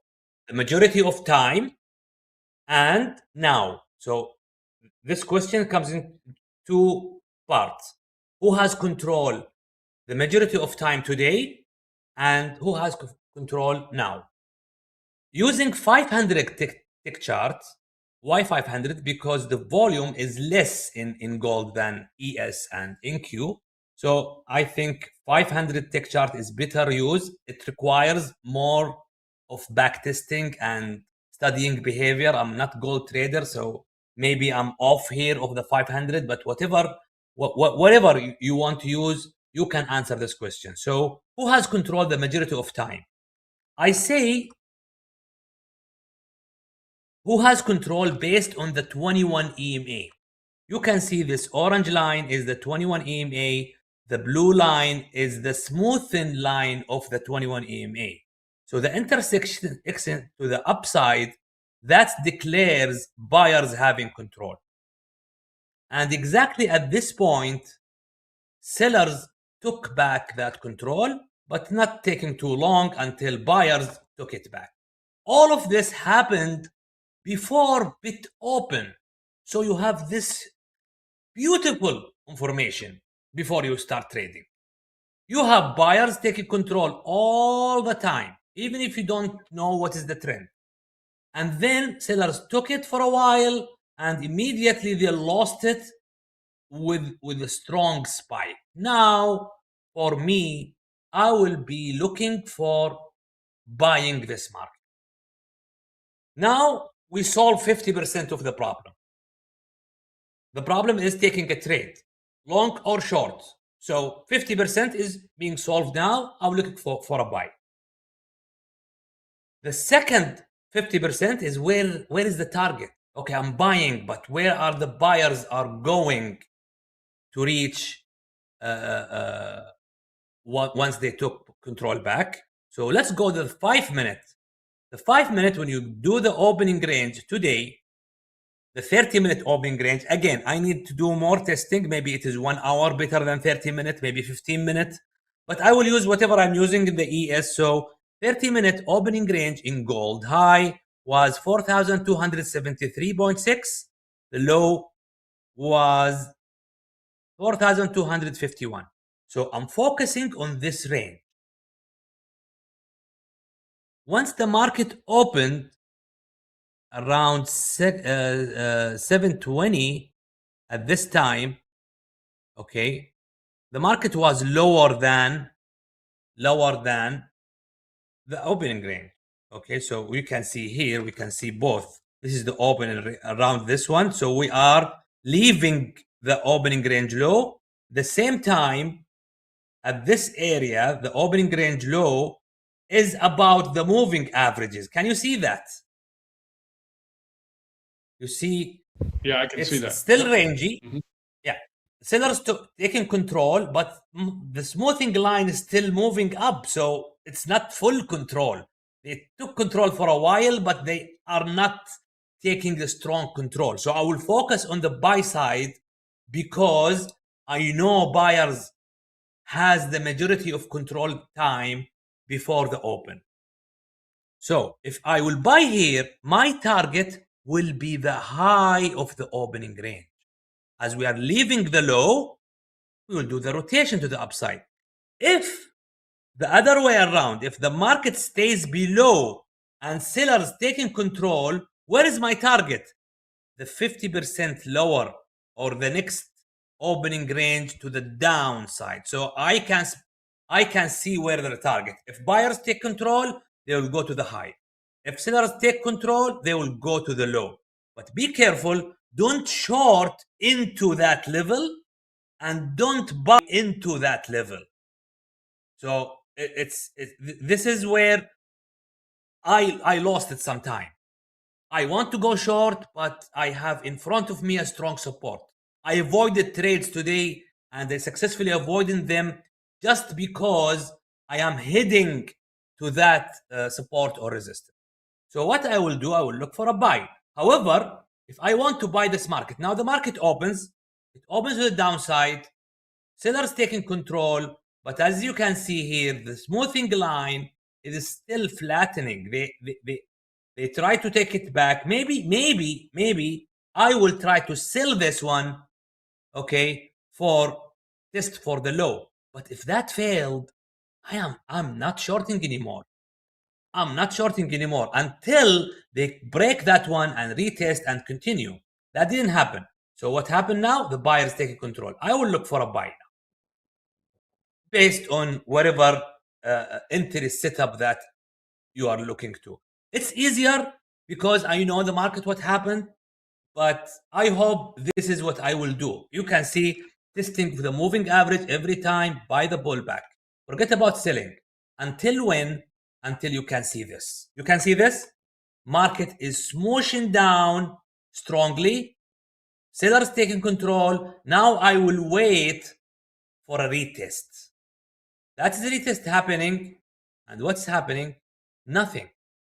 Back to the fighting area. The smoothing line is flattening. Sellers unable to push lower again, which give me an indication that either we are in a range or buyers would take this in any next chart. So if I see strong buyers coming here, that means sellers try once, failed, try again, they failed. I'm buying this because sellers are failing. That means their stop are somewhere. I'm targeting their stop, which obviously are 4,308. There is a lot of sellers stop here. So if I will buy this, I will target this area. Again, let me get back to the opening range where we are. This is the opening range high, opening range low. We extended to the higher one. You can see the market get down. They're unable to stay below. Where we are going, we will complete that rotation to the high of the extension, 4,318, as long as buyers still in control. So, question for you, Mo. And Right. here's two questions. Your setting of trend magic, you know, it changes red to blue. What yours is all white. Did you change the setting?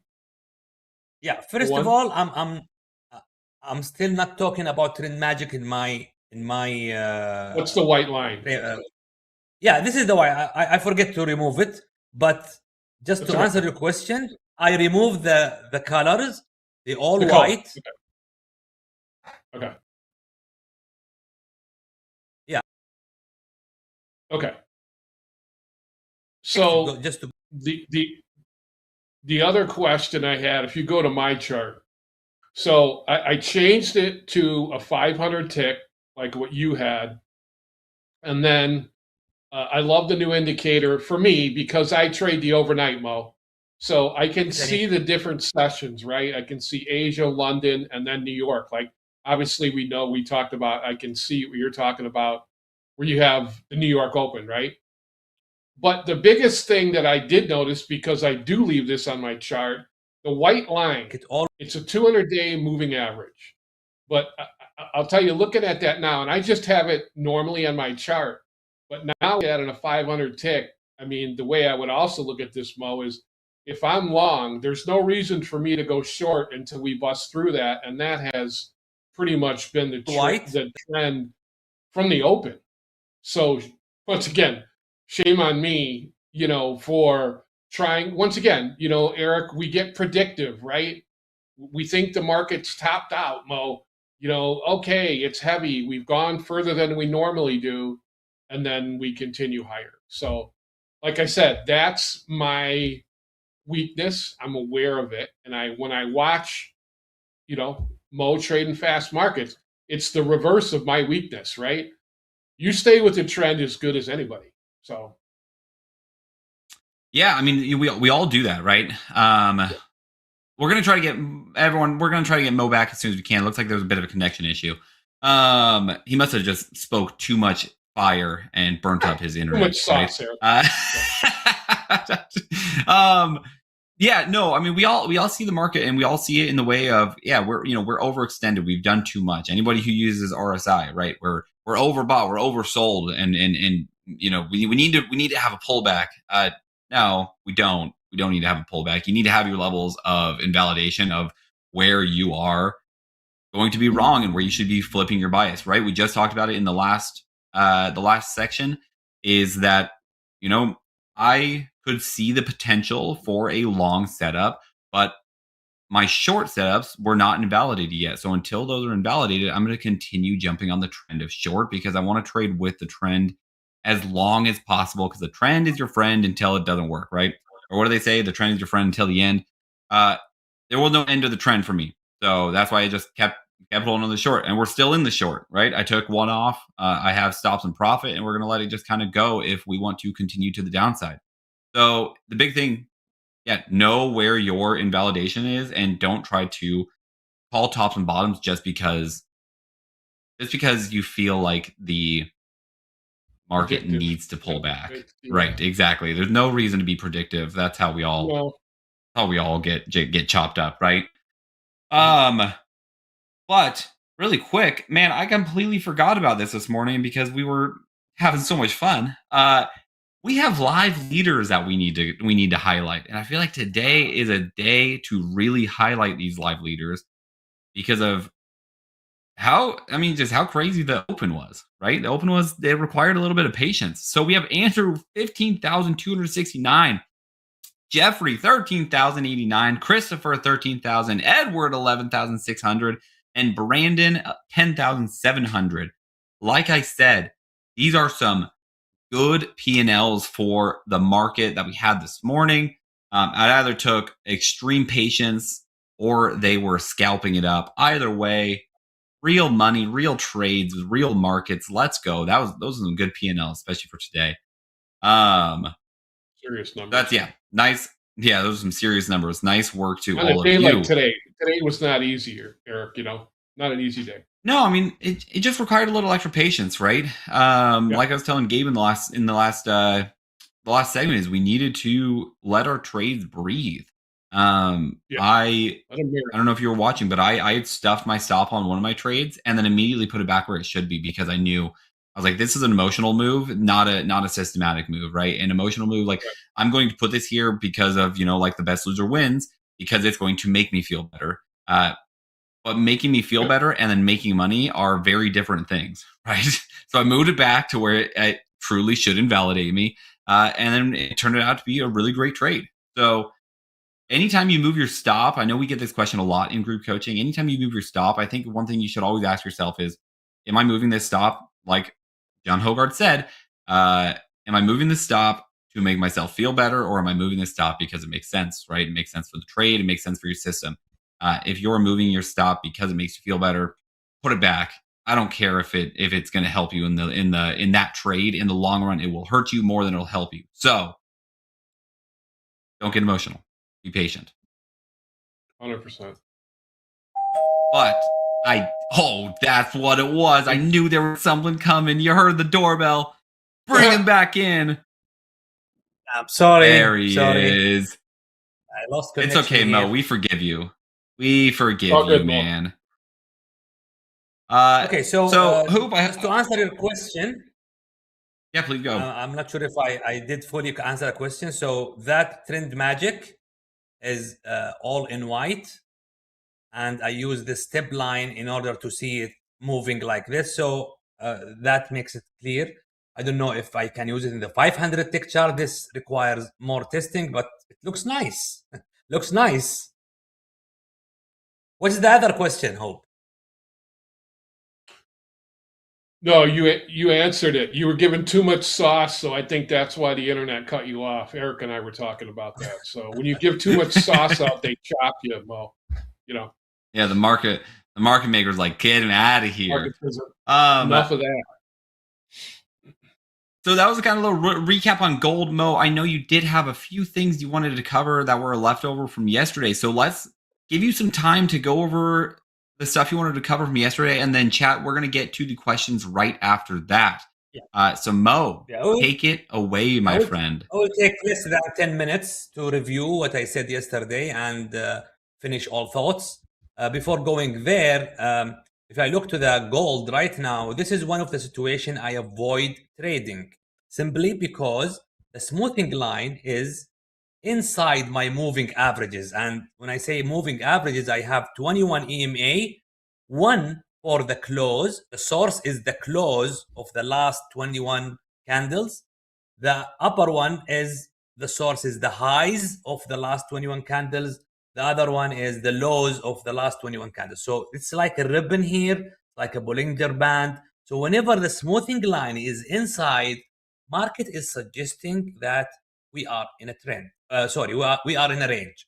So either you buy the extreme low or you sell the extreme highs, or just you watch until this trend is over. So getting back to my screen here, let me Let me change the screen because I am sharing.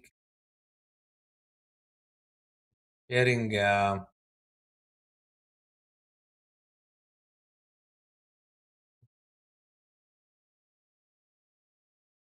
share this. You're gonna bring your card back up. Yeah, this is my card. I will share this card Perfect. with you guys in the chat. So if you want it as a reference, so you can view together.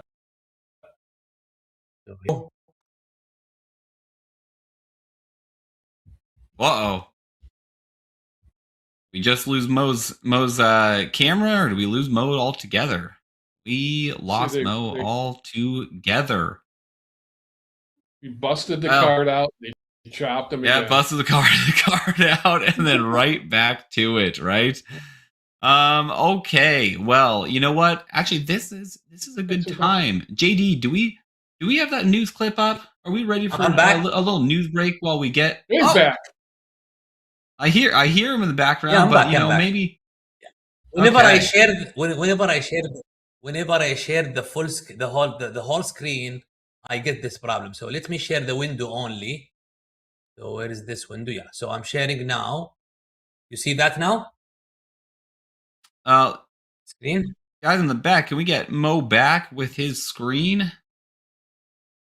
There we go. Here we go. There we go.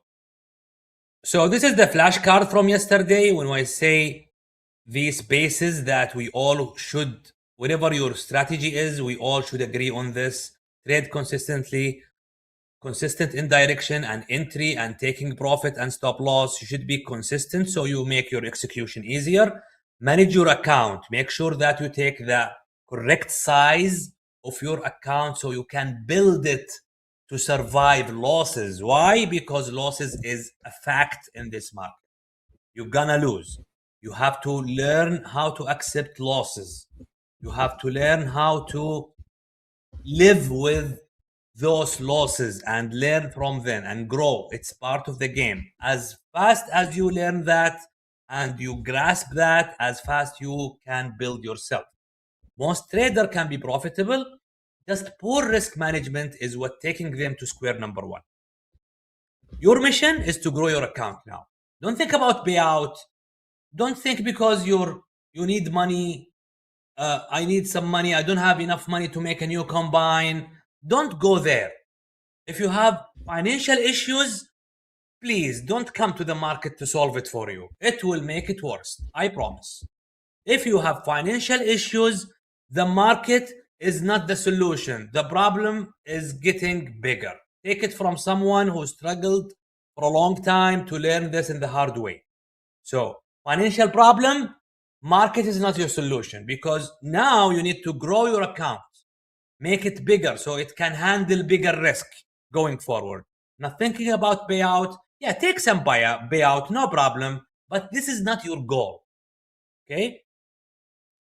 Now let me get back to the 2000 tick chart and the 5-minute tick chart. We said that the 5-minute tick chart, we use it to define levels and setting targets and know where the invalidation area. This is the use of the 5-minute chart. The 2000 tick chart, it helps me to define who has control. Who has control over the market? Should I be a buyer or should I be a seller? So it basically will refine your bias for the day. Not about yesterday, not about, if I'm not using 2000 tick chart, I will never sell today. Why? Because the market is so bullish. But I did. I take too short, I make some money. Even if I don't, this is my way. This is my way to define the bias of the market. Let me go back to my screen again now. So we talk about the 5-minute where we stopped yesterday. So I will share the other window. Go. So we have this. Go back to the ES.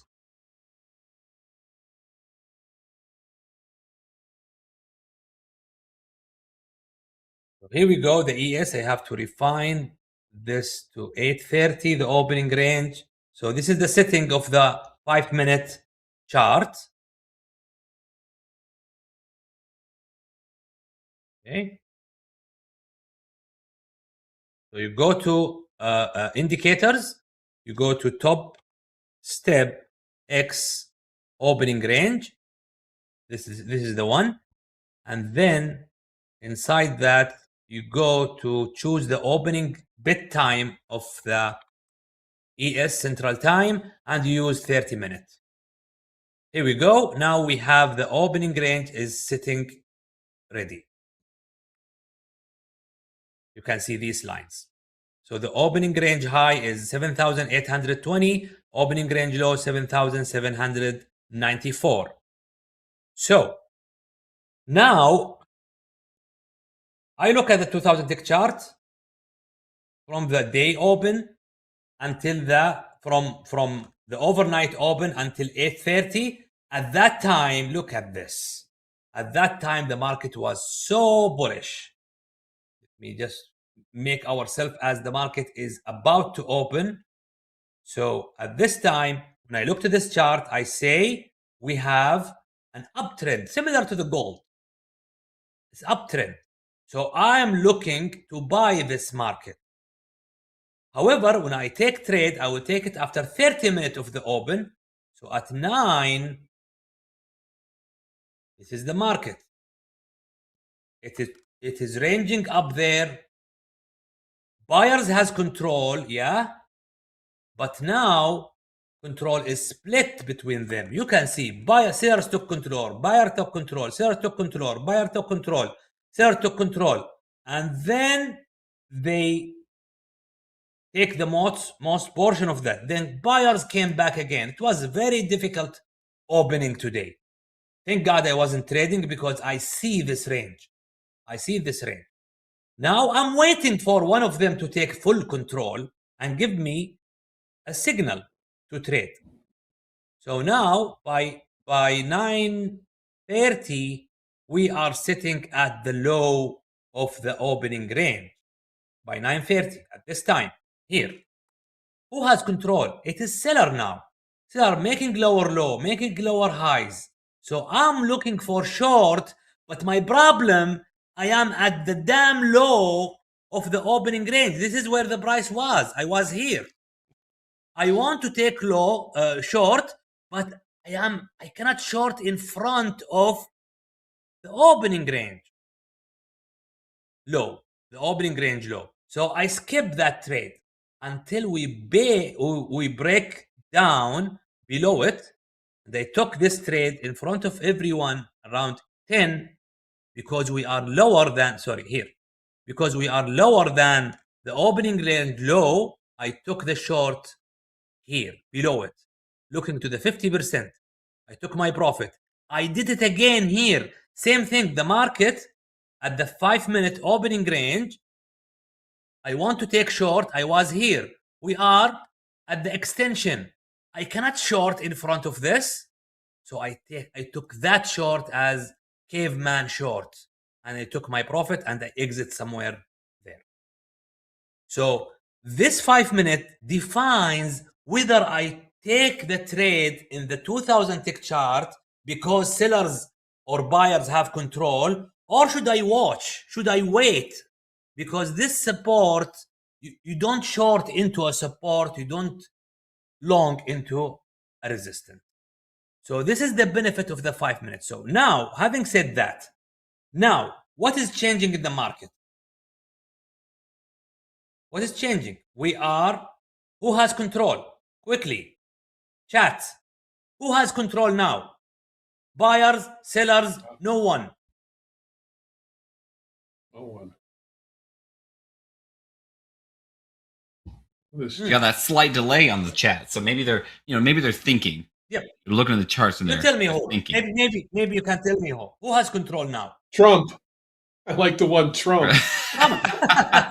Trump is having control. Absolutely. Exactly. You know Good one. Absolutely Nobody recently. Yeah, you can see the smoothing line is inside my 21 EMAs. It's just inside it. So that means they're fighting So if you see two bodies fighting each other, you don't come in the middle. They will smash you. Don't participate. You don't know who's winning this fight. So wait until you have clear control of the market. Yes, I know the market could just sweep higher there, and you say, "Oh, I lost it." No, you lose nothing, because all of them was fighting, and believe me, the market will come back to you whenever one of them has control. Okay, so recently buyers took control, so we have this range with a bullish bias. Why? Because buyers had control before that range. So I give them the benefit of the doubt because they are stronger before the range. So if you want to buy it's better to buy the extreme rather than selling the extreme. You get my point? Because we have a range with a bullish bias. But even though I will wait until buyers taking back control, because sellers are trying to take the control. So if I am long, I will make sure that I am out once I see sellers is taking control back, which is below this low. So good luck. You want to trade here? Here's your correct stop. Can you afford this one? It's too much. It's about what? Actually, it's not too much. It's 7 points. Yeah, because I am using 500. I'm sorry. My bad. Should be 2000 tick chart. Still, even if it's 2000 tick chart, you can see the smoothing line is still inside and we still have the range. Same idea with a bullish bias. So even in the 2000 tick chart, it's giving you the same exact framework of trading. So now I will bash trading. If buyers take control, once buyer take control, let's say we close above this level, which is 7,740. So where is it in the 5 minute? So we are here. In this case, I will say we are leaving the low of opening range. What we have above us, 7,782. So if I have room to that target, I will look for a long up to that level. Short, what about short? What if sellers took control in here? If I am below this level, 7,769, I will look for what? For the low, the recent low, and the extension lower, 7,743. Okay, so this is how we use both of them. On tomorrow, we will go deeper. We will go deep dive inside the 5 minute and the 2000 tick chart for tomorrow, and you will have a flashcard for that as well. Flashcards. That's right. Without, making you wait too long, tomorrow Mo will be back, continuing in his series of what are we calling it, Mo? Mo's Control Room. So that'll be the first half hour of our. We love it so far, and that'll be the first half hour of group coaching tomorrow as well. So, but we do want to get you guys answering we want to answer some of your guys' questions. But before we do, China is retaliating against the U.S. trade sanctions with new restrictions of its own. Here's JD with some information for all of us.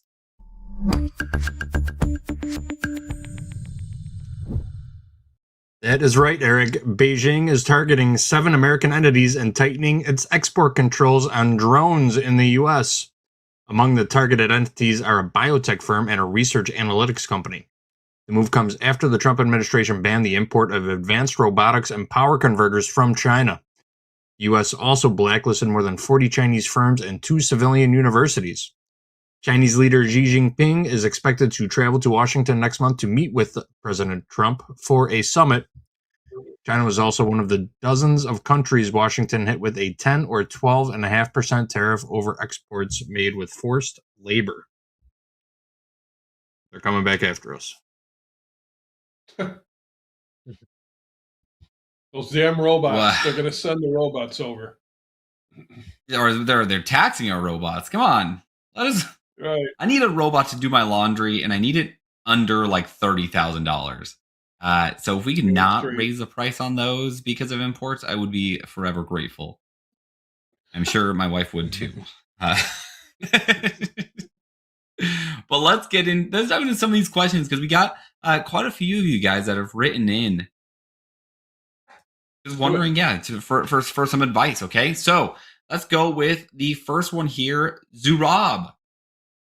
Hi, everyone that's on the panel. My question is, when my discretionary trading starts to make me money, but it can be very hardly summarized and even harder to code into something that can be mechanical. What tricks or things can I implement in my trading so that when I eventually start to lose trades, I can notice early? Do I need to change my view of the behavior of the market, or do I need to just adjust risk parameters, or both? Thank you for the answer and have a wonderful day. Okay, so sounds like you are a discretionary trader, which is very, very normal, right? I think a lot of us are discretionary to a point. I think we all have systems in place that allow us to be discretionary, right? We're not just, I feel the market's going up, so I'm going to buy. Mo, what advice would you have for Zarub, on a good, healthy balance of discretionary and mechanical? Of course. When you talk about combine and small accounts, entry price is very important. Stop loss level is very important. I mean, I'm not asking to be very specific, but for me, one tick makes a difference for me. So this discretionary with kind of account is so difficult. You need to be more precise in your entry and your stop loss.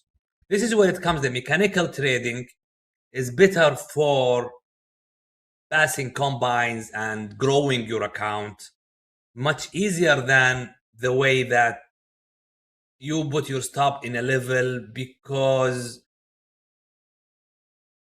I mean, there is no specific rule of that. And even the entry, there is no specific rule. I like rules. I like to be mechanical in my execution. To do that, you need sort of an indicator. You cannot do this with a naked chart with no indicators. I know a lot of you, they don't like indicators.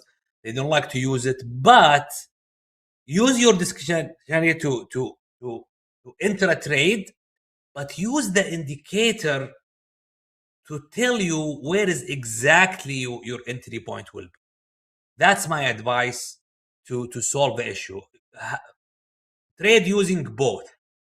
I'm not asking you to stick to that indicator, because never look at the indicator unless you want to take a trade.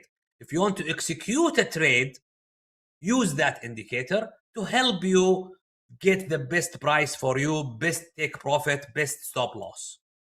Other than that, deciding to take a trade, use whatever strategy that you used to do. That's my advice.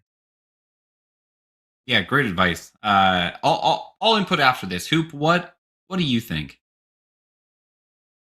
Keeping the rails, if you ever go bowling and you put the bumpers up, as traders, we need, this is just my belief, and I agree with you, Mo, we're, keeping rails and keeping us, if we're a discretionary trader, we need something to keep the rails, right? To keep us. And like Mo, like we were talking about earlier, could it be a line like Trend Magic? Hey, don't take any shorts below it. I think some of us, I agree, whatever that is in your strategy and you figure out on your own that you develop is the strategy in the system. And once again, testing it. And that's what combines are for. And this whole process of becoming a profitable trader, right, Mo? You say it all the time. I'm going to be a profitable trader. How you get there is different for all of us. So there's got to be rails and some type of guide. And trust me, from coming from a world for 10 years of being, in dopamine rushes, bouncing up against other traders, yelling, screaming, whatever. I mean, it's a complete 180 for me. So I would just tell you, put things in place that keep you on, like you said, risk management rails. I think that's as easy as I can make it. So I don't know what about you, or Yeah, I think their discretionary trading, like I said earlier, is we all have a certain point where like we are, I think in the beginning more of discretionary traders, and then I think as our trading careers progress, we become more mechanical, and then have essentially like certain areas where you can become a little bit more discretional, right? But if you, I mean, one part of his question is that you can't, where is it? Something about like basically like a trade, like you can't code it into something being mechanical, right? I mean, if you can't code it into something, and from my eyes, it's showing you don't really have like a solid plan that you can write down on a piece of paper and then go to as like, this is my trading plan that I'm going to stick to every single day, right?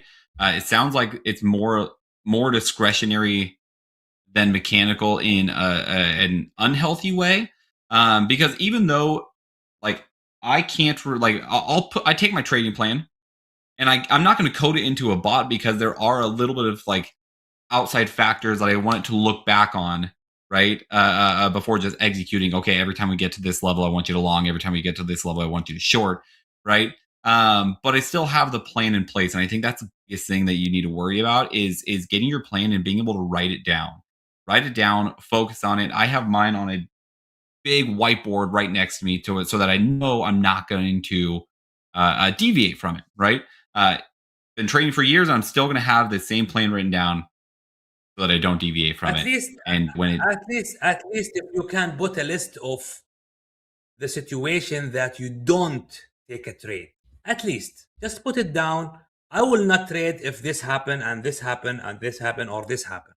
So you have this list now. Now avoiding trades becomes easier. exactly. Knowing when to trade is also as important as knowing. Sorry, when not to trade is as important as knowing when to trade, right?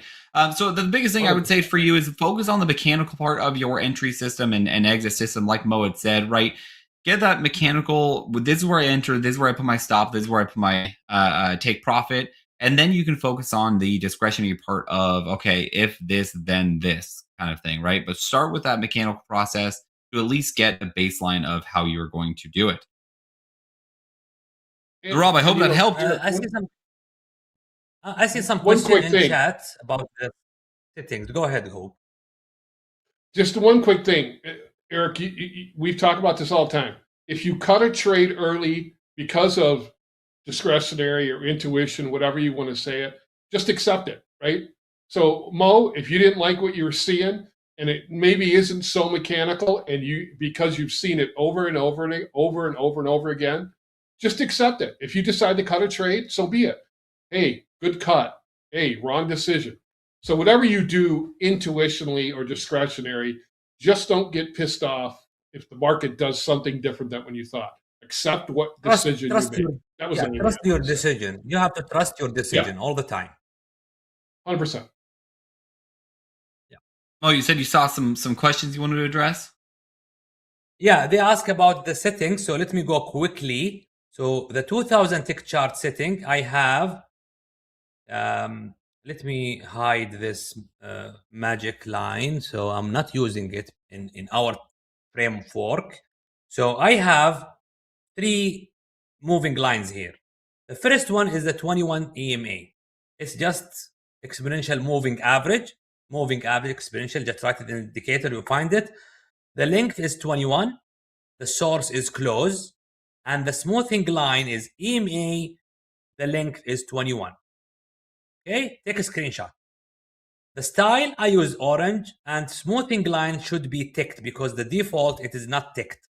So you tick it so you can see it, and I use also the step line so I can see it stepping up and down as you can see it here. Then I have another 2 EMAs. Same EMA, but without smoothing line. The input, 21, but the source is the high. This is the difference. The lower one, the source is the low. That's it. That's it. I have the magic line, but I'm not gonna talk about it because I'm still using that. I haven't added to my framework of trading. 5 minutes, we have just the Topstep X opening range. Topstep X opening range. That's that one. Okay.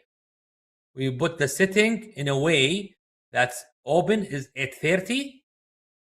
Opening range length, OR, it's opening range. So don't get confused. It's 30 minutes.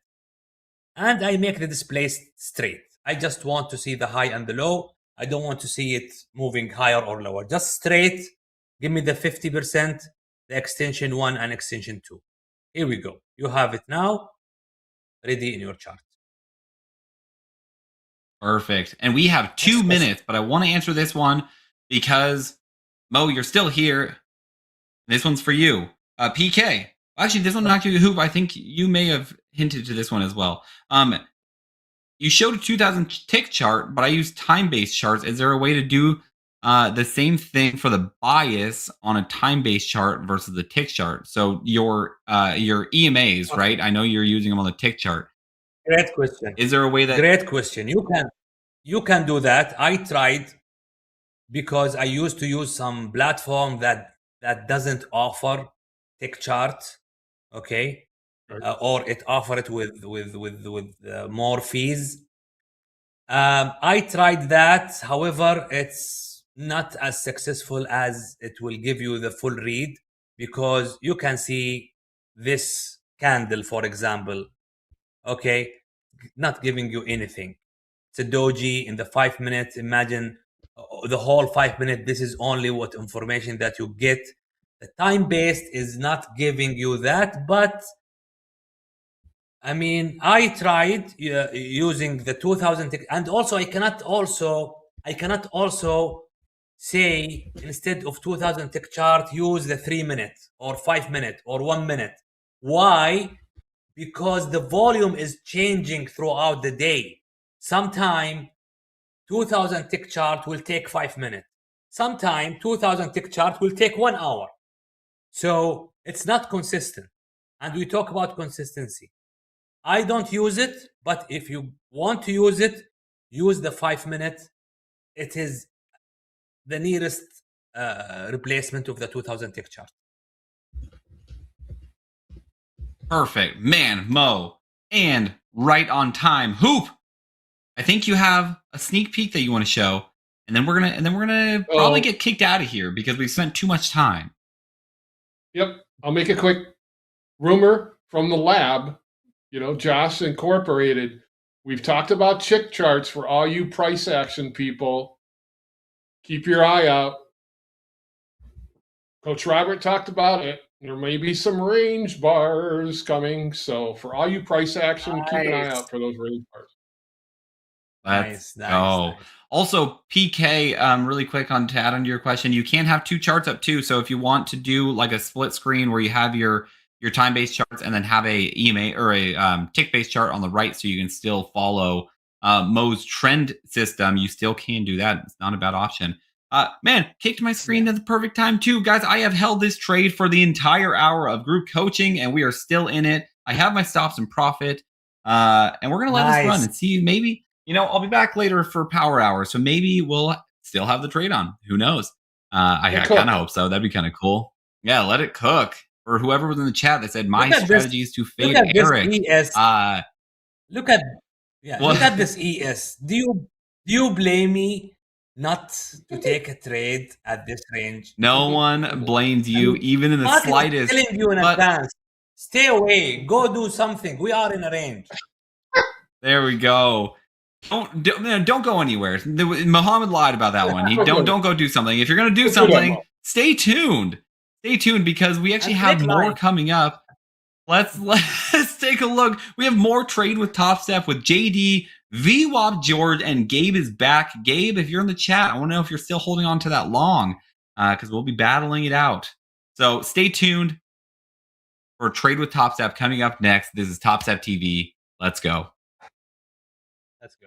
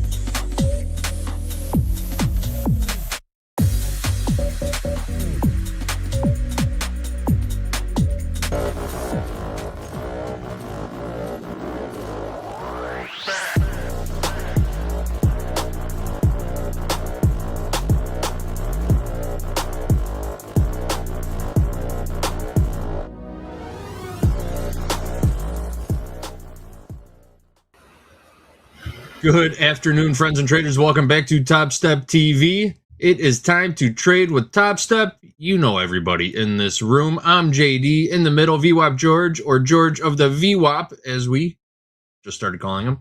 And you guys know Gabe also. He was here just about an hour ago, trading it up with us. What's going on today, gentlemen? VWAP George, what's going on in your world? How you doing today? You trading it up? Tell us everything. Yeah, I didn't do too bad. I kind of locked up my XFA. This morning I got cut up in this mess. This is a 5-minute chart. And you see, these VWAP plays didn't really plan out. If you go down to the minute, it looks even worse. I just got really cut up this morning. Didn't really have a direction. And this IB high makes a lot of sense. You zoom out even further, you can go back to June and July. Really, these highs in July on the 6th, on the 10th, and then all the way back to June. That's where we stopped, reversed, started heading down. The real good play that I missed, I was already exhausted from the, which way do we go syndrome and getting cut up.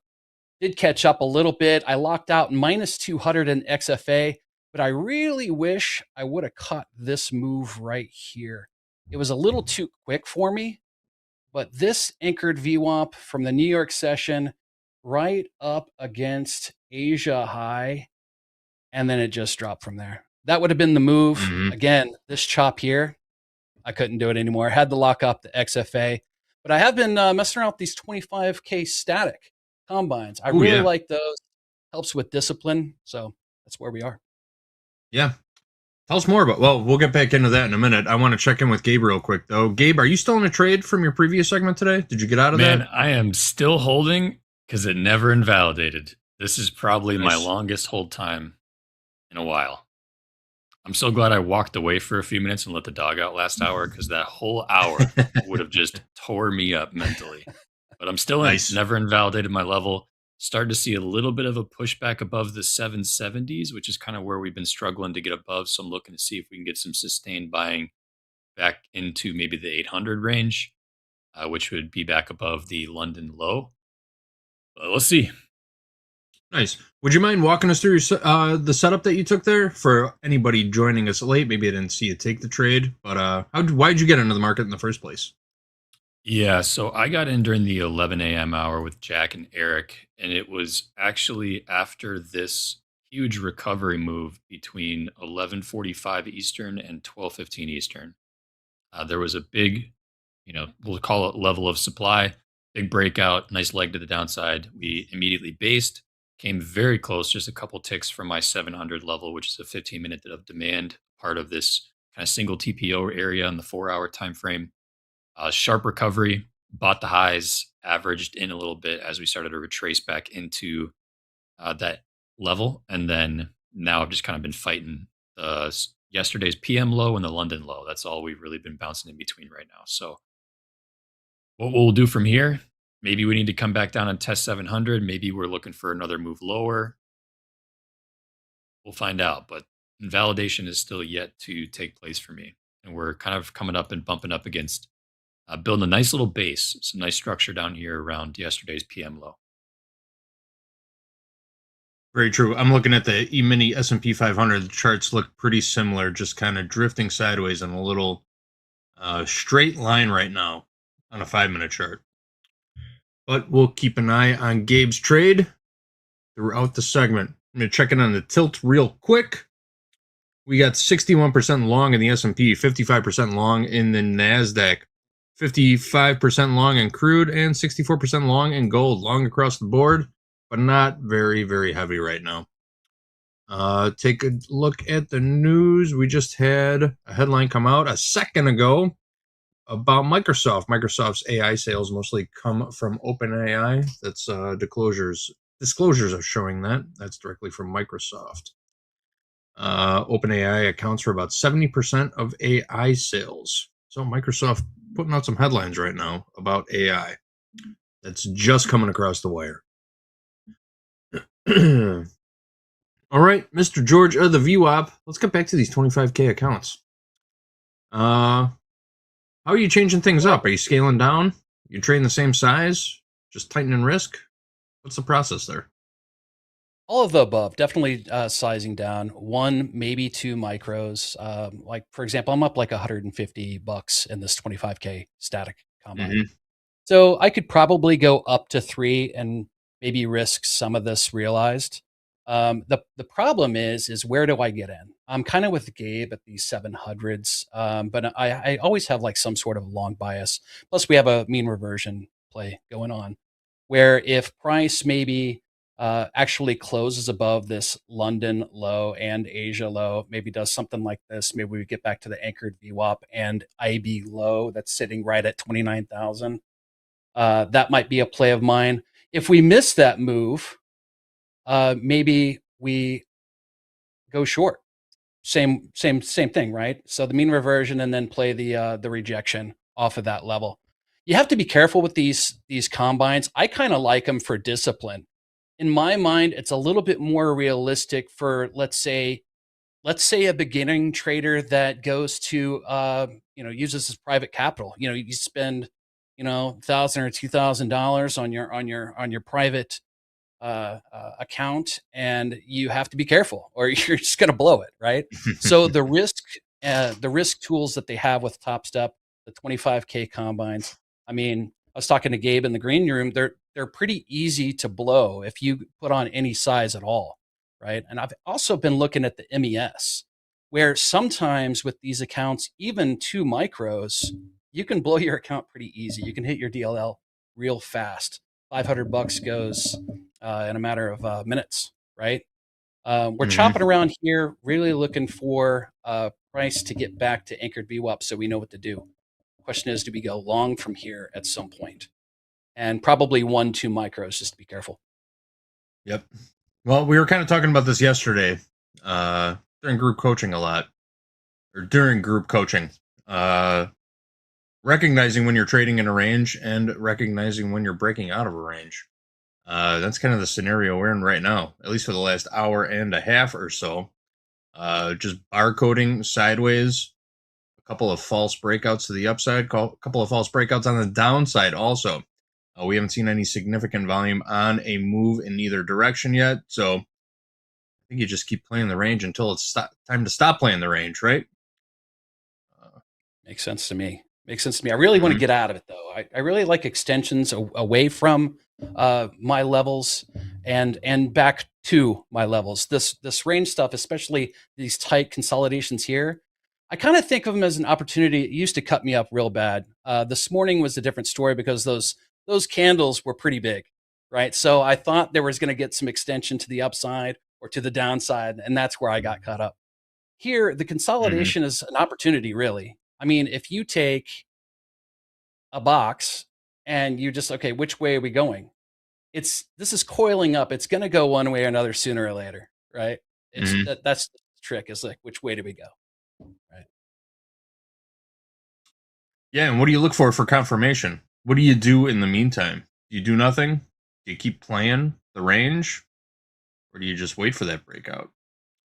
I wait, and then I wait. My confirmation has been lately is basically, let's say, a break of, let's say, the Asia low, London low, and then maybe a retest, right? So it doesn't just like go straight up.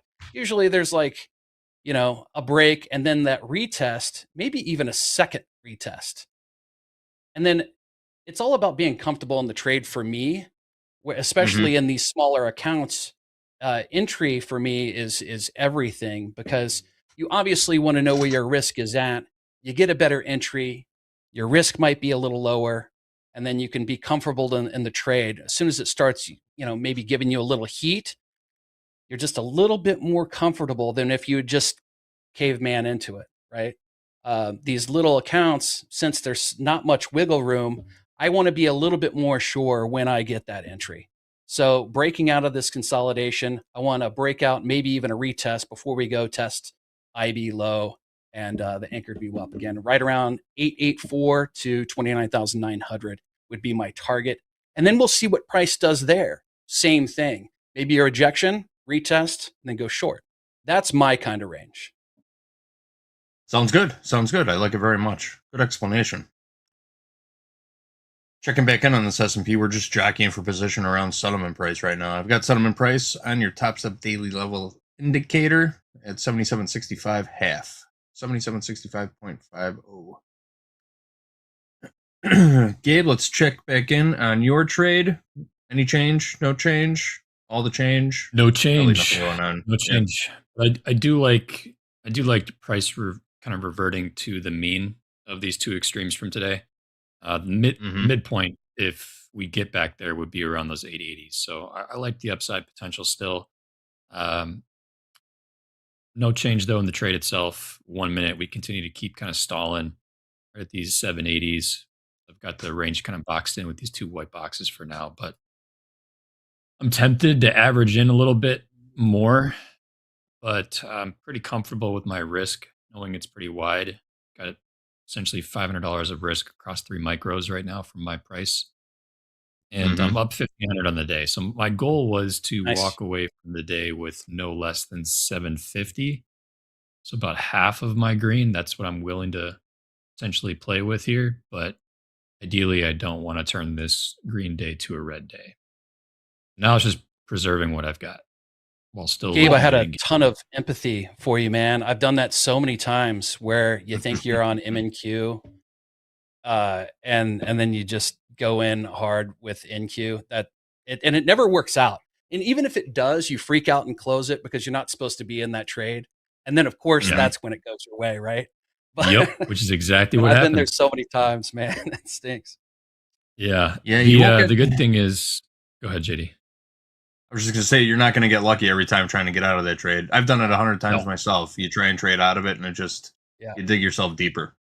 When you mess up, when you fat finger, you make an error, it happens.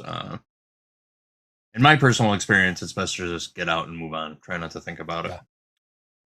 Shout out to chat too for catching that, because I was actually Space Cadet Central in the moment, and I was not paying attention to the fact that my unrealized P&L was moving, and my chart didn't have a trade on. So that was I love the additional eyes that chat puts on the charts for us. I was able to. I did a pretty good job of not bum rushing my way back into another trade. But then Power Hour, I did start to slowly chip away at that $1,000 red day, and I did end up bringing it back into a $400 green day. So nice. But it took me about an hour and a half to really decompress off of what previously happened, so that I didn't kind of just blindly and emotionally start to try to go back after it. I waited to reset the mind and came back and looked for some fresh opportunity in the last hour, and it ended up working out. But that isn't the case every time. I know exactly what you mean. Like this morning, I mean, I could feel my blood pressure going up with some of those moves. Like, okay, this looks pretty good. Nope. Oh, this looks pretty good. Nope. And then I get a little bit of it back, and I was like, you know what? I think I'm just going to lock out for today. Right? Yeah. I'll get it back tomorrow.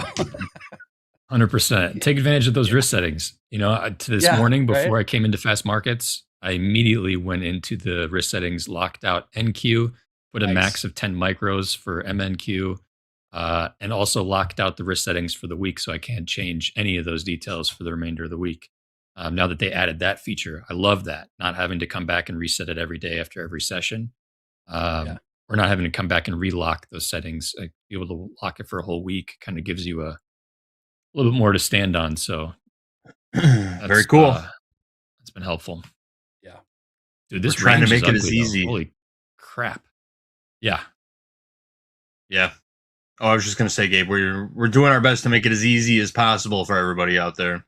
You have risk settings available. You've got indicators available. Still got to use them. I mean, right? Yeah. We have instructions on how to use everything also. Yeah. Right. And they're choices, right? Not everybody's going to utilize those, and that's totally okay. We encourage them, of course, because I think we all understand what our human emotions can potentially impact in our trading days. And sometimes it's nice to have those guardrails in place. Eventually, maybe you won't need guardrails. But while they're there, and if you feel yourself consistently hitting those walls of the same pain over and over again, put the guardrails in place until you stop hitting those walls. Absolutely. Yeah. Makes sense. And everybody's different. Like you said, everybody has different personalities and different risk tolerance and all that stuff. But You know, tools are there. It's an option. You know, I have a question for you, Gabe. You've gone from, you know, usually trading minis down to micros, even on a 150K account, which is awesome. Just because, you know, size nowadays is just, you know, a little different. You know, the ATRs are different than it was a year ago, right? So when is Gabe going to think about maybe trading some ES minis and then go down to MES micro? Have you thought about doing that? I've touched the S&P a few times. I don't know, I've been trading the NASDAQ charting the NASDAQ and trading the NASDAQ for quite a while now. Yeah. We're trading a different product. It would take some adjusting for sure. I've heard a lot of people that trade S&P coming from NASDAQ talk about just a difference in patience to stay in positions for longer. You could argue that both are volatile products. There's no doubt about it. S&P is still a large market and can move. But S&P is maybe going to be a little bit less wicky, I think is probably the term that I would use there. True. You know what's crazy? Every time it's like once a month, I go, you know what? I'm gonna do because I'll do back testing or whatever, and I'll look at the setups and it's like, look how clean that is comparison to NQ, right? And so I'll trade it like the next day or something. I'll have a good day, and I go right back to MNQ. It's weird. I don't know what it is. It doesn't matter if I have a great day. I'll obviously just go right back to MNQ. It's like I don't know. What do you think it is? Or something. Just the action. It's the NASDAQ. Needs to happen faster. Yeah. Just moves, you know. So yeah. Pro and con, it moves, right? So when it's going your way, it's great. When you know some Truth Social stuff goes out, and you're on the wrong side of that really stinks because it rip your face off for sure. So, as far as leaders and laggards go, do you find that the NASDAQ has a tendency to catch up to the S&P, or vice versa? Because they say the ES is the benchmark of all stock index futures, and where it goes, others follow, right? But that's not always the case. Seen it, especially when you look at the Dow. I've seen it shift. Like I've seen sometimes where S&P's lagging behind the NASDAQ, and then other way around too. Like I don't necessarily have the greatest relationship with the data of what how those two move together or don't move together. I will tell you though that what I have heard across the trading community in general is that when they're uncorrelated, so when they're not moving in tandem, that tends to be a messier environment. Exactly what I was going to say. I'm not sure who's leading who, but I'd rather them be correlated, right? So if they're not, maybe I sit on my hands a little more, right? Or I just concentrate on one and just completely ignore the other. So if there's no correlation, there's no correlation. I might as well be trading the Dow, as you know, in my opinion, right? So I rather them be moving somewhat in tandem. I agree with you. I think it's a little cleaner, right? But yeah. Top Trade says it's a tech bull. Well, a lot of the same stocks trade in the S&P and the NASDAQ. Keep that in mind also. True. So some of the things that you're looking to move in the NQ, it is. It's just the weight. They're both fun, but just I can't get the NASDAQ out. I just haven't been burned enough, I guess. You know what I mean? Like Mo has been putting on a clinic as far as coaching, and he's doing great. And he used to be all over the NQ. And I remember him getting frustrated one day and just like, nope, not doing it. Nobody's going to believe you when you say you're not going to trade the NQ anymore. Nope, he did it. He did it. He trades the ES. That's pretty cool. He's doing wonderful at it. So maybe he learned enough lessons that I haven't learned yet. You know. Oh, we got a little movement in crude oil due to some headlines coming out. A spokesperson for Yemen Houthis say forces affirm They are meticulously monitoring all movements of Saudi oil tankers and will not allow any ships to pass. Yemeni armed forces were able to target the Saudi oil tanker Daisy in the Gulf of Aden using a ballistic missile. Those headlines just came through. So we're seeing a little action in the Middle East and crude oils. We're getting a little reaction from crude oil right now. I'm going to pull this chart up. How much you want to bet Trump is just going to come around and tweet saying the complete opposite again? He's got to respond, right? We have to expect it. When that's going to happen, though, who knows? He's probably thinking about what he's going to say as we speak. But it could be a good 15 minutes before we get a rebuttal. Isn't he speaking after the close today? He's delivering remarks at... It was Red Rock Casino Resort and Spa in Las Vegas. Yes. All right. Great poker at room. 4:30 Eastern, so 30 minutes after regular trading hours closes. He will be talking. Yes, he's making rare visits to California and Nevada this week to highlight contrasts with Democrats on the economy, border security, and crime. The trip also aims to shore up support for Republicans ahead of November elections, which will determine whether the party retains control of Congress. That's according to the Associated Press. I don't know. It doesn't say anything about what he's going to be saying at casinos. He owns a casino in Las Vegas. Why isn't he staying there? There's got to be a reason why he's going to Red Rocks. No idea, but knowing he sprays all fields, I think it could be a plethora of different topics that end up making its way across tape. Skill games. I heard you guys are pretty good at pool there, JD. Gabe? And a little Not too bad. I think JD Yeah? might be able to beat me, but put JD I and think I I have together. beaten you, Gabe. Yeah, put JD and I together though, and it's game over. There you go. Yeah, I'm sure we could run a table for a couple hours. Nice. And you know me, I like spending time in bars. I've played all the games. Real sports. Bar sports, Real especially in the sports. wintertime, right? We got to throw some Right? darts together, JD. That's for sure. Next time we're I'm around. in. For Yeah. sure. I don't know if you're a cricket man or 501 Sure, I can or play. 301 double in, double out, whatever you want to do. That'd be fun. I can play them all. I have played them all.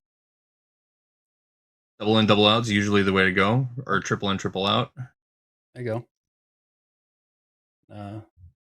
Come on down Shout to out Kansas to City. Doom, Speaking though. of, we got a Kansas City meetup this weekend on Saturday. Oh, yeah? Really looking forward to There it. you go. Dude, people from all over. John Jones 3 times in chat. He's coming. Got a Nikki from go. Atlanta flying in. So it's going to be a lot of fun. That sounds like a blast. Yeah. Where are you taking everybody? What's going on? We are going to a dive bar that I've been going to for quite a while. Really nice. good food, but it's a dive. So I think everybody have a really good time and eat a lot and hang out and maybe have a I couple. imagine adult you're going to beverages. hold off on saying where it is until you actually just send the Exactly. details to the people that have told you they're going to be there. Yeah. You crazy bastards in chat. I know. I'm just gonna hold on. Never a bad Not thing. telling you nothing. So if you do plan on wanting to go and you haven't reached out to George, make sure you go hit Yeah. him up on X. Yeah, there you go. Yeah. Thank you. Appreciate Oh, that. that's good. Gabe. And it's BWAP George, whatever. So on everything. So, Easy to find. pretty easy. Whatever. It's not VWAP George, whatever. It's Yeah. VWAP George. Dot net. Just clarifying. Just clarifying. Right. Well, it looks like that move in crude is done for the time being. I'm sorry, I'm looking at a gold chart, not a crude chart. There we go. Still on that 1 minute from the opening range today. Had a little pop. Now we're dipping back down to right where we were. Really nothing to speak about there. NASDAQ's range is Gold was- tightening even more. Yeah. Coiling. Gross. Coiling. Pretty gross. ES is spending more time hovering around the upper extreme of this range. Let's box it in.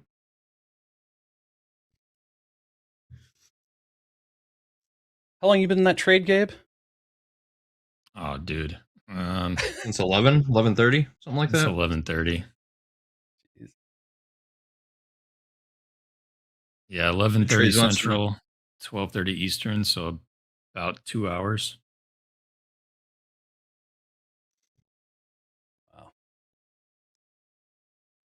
Pit Trades in the chat wants to know who killed these markets. Who killed the market? Who shot JR? It's one of Hoag's jokes. I love it. Who shot JR? Did they ever find out? I never really watched that show growing up. I didn't either, man. There's too many other good shows on. A-Team, you got all kinds of stuff back in our day, man. The A-Team, of course. There's a free streaming service out there right now called Pluto TV, and they have channels dedicated to all of these like old school 80s and 90s shows. It's great. There is an Greatest A-Team channel. American There's Hero. Oh yeah. Believe it or not, I'm walking on air. That's right. What else? There's an entire channel dedicated to 90s American Gladiator seasons too. That's incredible. That'd be entertaining.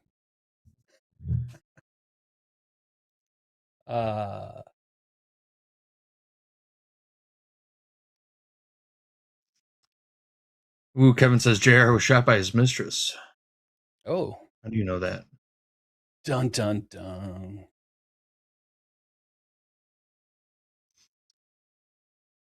Nothing new happening right now. Check back in on the news to see what's coming out. No headlines since the spokesperson for Yemen Houthis announced that they're watching Saudi oil tankers.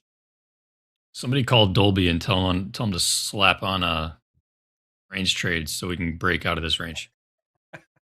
I don't think.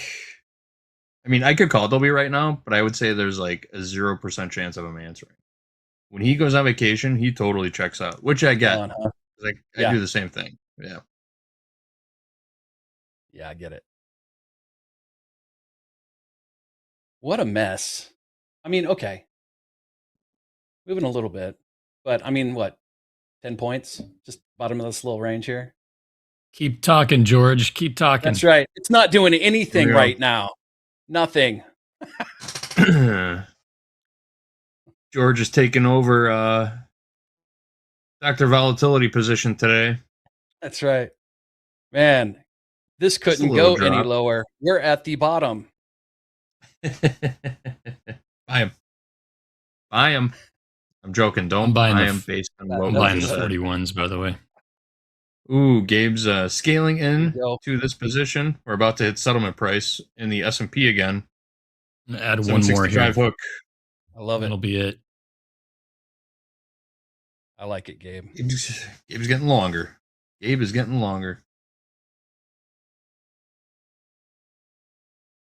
It's a cheaper ad that just brought my average down about 15 points. I'll take it. Only increased my risk by about $50, so not mad at it. We are getting some settlement prices from the energy markets right now. Go ahead, Gabe. You're about to say something. Just say nice short from the high of the range. If you traded that range, great entries around 780s. Yep. You would have had to have some patience for sure. 100%. But now this would be a location where I'd start to look at covering at least a partial. Yep. We'll see what we do in these 700s, 720s. I might get in the longs. Got to do something. Risk wouldn't be too bad. Yeah, this is where you get into a cheap long if you're playing the range. All right, we've got settlement price for crude oil. September, West Texas Intermediate crude oil futures settled at $75.22 a barrel, down 55 cents or 0.73%.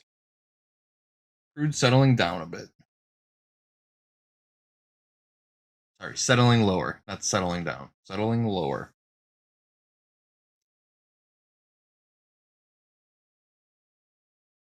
What's the plan here, George? I think I'm just going to wait.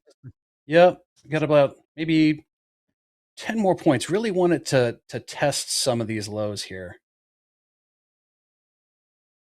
Getting it on the way back up is pretty nice too. You know what I mean? Mm-hmm. Square says this is a knife.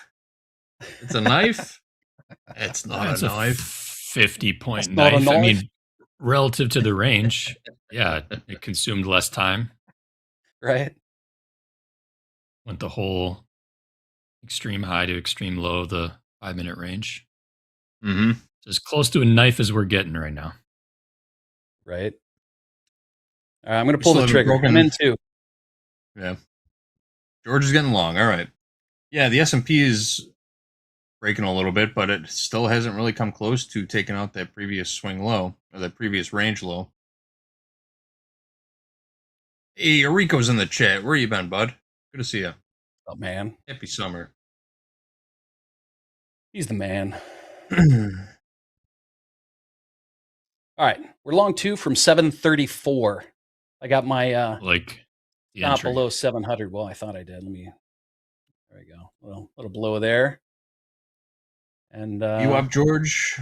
Getting long. The NQ 734 is the price tag. 2 contracts. 744 last trade, or we get 10 points into this. Strong recovery back into the 70s would be phenomenal right now. Agreed. I might take one off there, but then I'm just gonna let the other one go as a runner. Yeah. Right around No stop 770. adjustment. Not taking any risk No, off the board, really. Okay. Yeah. Probably just take that TP and see if we can't maybe go into MOC with this last one. Back up to VWAP. Need some buyers. I love it. Holding it for the auto liquidator. That's a trade. Here we go. Auto liquidator should be part of your strategy. Nah, I'm joking. Yeah. Come on, America. Pump this up, baby. It's good for TV. Go to the moon. All-time highs. Here we go. The moon. War's over. Let's go. War's over. Where'd you see that headline? It'll be back on tomorrow. Don't worry about it. Yeah. Anything else happening? No, not until after the close. Most said you need something that is. You need something that's actually running to be able to have a runner. I mean, it's a valid point there, Mo. It's a good point. Is he wrong? It's a good point. Anticipating the runner. That's what we're doing. That's right. That's right. We're participating in the markets as we anticipate a runner. Mo. He killed it today. He'll be back again tomorrow. Mr. Mo. All the sauce. Just, no cost. Just tune into TopstepTV. Right? We're just taking up all of his spare time. He's going to be on fast markets. He's going to be on group coaching. Nice. He's back again on Friday for more fast markets, maybe more group coaching.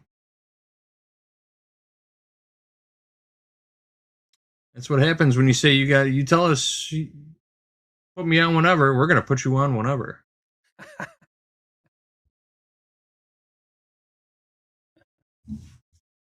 You traded any today, JD? We took a gold opening range breakout trade. It was the perfect looking setup. It was exactly what we want to see from an opening range breakout trade, right? We opened with a gap out of range, out of balance, overnight inventory, heavy to the long side. We saw some early continuation to the upside. Our opening range breakout trade signaled a long. We got in and gave us a little bit, and then it taketh away.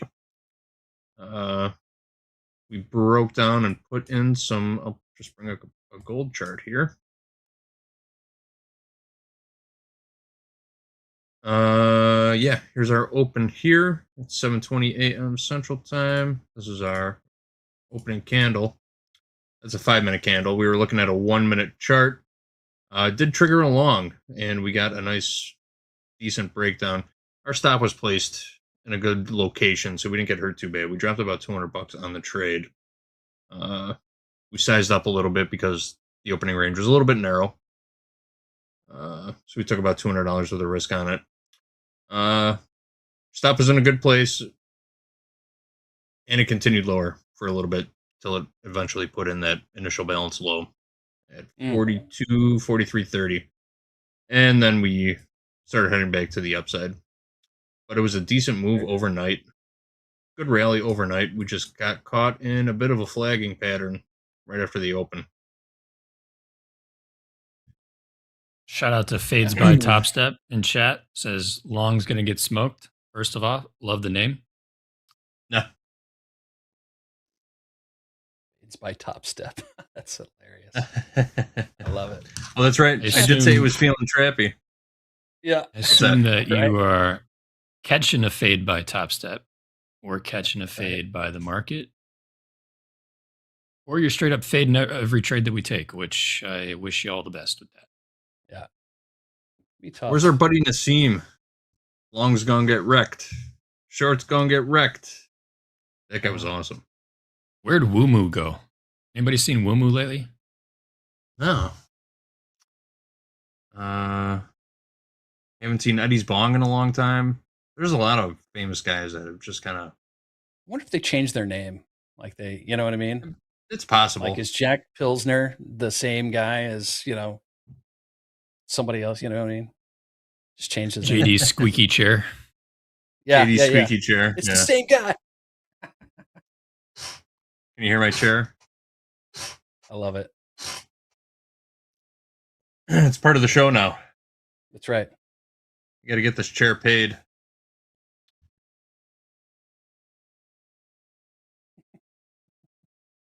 All right. Seen a little bounce off that low in the ES and the NQ.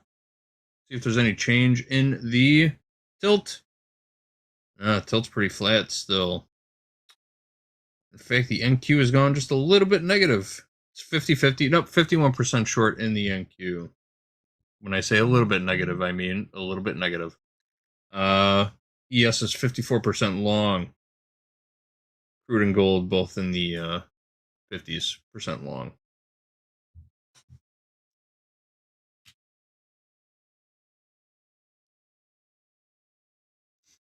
What are these? Margin called twice says, I was squeaky chair. I changed the name. Sorry, we're going to need receipts. We can't just take chat's word for it. I'm joking. Yeah. I believe you. Man, I'm glad you guys got the sound effects back. That's awesome. Mm-hmm. That adds so much. Shout out to Eddie, of course. That sound effect cheddar's rolling in. We got a new subscription. Love it. There it is. What are they going to give us next? Clown noses. Yeah. Wigs. That's fantastic. They made Harden dress up like Uncle Sam a couple weeks ago. That was great too. All the bits. 77.66 last trade in the S&P. Had a little dip, then a little pop. The hard hats. Yeah, you guys all know my story about the hard hat. I didn't get mine. They didn't try and send me another one either. We rejected have the hard hats in the merch store. No. Say again? That's a good idea. I said it would have been a good hard hats idea. in the merch store. Yeah. Hoop actually put Topstep sticker on his, so it looked branded. It was pretty. It's a good look.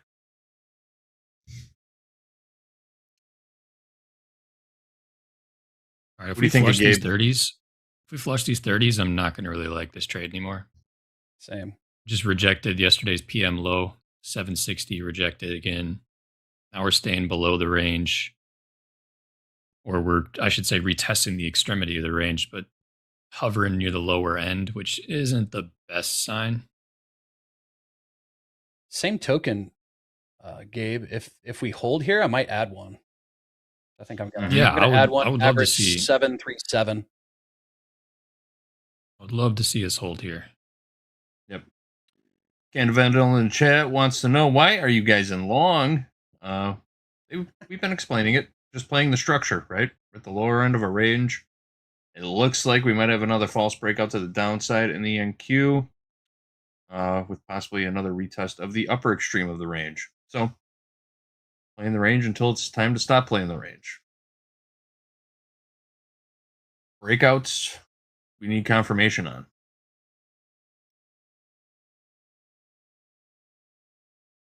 Hope that makes sense. Yes, sir. Really need to pop up. I'm kind of tired of this price action game, to be completely honest. You're telling me, man. I've been in this trade for 2 hours. Been in it for 5 2 minutes. hours. Hasn't even moved. Right. In 2 hours, have you had a chance to scratch? Has it come back to your entry price, Gabe, in the last 2 hours? Oh, yeah. We just actually retested it this hour. Well, technically, on the average, we retested the 784s, but my original entry was the London low.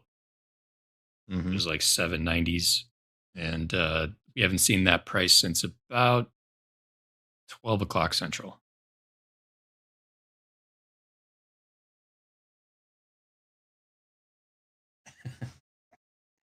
Mr. Emmons in the chat. To invert the chart.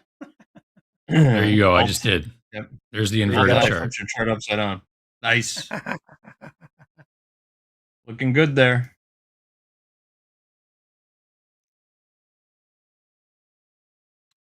Or you can just take your monitor and flip it over upside down. Try that one.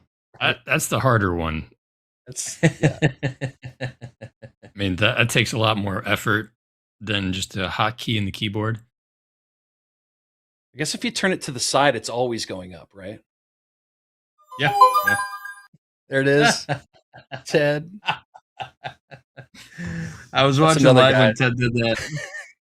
I laughed for 5 minutes before I told Harden to go clip it. You got to go back and get Ted swiveling in his chair. It's so good. That's another guy I wouldn't mind going to have an adult beverage with. You know, pick his brain a little bit. I mean, I'm not even into golf, and I'd probably listen to him talk about it for a while. You know what I mean? I want to know what Ted's schedule is. He's training for triathlon. I think he plays 72 holes a day. Yeah. I don't know if he does all of this before he comes in and trades. Like, does he get in 18 and is training before he starts trading? Who does that? Man, I kind of feel like a piece of trash now, to be honest. Like, I mean, he's training. He's on Topstep all the time. He's training for a triathlon, plays golf, travels all over. Here I am. Dude's a menace. Yeah, that's crazy. Good for him. Little pop. Little pop. See if we can maintain above these 760s. Would love to reclaim 770s. I'm not really too sold on this unless we can get back above 770. Same. Got a little TP action up there at 770. Again, N3 MNQ from 737. Hopefully we can keep on going. I want to get out of this little consolidation. It's really annoying. Every little pop seems like we're going to do it. Yeah. Just because it's been so, yeah. Free from 737. Brutal. Yeah. What a tease. A quote from Iran's president just now saying interaction with supreme leader is currently very difficult.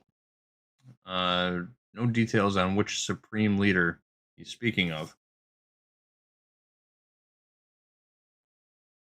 I think we'll get clarification on that one in a couple of minutes. Yeah. Here we go, getting a little rippy. 58 yeah, let's go. Last trade. 20 points in this one JD, already. We just got an inside bar. I'm saying. You sound like Andre, man. We're ripping a little. We're up like 10 points. I didn't say we're ripping. I said we got a little rippy going on. A little rippy going on. I see you, Andre. Catching a bit. I heard that. I heard that. Hi, Mike. Yeah. Oh, he knows. I know. I'm joking, guys. Love it. James, you got to fix that The Yeah, double the up double that it's tap. doing. The trigger's got a. The trigger has its own trigger.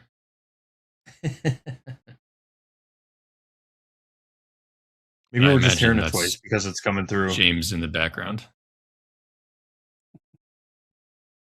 Oh, because it's coming through video. Possible. That Maybe. makes sense. When you hear that, George, Yeah, do you that's hear exactly why it's coming through video. You hear it Yeah. twice? Yeah. Yeah. Got it. You know, I still have yet to be on with Andre with my video on because like all my setups are Andre. Squeezy. I think you've heard him a couple times, JD. Oh, all your trade confirmations? Yeah. So hilarious. Do you have your I keep alerts forgetting- set to that too? Yeah. I think you heard it when I had a winning trade. It was love it. What was it? I can't remember. It's hilarious though. Path to a better lifestyle. That's what it is. We'll have to get you guys on together one day. We've been on lately. Just forget to turn that on.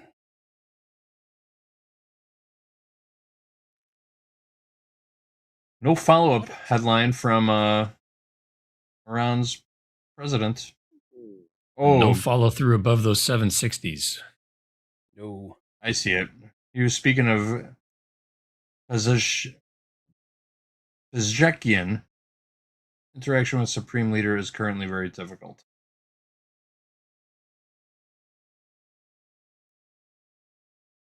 All right. 753 last trade. Any adjustments on risk here, George?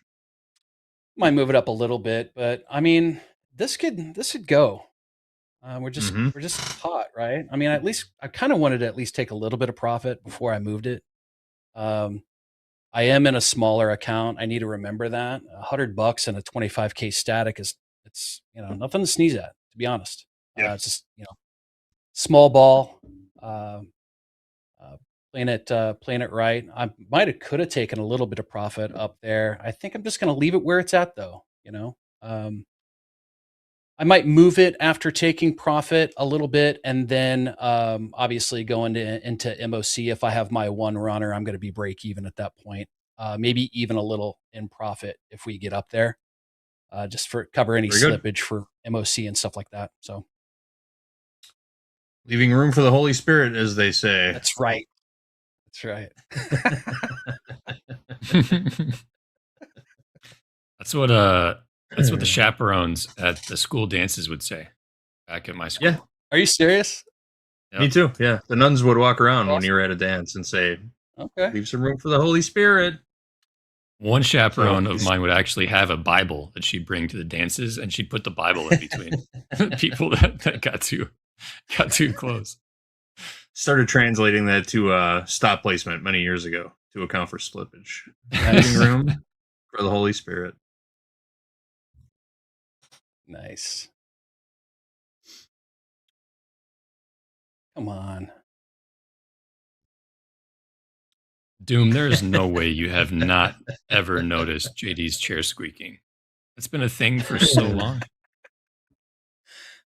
Yeah, it's a part of the show now, guys. It's just a part of the show. Time to accept it.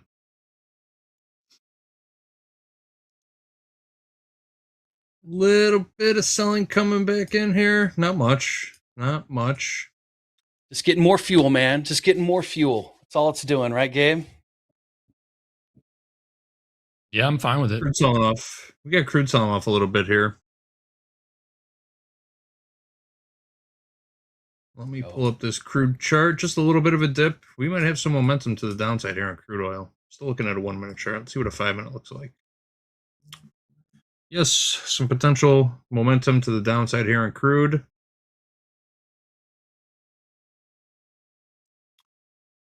Love Topstep wants to take out the low before we see a pop.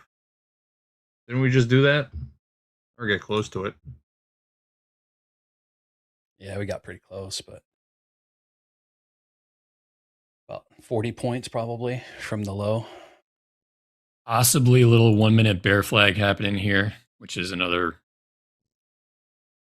great sign for these longs. Mm-hmm. We close back into the 730s is really where I'm thinking this market's just going to go retest low a day. We really got to get above 770s for this to break. Couldn't agree more. Still just hanging out. Coiling. Yeah, not a lot of Continuing action. to coil. Who's ready for Power Hour? Yeah, we got what, Braden coming up? Let's take a look. Coming up next, Power Hour. Yes, it's Wednesday. We got Braden and Eric and Andre taking us into the close. No at the buzzer today. Coach Jay is still on sabbatical. He's hiding out somewhere on the planet, not watching Topstep TV right now. Probably. He's probably one of the hardest workers on TV. For sure. I don't think he's taking a break yet this year either. Yeah, my VWAP brother. Braden's pretty cool too, man. He seems like a good dude. I talked to him a couple times on air, but yeah, absolutely. He's a good egg. It's another guy I want to get at a meetup for sure. A good egg. How many people are you expecting, George? You got a head count? Upwards of 20. So, and that wasn't really expected, honestly. I would have been fine with 2. You know what I mean? But pretty good group. We'll take some pictures and definitely tag Topstep TV. 0 chance it would have happened without you guys, So where'd you drop the invites at? In Discord? Yeah, Discord and here. That's it. Okay. That's it. Yep.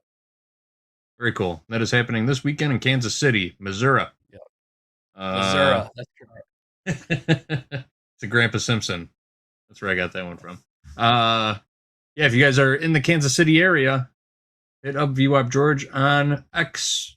He'll respond to you. Absolutely. Should be fun. All right, guys. That is all the time we got here. Here's the potential break of that 1 minute bear flag. I don't believe it. Silly I don't want to believe it. Right? I don't want to believe it, but there's a possibility. Well, keep us. There's the shot keep change. us all posted. I'll be in we chat. know when they're throwing us out. Yeah. Guys, let us know. Keep us posted on these trades in the chat. We want to know how they finish off going into the close. Will VWAP George keep a runner for the auto liquidator? Will Gabe stay in this trade for a little bit longer? Probably. The drama continues. The saga continues. We can't wait to hear more. Like I said, though, we are stepping out of the way to make room for Power Hour. Andre, Braden, and Eric are here to take us into the close. We will be right back after this short break. Thank you, VWAP George. Thanks, Gabe. We'll catch you guys all in a little bit. Bye. All right. Trade with Topstep out. Topstep TV. Let's go.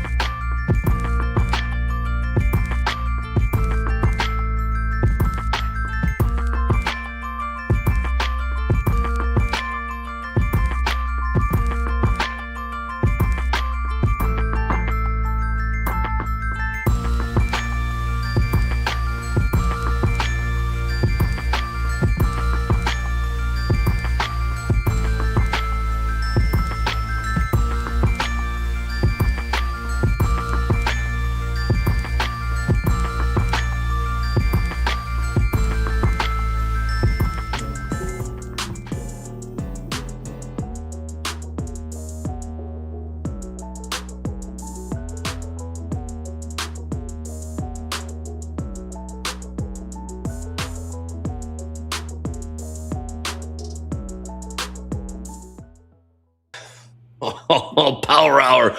More like sour hour, if you know what I'm saying, boys. Welcome back. We are in power hour, the final hour of the New York session. We got Braden in the house. We got Eric in the house. We got the markets maybe moving, maybe not. Buckle up. We are in for a good one. Braden, great to see you. Eric, we've been seeing you all day, busting his hump. Braden, thoughts coming in. Yes, BPC in the house. BPC, talk to us. Thoughts coming into the final hour. Power hour. What's up, Braden?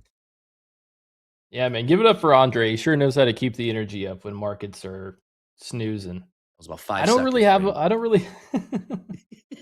I don't really have a lot, man.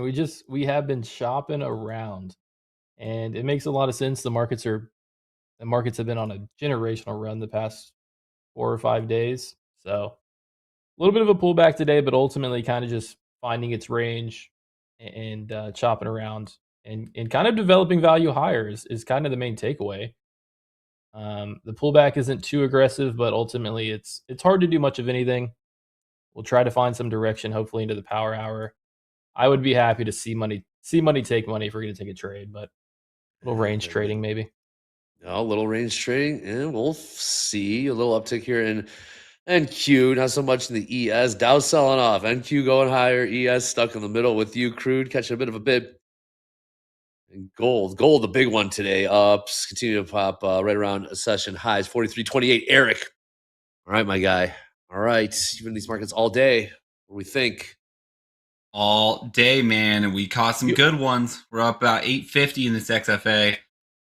So I might switch over to that 25K static. Like I've been saying I need to start trading that more, but then I get stuck in this XFA and I just like trading it. So let's just switch over to the static really quick. Yeah, man, I haven't done a whole lot since 11:30, right? So I got levels at 809. Okay. And then 30.48 realistically. So if we decide to fall out of bed, the way I trade it, like I don't see any type of resistance or any type of support until like the 200s. So I don't think we're going to fall down that far, but I also don't really have any downside target if we do kind of fall out of bed from here. One thing I kind of forgot about that I'm going to start looking at again is gold for today. I mean, it obviously ripped up in the morning, right? So I'm a little cautious on anything that rips during the early session to see what it does later on in the last hour. But we'll mark some levels and we'll get back to gold. All right, Eric, we might just have to do gold. The big move today. We are looking at $130 range of maybe not that much. $100 range. Session low 42.42. Just printed some new session highs. 43.28. 43.28. What's going on in the Dow? Let's not forget, Dow and the ES both made new all-time highs. Pretty much within the first 15 minutes into the after the opening bell. New all-time highs ES 78.20 and a quarter. Somehow we're down like almost 60 points lower from there. Not 55 points or so. And the Dow made new all-time highs at 54,884. And generally down about 200 points from there. Okay. Countdown clock, lower right-hand corner of the screen. 54.5 minutes till the closing bell. I'm going to speak like this to continue to draw it out to buy us time. I'm making brain laugh. I'm here to tickle brain. 54 minutes till the closing bell. 44 minutes till MOC. Get ready for a big one. For those that are new to Power Hour, well, first of all, welcome aboard. We like to play a game around here called Above Below. Also happens to be Braden's most favorite game ever when he comes on here. So how do we play? I'm going to ask Braden what he thinks the price on the close will be in the NQ. And we're going to put it to a poll. Will it be above or below the price Braden is about to say? Braden, last trade in the NQ, 29,770, call it. What will the price be on the close? You should just say the exact same price. Yeah, man, I love this game. And I'll tell you what, I do try to make an effort to use my analysis here. Given that like 80% of the price action is taking place within this almost 200 point range, just under 200 point range, I'm going to take a safe guess that I think we close somewhere in here. Now, whether I think I think naturally with how strong this market's been the past couple of days, we see a bit of a drift higher. Let me throw a dart on this map and put it like right there. 29,820. I don't know. That's my guess. Sounds good to me. But I think within this range makes sense. That's where most of the trading activity has taken place, and it's likely we'll probably stay here. Mm-hmm. Okay. Pull up 29,820. Will it be 1Q close above or below 29,820? All right, we got 50-50 on the tilt across the board for the most part. Their poll is up. Get those votes in. Let's rock this power hour. Don't forget, we do have SanDisk earnings after the bell, eBay earnings after the bell. What's eBay do? Let's eBay's see. Still in business, huh? Yeah, oh, yeah, they are. Yes, they were. Poll is up. Get those votes in. Get those votes in. Eric, we are gold with a very, very nice rally today. I don't remember last time we saw these prices above 4,300. Well, it should be like last week. But yeah, we are continuing just to kind of grind higher. We are. And I actually have some levels on gold, right? Gold, I'm looking at. So we swept this previous high, right? Kind of rejected right off of it. And then we are supporting this level from the 316.90s down to the 313.50s. Realistically, this could pump us higher, but if we find a lower high up here and then close below this area, I actually have a price alert set at 313.90. I'd like to get short on the retest down to the 423.50 level. That would be my ideal way to trade gold. But opposite, like contingency plan, if then scenario, if we just sweep out these lows and then bounce higher, I just look to long and just trail a stop and just see how far we can go up in the last hour. All right. Those votes. Get those votes in. For above, below. All right. We do. All right, Braden, looking at the NQ or MNQ. What would you say? Accepting higher value? Yeah. So what I mean by that is after you see like a really strong directional move in the market, in this case, it's to the upside. We've pretty much seen buying nonstop the past 4 or 5 days.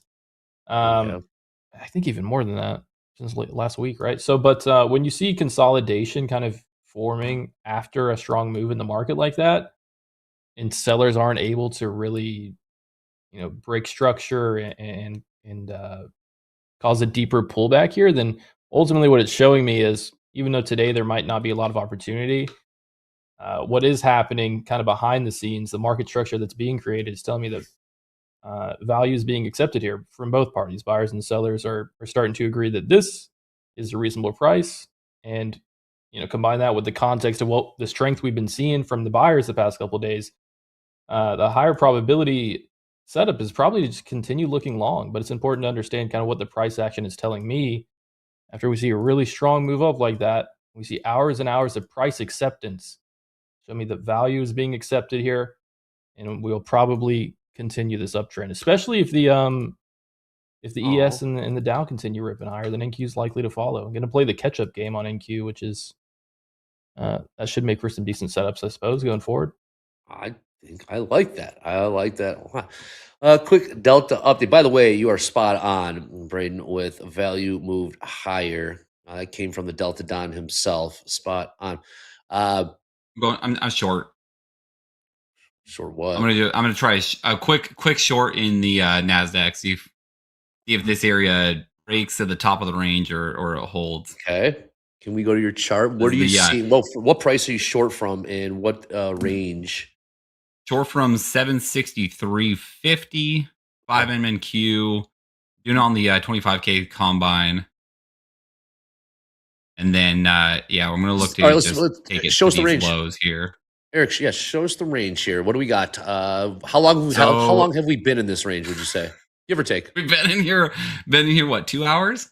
Love it. A little over 2 hours. I mean, technically, if you could say the top of the range is up here, right? I'm kind of just taking this main consolidation period that we've been in for like the last hour and a half. entering off the rejection of this up candle after the big push down. It's kind of like I said, when I was talking to Gabe, it's the momentum trades that I just like on any kind of ranging day.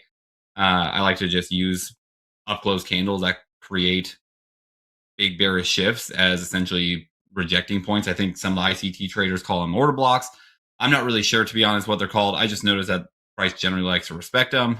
We couldn't really push above it with any gusto. We're kind of just hanging out in it. So that kind of gave me the confirmation of like, okay, it's a cheap short. Might as well give it a shot. And then if I'm wrong, I'm wrong. Not a big deal. We could be reaching out for these higher prices. Gabe, you're in the chat. I'm curious, man. Are you still holding long? I think we're all curious because that's a crazy, crazy long hold. Gabe's long. Okay. Where's Gabe Long? Yeah, where's Gabe Long from? Dude, Gabe's been long for like the last 2 hours. Oh, and he's still long. Still long. Okay. Nice. Range. Yeah, this is a market where, like, if I'm going to take a short, I hate to see when I get into a short, the market just drifts sideways. Because all day, you know what man. I mean? Like, this feels like if you're going to be short, it needs to play out quickly. Otherwise, if it has an opportunity to go sideways, buyers are going to eventually take a stab at it. It's scary. Yeah. We got this. We got this. We get those votes in. Get those votes in. Still a little light on the votes. Will the NQ close above, below 29,820? About 50 points lower. So I'm from trying it to right get now. Am I trying to get it 50-50? Because we're pretty close. Yeah, you might actually get it.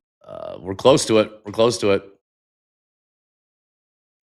Also, I think I have the names. I have some of those names to reveal. Some of you have already gotten those 50K activation fee combines from the other day, but we'll drop those names in a little bit. Let's just say I did you guys a favor. I got a stern talking to about that. So you guys we either got to get those numbers to where we need them so we can do it again. But anyways, I was able to pull some strings behind the scenes. So we'll get those names here in a bit. But Eric's short right now from 6'3". Yeah, 6,350. Brayden, are you in one? I heard an order filled. I did. I got into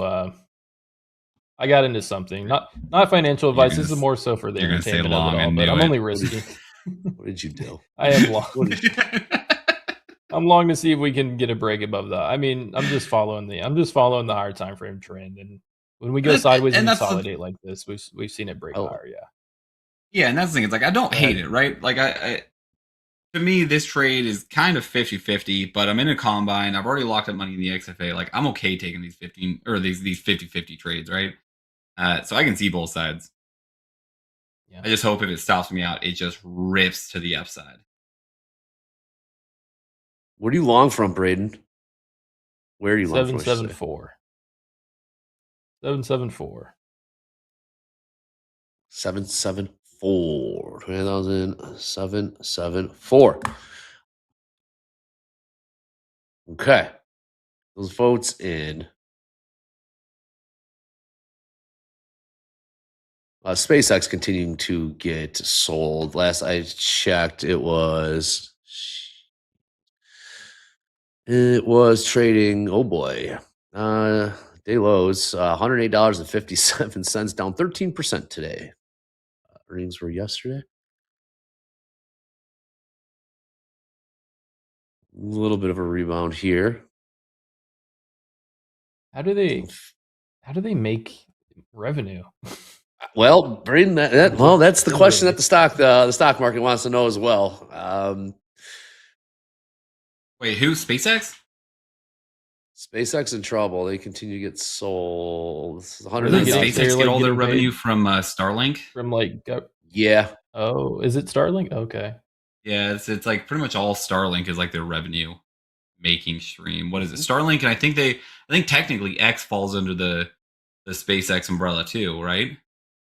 Because it's SpaceX has like XAI, which is I think the company that owns X, and then you have Starlink Oh, with okay. it.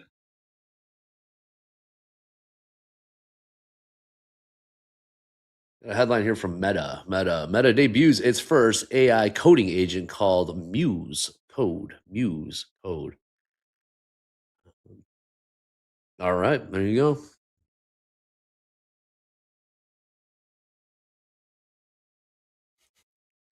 All right, ES getting back up upper end of that range in the ES trading 77.70, 20 points off the lows. ES has a Props in the 70. chat said he said SpaceX makes money from alien capture. All respect. I'm That's a all good one. about that. Is that true? We'll never know. That'd We be can say awesome. it's true.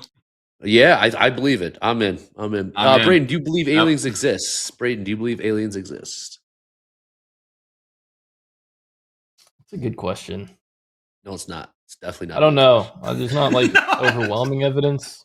No. Did you know that Blink it's 182 hard to say. discovered the aliens? I'll take it one, and that's a fact. Braden, it's true. Dr. Volatility, yeah. How slow are the markets? Well, do you believe in aliens? I got Braden, dude. He's nice enough to say it's a good question. And It is a good question. Kind of in the mood for some stimulating conversation. come on. Oh, they got that back too, Braden. Buckle up, man. Buckle up. We got 12 minutes to the bottom of the hour.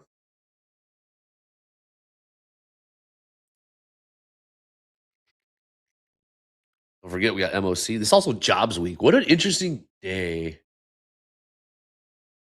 Compared to what we've seen Monday and Tuesday, it was just buy, new all-time highs, just buy any pullback, buy, lift and offer. It just continues to this. I'm talking about Dow and the ES made new all-time highs all 3 days. And today is just a standstill. Headline here, T-word just came out. Trump readies tariffs and price floors to boost U.S. polysilicon.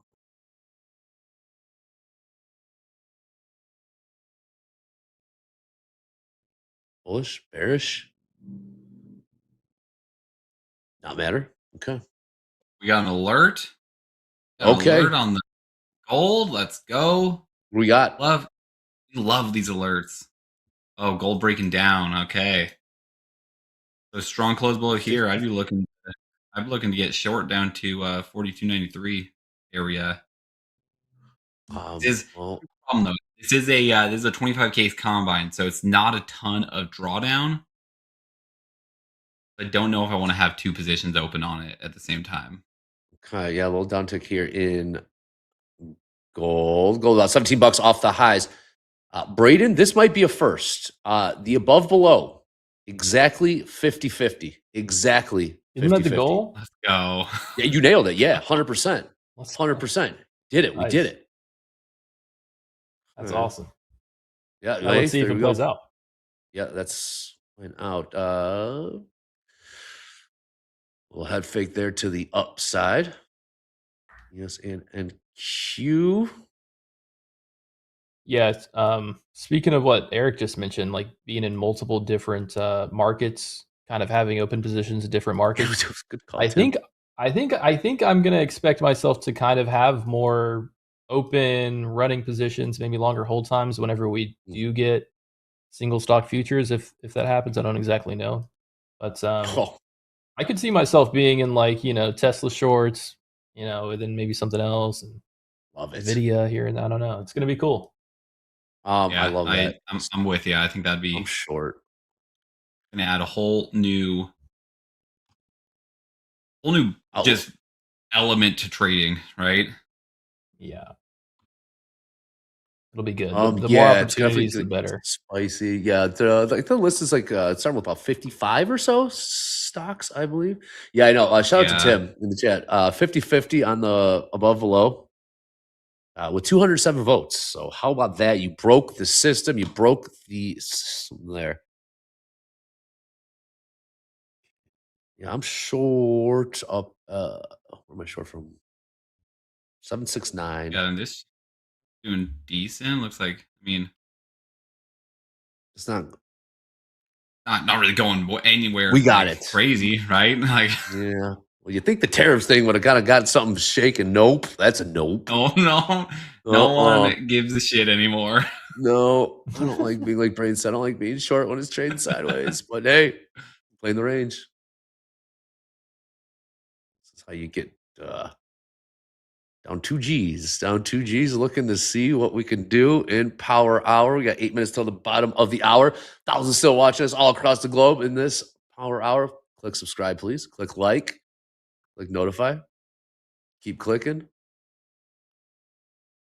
I don't know, man. Yeah. I mean, here's the thing. If NQ does start pressing down a little bit more, I for sure will have both positions in gold and NQ running at the same time. Yeah. Gotta make sure my I got money right here. Personal daily profit target of 1,000 on I'm this out of the one, shorts. so. Oh, you're out. Just holding like that already. Out of the shorts. Come on. We'll get back in there.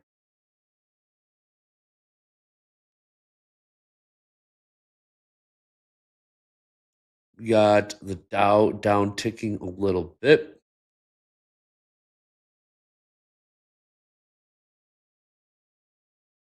The only thing is this negative delta, right? We're looking at negative 10,200 delta in the ES and minus 1,000 delta in the NQ. Didn't feel like that sell-off was done with much conviction. And can we get the squeeze? Boy, Braden, what's Andre, your has there upside? been any conviction? Well, when I was short, there was conviction to go higher, and when it was long, there was conviction to go lower. But no, kidding aside, it was gold. In gold there was. Besides, yeah, it's been tricky. It's been tricky to say the least.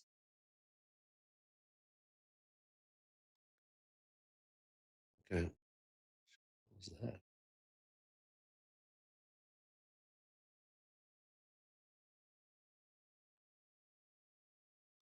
Just saw a flurry of buy orders come into the ES. Yeah, I'm seeing that. Look at time and sales. Did lift the offer. What do you got hold now? Under 10,000 on the ES? A lot of shorts down here. Braden, okay, tell me about this trade in the green room. You were very, very excited. You had this trade. What's this trade you caught that's got you where you're at now? Yeah, I took a trade. I was pretty fortunate to get into this trade because it played out pretty much in one candle. Given how choppy we've been on the session, it played out pretty well. I saw the initial sell-off. We just saw a drive up out of the open, and then sellers stepped into it. And then from there, it was pretty heavy testing the overnight lows. And so I was looking for a break of the overnight lows.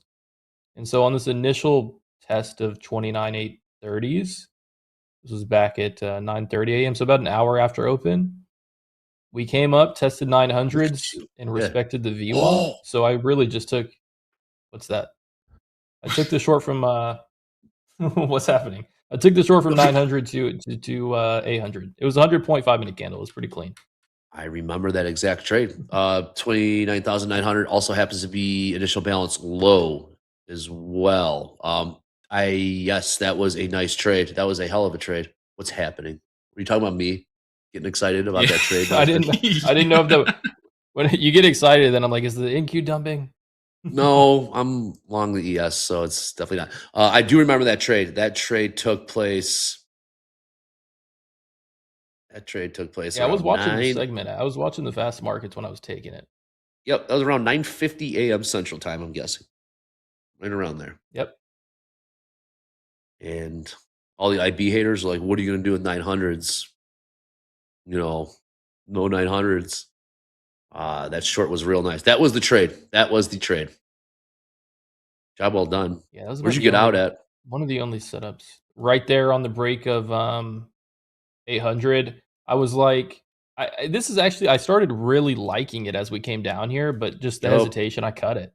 I cut it right there because I was like, if you're going to be short this market, your targets should not be that ambitious. Remember, and I kept reminding myself something I told myself yesterday when I got smoked in the overnight session last night. A strong market, a strong bullish market, doesn't break structure to the downside. So let me not wait and hope that it does, you know? So I ended up Strong just bull cutting market it for 100 points. doesn't break structure to the downside. What does that mean? Help me Nope. understand that. Doesn't break structure to the downside in terms of it stays In in terms the of trend. maintaining its trend. Yeah, yeah. In terms of maintaining its trend in market structure, everything that does create a strong trend, you know, the higher lows, the structure that is created before continuation moves higher, is typically, if I'm short, I'm not looking for it to break it. I'll short into a support level if the setup's good, but I don't want Right. to short looking for the break because that's not the trend, you know? It's not the higher time frame trend. So I ended up cutting it, but it was a clean 80-point trade. And Brady, let me ask you: did you learn that just by looking at a chalkboard or looking at a chart, or did you learn that by trying to get short into a bull market? And I know Yeah, for you me, gotta, that's how I learned. I learned trying to yeah, you have to. try to short it. That's right. That's right. You learn from trial and error, unfortunately. Paying, yes, expensive lessons. All right, Eric, still short from 29,763. Still short NQ. I'm gonna take a stab at short in gold too. Okay, you are We're gonna rock 2 positions on this. All right, let me know what price you get there. We have 90 seconds. 90 seconds till the bottom of the hour. Let's see what this brings. Well, 43.1380 is my gold short. Is that where your alert was set to? It's pretty much, actually, yeah, pretty much right on it. So I figured with this slow price action, we'll see if we can make some okay profits or take a decent size L in this 25K static account.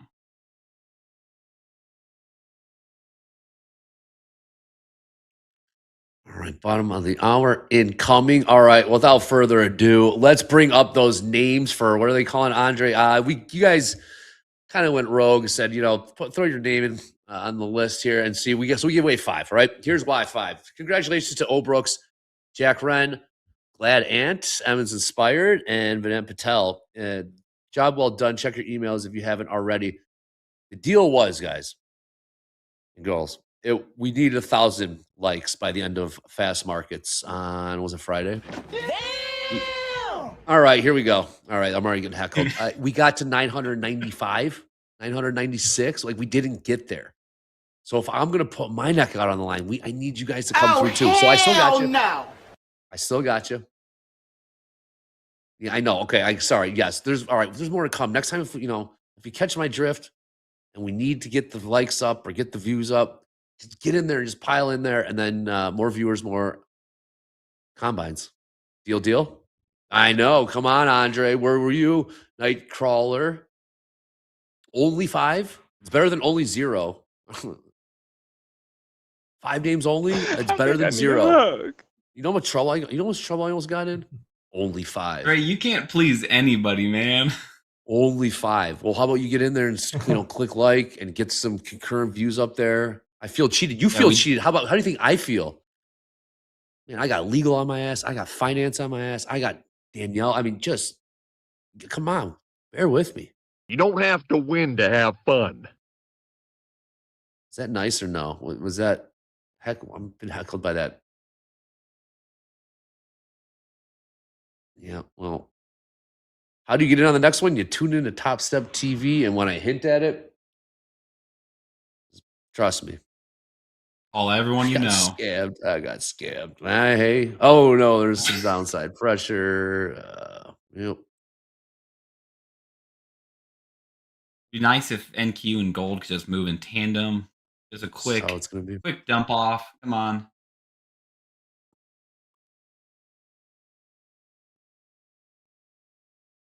Just gonna go from range to range. What's that? Little downtick here in Oh yeah, in both gold and gold. Yeah. What does that and in mean? Q. You know the thing. Oh, thank you, Night Traveler. At least 50 would have been reasonable. At least 1,000 likes would have been reasonable. Hey. All right, Work I'm with me. peeling Yeah. peeling 3 off of my MNQ. Lock in some profits on that one. Go break even on the other 2. So we come back up into that range. I don't care.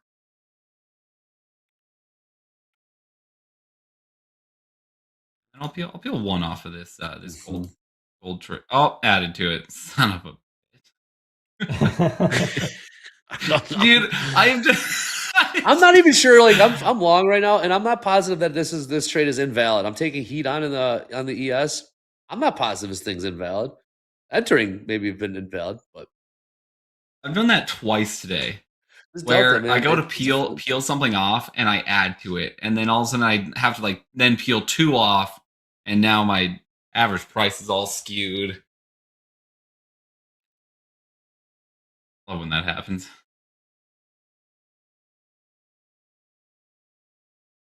Going back to unlike Yeah, I got on stopped out. Yeah, did you? I got I'm stopped still out for long. like yeah. Maybe we should get Like long a little $100 lower. loss. Braden, we should get long Maybe a so. little lower. It's positioning, right? It's We positioning thought there was gonna here. be a breakout. What are we thinking? Oh man, oh man. There's gonna be a breakout.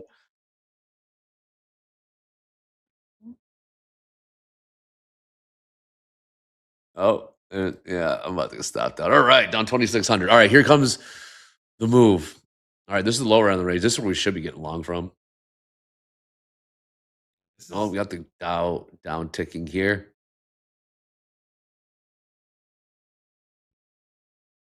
Come here. I don't over trust here. it anymore, though, is the issue. Oh yeah, What you trust follow through to the downside though? Do you really trust follow through to the downside at No. this point? No, that's what I'm saying. Well, I don't trust it either way, but this doesn't look too hot. Trust issues. You got trust issues like I do. Right? Comes from the NQ.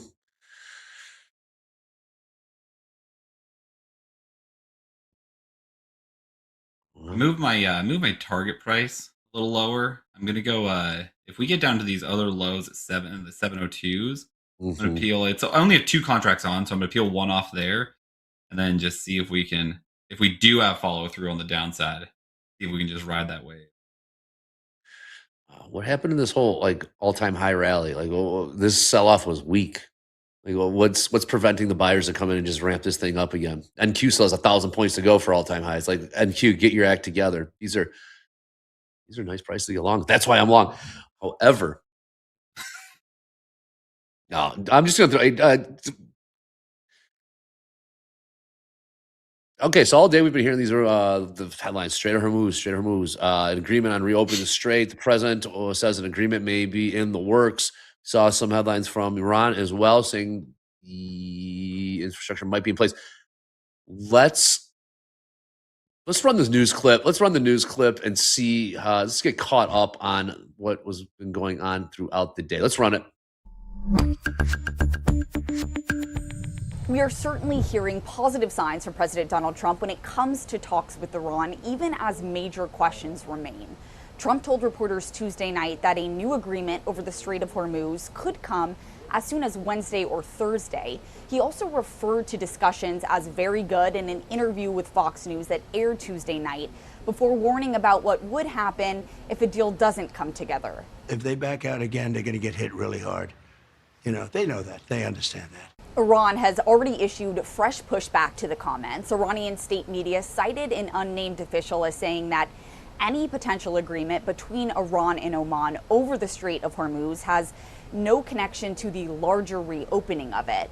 We're also hearing Gulf nations weigh in. A senior Gulf official told CNN Wednesday that there's a 50-50 chance that a deal is reached by Friday. On Tuesday, we heard from Qatar, which said currently there are no direct talks between the U.S. and Iran ongoing, but that a draft of a possible agreement was being circulated. And it all comes as we've been reporting on concerns expressed by some in the military community here in the U.S. about the U.S.'s own stockpiles of weapons. The U.S. has seen nearly 80% of interceptors for a key missile defense system depleted amid this war, sources familiar with the matter told CNN. At the White House, I'm Maddie Gannon.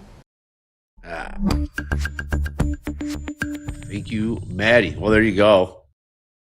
I don't know about you guys. Sounds bullish for MQ. I peeled. Yes. I peeled in. When are you trying to speak into I'm existence? kidding. What's I'm going kidding. on here? I'm kidding, man. I'm kidding. Because I'm long gun Q. Well, go ahead, Eric. Yeah. You guys, you get out of some? Yeah. So I peeled another one off gold. I'm only one contract left. It's just not really moving very fast. But I peeled one more off my MNQ as well. So again, one contract left. I've stopped to break even. Already realized about $267 in this this trading combine, and then I'll just gonna let these ones go. I'm not gonna manage them. We want to dump. Let's dump. If not, oh well. Well, Braden, did you get out? Are you still? I did. I got out. I cut it at 740s to get back into 20s. I like what you said. Yeah, about me this too. is bottom of the Okay. range, probably where we should be. 100%. We should have gotten long down here. We're getting long up the 40s Should've or done that whatever. to We're begin getting, with, huh? what are we doing? 100%. A little more down They're here just- in gold. They're just gonna find news articles. Sounds bullish for NQ right here. Dude, that news article, that was from earlier today. We're playing there. Hey, Brandon, I like that hat. What is that? HH. That's cool. Yeah, it's just like a popular hat brand, Huga House. Oh, I don't know cool. what it means, but yeah, it looks It okay. means It's not cool. bad, right? It means NQ goes up is what it's supposed to better be. Let's see here. Dow continued to down tick. What do we have here till 11 minutes till market on close imbalance? What is that? Well, 10 minutes before the closing bell, 50 minutes after the hour. The exchanges will announce the dollar amount of shares to be bought or sold on the close of the ES, NQ, and the YM. And it could provide some volatility. Yesterday, we saw what, 4.5 billion sell side? That was crazy. It was. Is that what we're in for? Is that what's going on right now? Are we about to see that? And we could run it back. I'd be okay with that. Are you short? What are you short? Update? Yeah, I'm still short from that 763.50. 763. We're not flipping on this. Come on. 763.50. Oh, that 29,763. Okay. Must be nice. Must be real nice. Hey, I'm pretty sure you were around this area too, but then you flopped. It's been one of those days, man. These are the days where it can get ugly.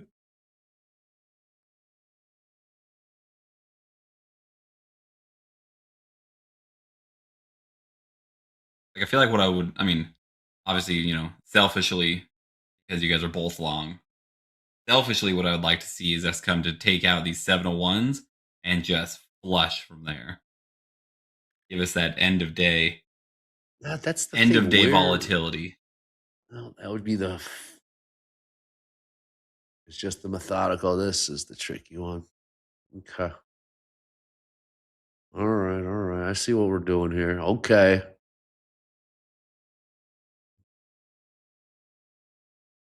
Nope. Maybe the yes. You're up money today, Braden? Eric, you guys are up money today? That's some real trading right there. Oh yeah. That's some real trading. Not touching that XFA. That XFA's. Anyone in chat trade gold today? Was there? I know, obviously, you don't want my frustration. You look at the chart, looking at gold. Looks like it was trending for a lot of the morning, and you're like, "Oh, Fed just got long. There's a lot of money being made." Obviously, that's never the case where you can just look at a chart and say, "Oh, the easy trade." I'm not saying what. Was there good entries and was there good risk management and opportunity to capture, take advantage of in gold today? Genuinely asking. We finally saw. There's some pretty good pullbacks in gold, actually. Was there? Yeah. Nice. Yeah, there we you did go. There was a lot of 50% retracements on some of these legs up here, actually. Kai in the chat. Okay. Nice. That's a good spot. Job well done. Nice job, Kai. But yeah, I didn't even realize gold was up 5% until somebody told me. I didn't even look at it because it's been so boring the past month and a half. You know, it's not done anything, so I don't even bother to look at it anymore. Hibernating like a bear in a bear market. I think the only reason I heard about it was because Dre was talking about it on Fast Markets, and I was like, "Dude, Thank you. gold really ripping right now?" Thank you, Eric. Got you, man. I was listening. I was getting heckled too. You were getting heckled. I was Braden, so get a load of this, man. It was in Fast Markets. I'm like, I'm not gonna lie, I've been doing this for 20 some odd years. Look at the ES and IQ. I'm like, I've never seen a pattern recognition. We always talk about. I've never seen a pattern like this. Can't recognize this pattern. Lo and behold, the chat hit me with about 15 different types of patterns we're looking at, none of which were the same, which is amazing. But they let me know I have no clue, and they were correct. I don't have a clue, but I think we're in a range. But they hit me with some good mumbo jumbo. I love it. It was good. Hopefully you guys, and hopefully you guys profited off of it. Good on you, like these guys did, Braden and Eric. I know. Whenever I'm in a trade or on a stream, and somebody's like, you should be doing this. I try not to get annoyed by it, but I'm like, well, that's not how I'm reading it, and of course, all traders are going to see it different, and that's not what my process tells me to do. But if you're going to be telling me, I sure hope that you're at least making. I want people to be making money when they're trading, right? So I do, man. Like, I hope that you're taking that trade, and I hope that it's working for you. But I'll sit here and take the L for us. I think last night I said I'm going to short the NQ so that we can keep going higher and everybody can make money. I've done that before. You want to see this thing go higher? Short it. Remember when you dropped an F-bomb on Power Hour before, Braden? That was incredible. Not me, bro. Not me. That was incredible. No, that wasn't me. I wanted to do it that same day, dude. That was one of those markets, man. The markets will do it. The markets will do it to you. Traffic. I don't remember trading, doing that. You got me mixed up. I don't either. I forgot. The internet's forever, though. Traffic, trading, and golf. The three things that make very, very genuinely good people just say things out of character. It's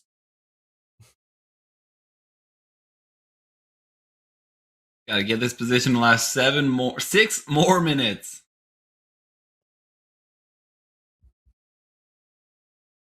Oh yeah, the glare. That was the all. Oh man, yeah, that glare. MF and glare. Never forget that one. Okay. These longs or might be wrong until they're not. All right, yes, catching a bid here. Are they NQ grinding its way down towards session lows? 5 points to go. Oh, hey, I mean, we're in the midst of a 60-point sell-off in the last 30 minutes. I'm still having fun. Braden, you still love trading, right? You love it. Oh, no, we talked about that as well. Okay, fair enough. Oh, no. You know the crazy part is? Oh, what? And Eric, I hope this short works for you, but I feel like this is going to hold. Yeah, me too. I feel like session lows are going to hold right here. I mean, here's the thing. Like, I'm okay with that, right? I took my profits. It is a runner that I've got to break even in. So if we rip from here, I'm cool with it, right? Then you guys can make money. I can make money. You can all go home happy. Andre's not going to be screaming at people in traffic. Dude, I take...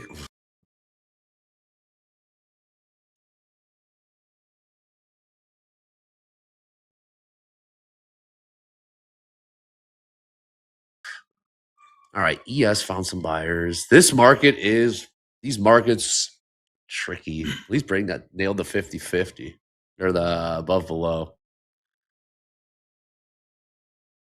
Why do you feel like it's gonna hold, Braden? Because it's been holding the past 4 or 5 days. Every support has been holding, and we just continue going higher.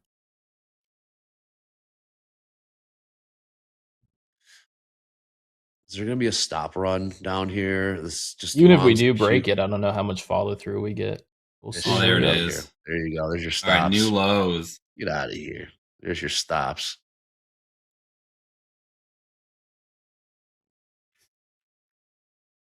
All right, yeah, new session lows on Q. How about it? How about it? Yes, not so much.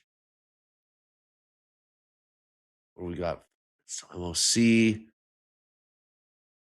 That's the way we make lows. That's how they're going to do it. Braden, that was not the plan, man. Oh, they're still selling. Oh. New lows. New lows and Q. That price would be 29,688 and one of the most anticlimactic ways to make new lows right back above. Right back And above. now we need like acceptance below here, right? Now we get the rally going. You got new lows, Eric. Eric, you're looking for the new lows. You got them. What You got them. Are you out? No. Make that moolah? No, I told you. I'm hold. I mean, I already realized my profits that I wanted on these trades, right? Now it's just going in with the speculation that MOC is going to be to the downside.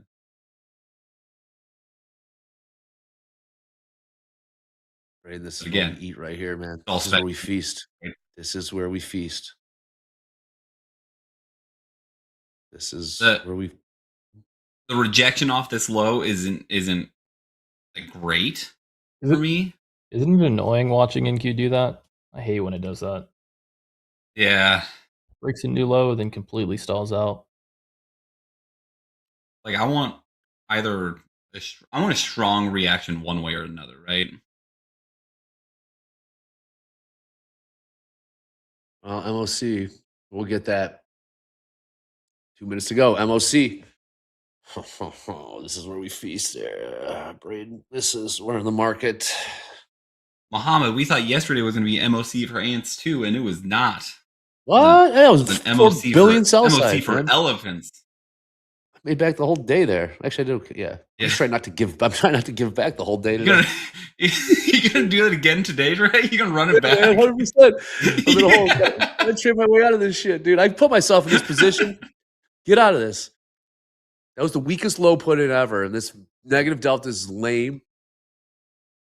And the downtick, the Dow, and now here goes gold. Gold might be finding some sellers. Gold's still going. We still got like one micro in gold. Yep.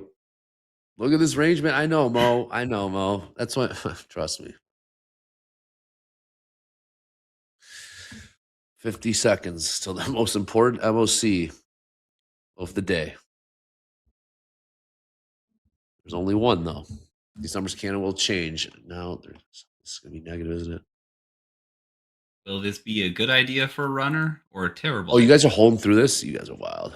Yeah, man. I got one. It's one micro. Like $100. You guys are wild. You guys are wild. Keep going. We got time. Come back to break even. Get back here. Come back to break even. I promise I'll never trade again. Are you in short, Andre? No, I'm long. Remember, we've had like too much to drink. Oh, like long. You're long. Yeah, we're long. You're a teenager. You're hugging the toilet. I promise I'll never. Whoa. Never do this. Never do this again.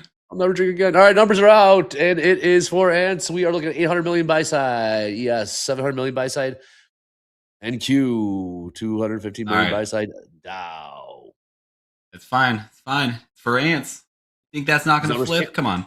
Yes, you get it. You get it. Yeah, these numbers can and will change. Sorry, I stole your thunder there, man. I'm sorry. No, someone in the chat beat both of us to it. Zach beat both of us to it. Oh man, that's good. That means you watched the show. I appreciate that.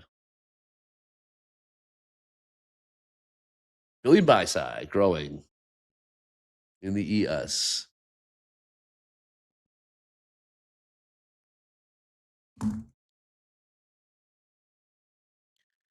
All right, we're good to go in for power hour whenever you're ready. Those are the exact words Dr. Volatility just said into my ear.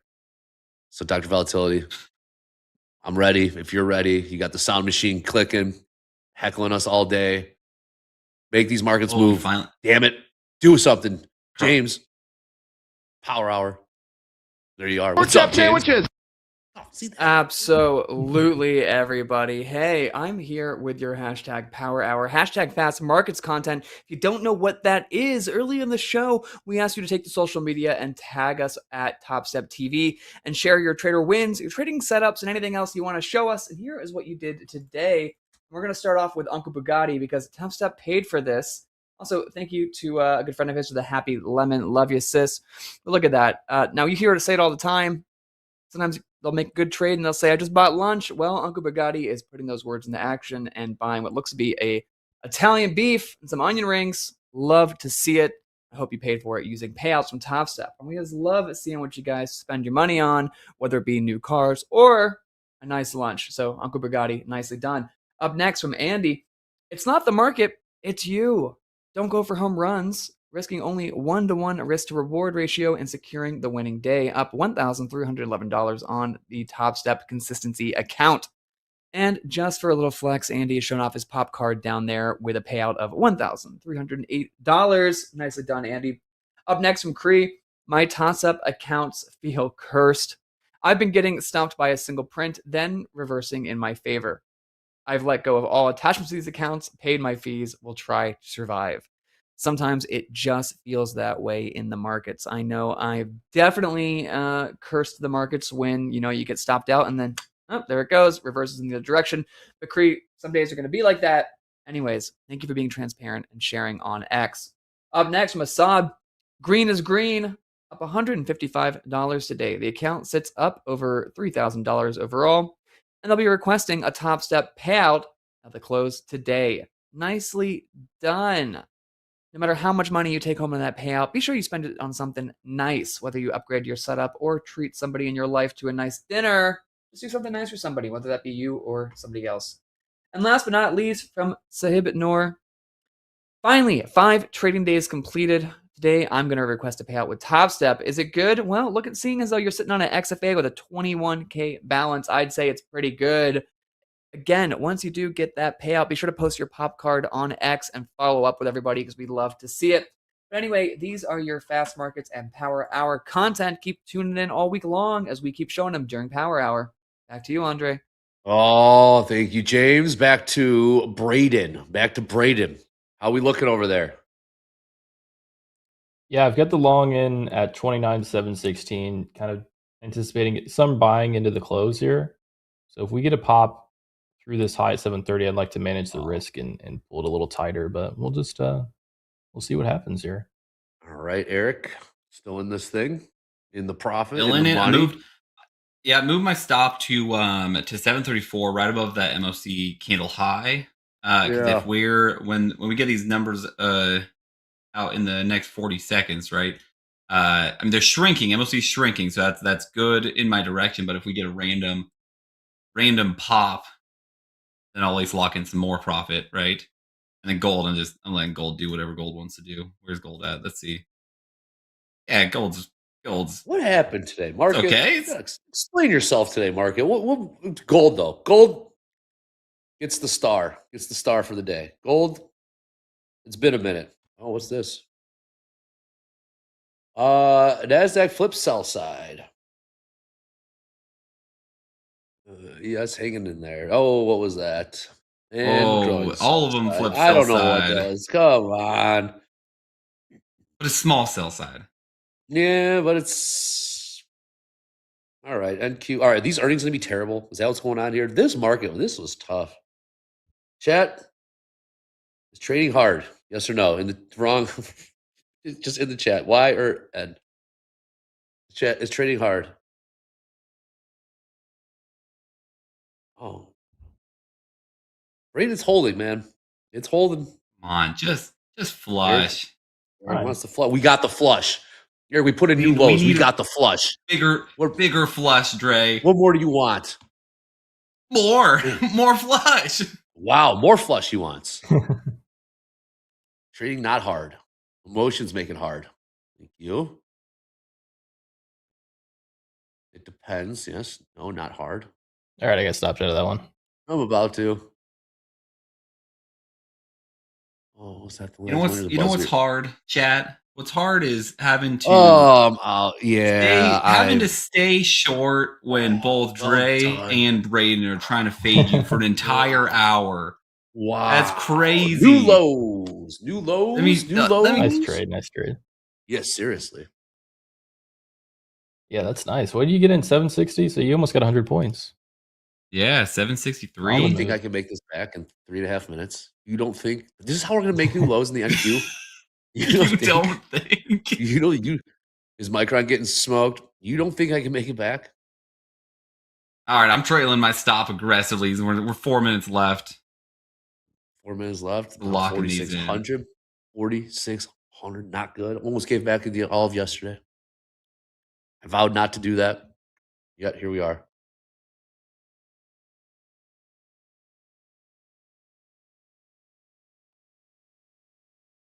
I know. Well, Eric's short. Don't worry about me. Eric's short. He's riding this thing lower.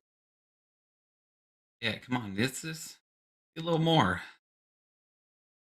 Well, I'm seeing smart You money. get I mean, too Chad's greedy. We letting me gotta. know, man. Chad's letting me know what the obvious trade was. What's this delta, Hogan? If you say this delta, yeah, I knew it. Good luck. All right, we're selling off here. Dow selling off now. ES, new lows, NQ. How about this? Look at this thing go. We got 2.5 minutes. What in the? Oh boy. Someone explain this one to me. This one's tricky. That's basically 100 points. I'll take it. Nice trade, man. Actually, you know what? You I'm traded, gonna take Power it. Hour pretty We're taking it. We're locking it in. Yeah, we locked in the bait like 97 points or whatever. My. I don't know how that, James. I don't. I think you kind of forced that one, James. Or you kind of forced that one. Make me laugh, make me cry. Something. We are selling off here. Dow selling off. Dow making new all-time highs today. Earlier, ES making new all-time highs earlier. We're 60 points off those all-time. Look at the NQ. Look at you go. Look out below. 29,662. What's this day? Hey, I should probably get to that gold micro that's on too. We'll just those are above below looking. We'll just how's that both? No, it did not hit, right? Did it? That's crazy. Yeah, well, 50% were right, 50% were wrong. We'll take it.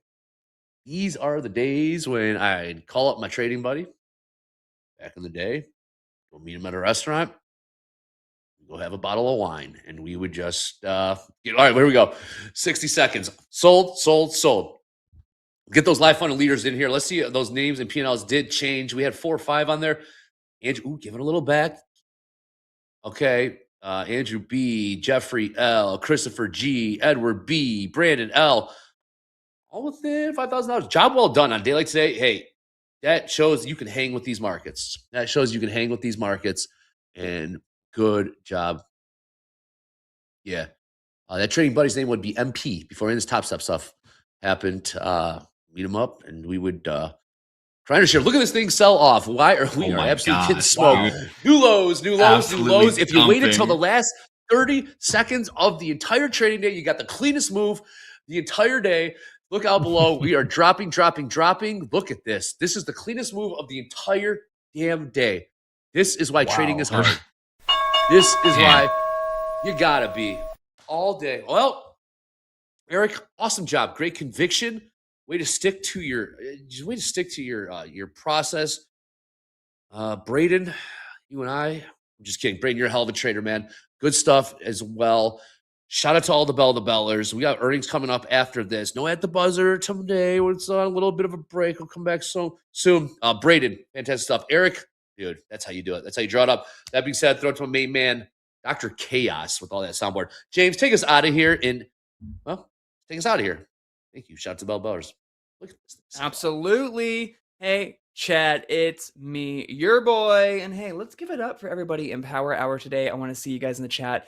Give a big round of appreciations to Eric, Andre, and Braden for giving you guys a wonderful Power Hour. And hey, give it to yourselves too, because I know a lot of you have been here since 7:15 a.m. when we kicked things off with opening call, and you are checking out for the day as well.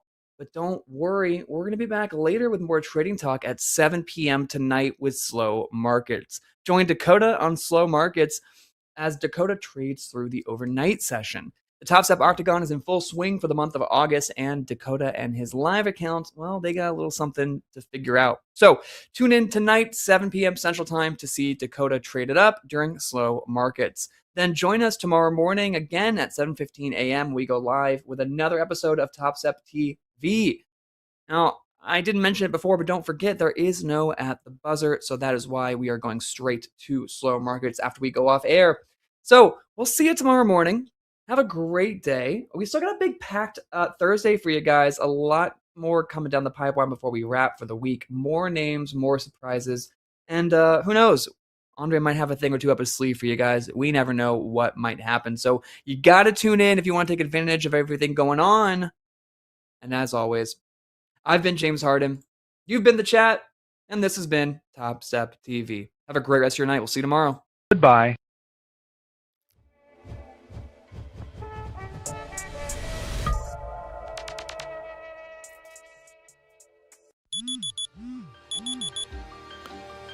Most people won't see it. Not the wake-ups, not the weight of repetition, not the days that start cold and quiet. They'll see the win, the 1 second that worked, not the hundreds that didn't. This isn't about hype, it's about habits. I write it down, every run, every trade. Not to remember, to refine. I've missed, I've fallen, I've lost, but I've always come back sharper.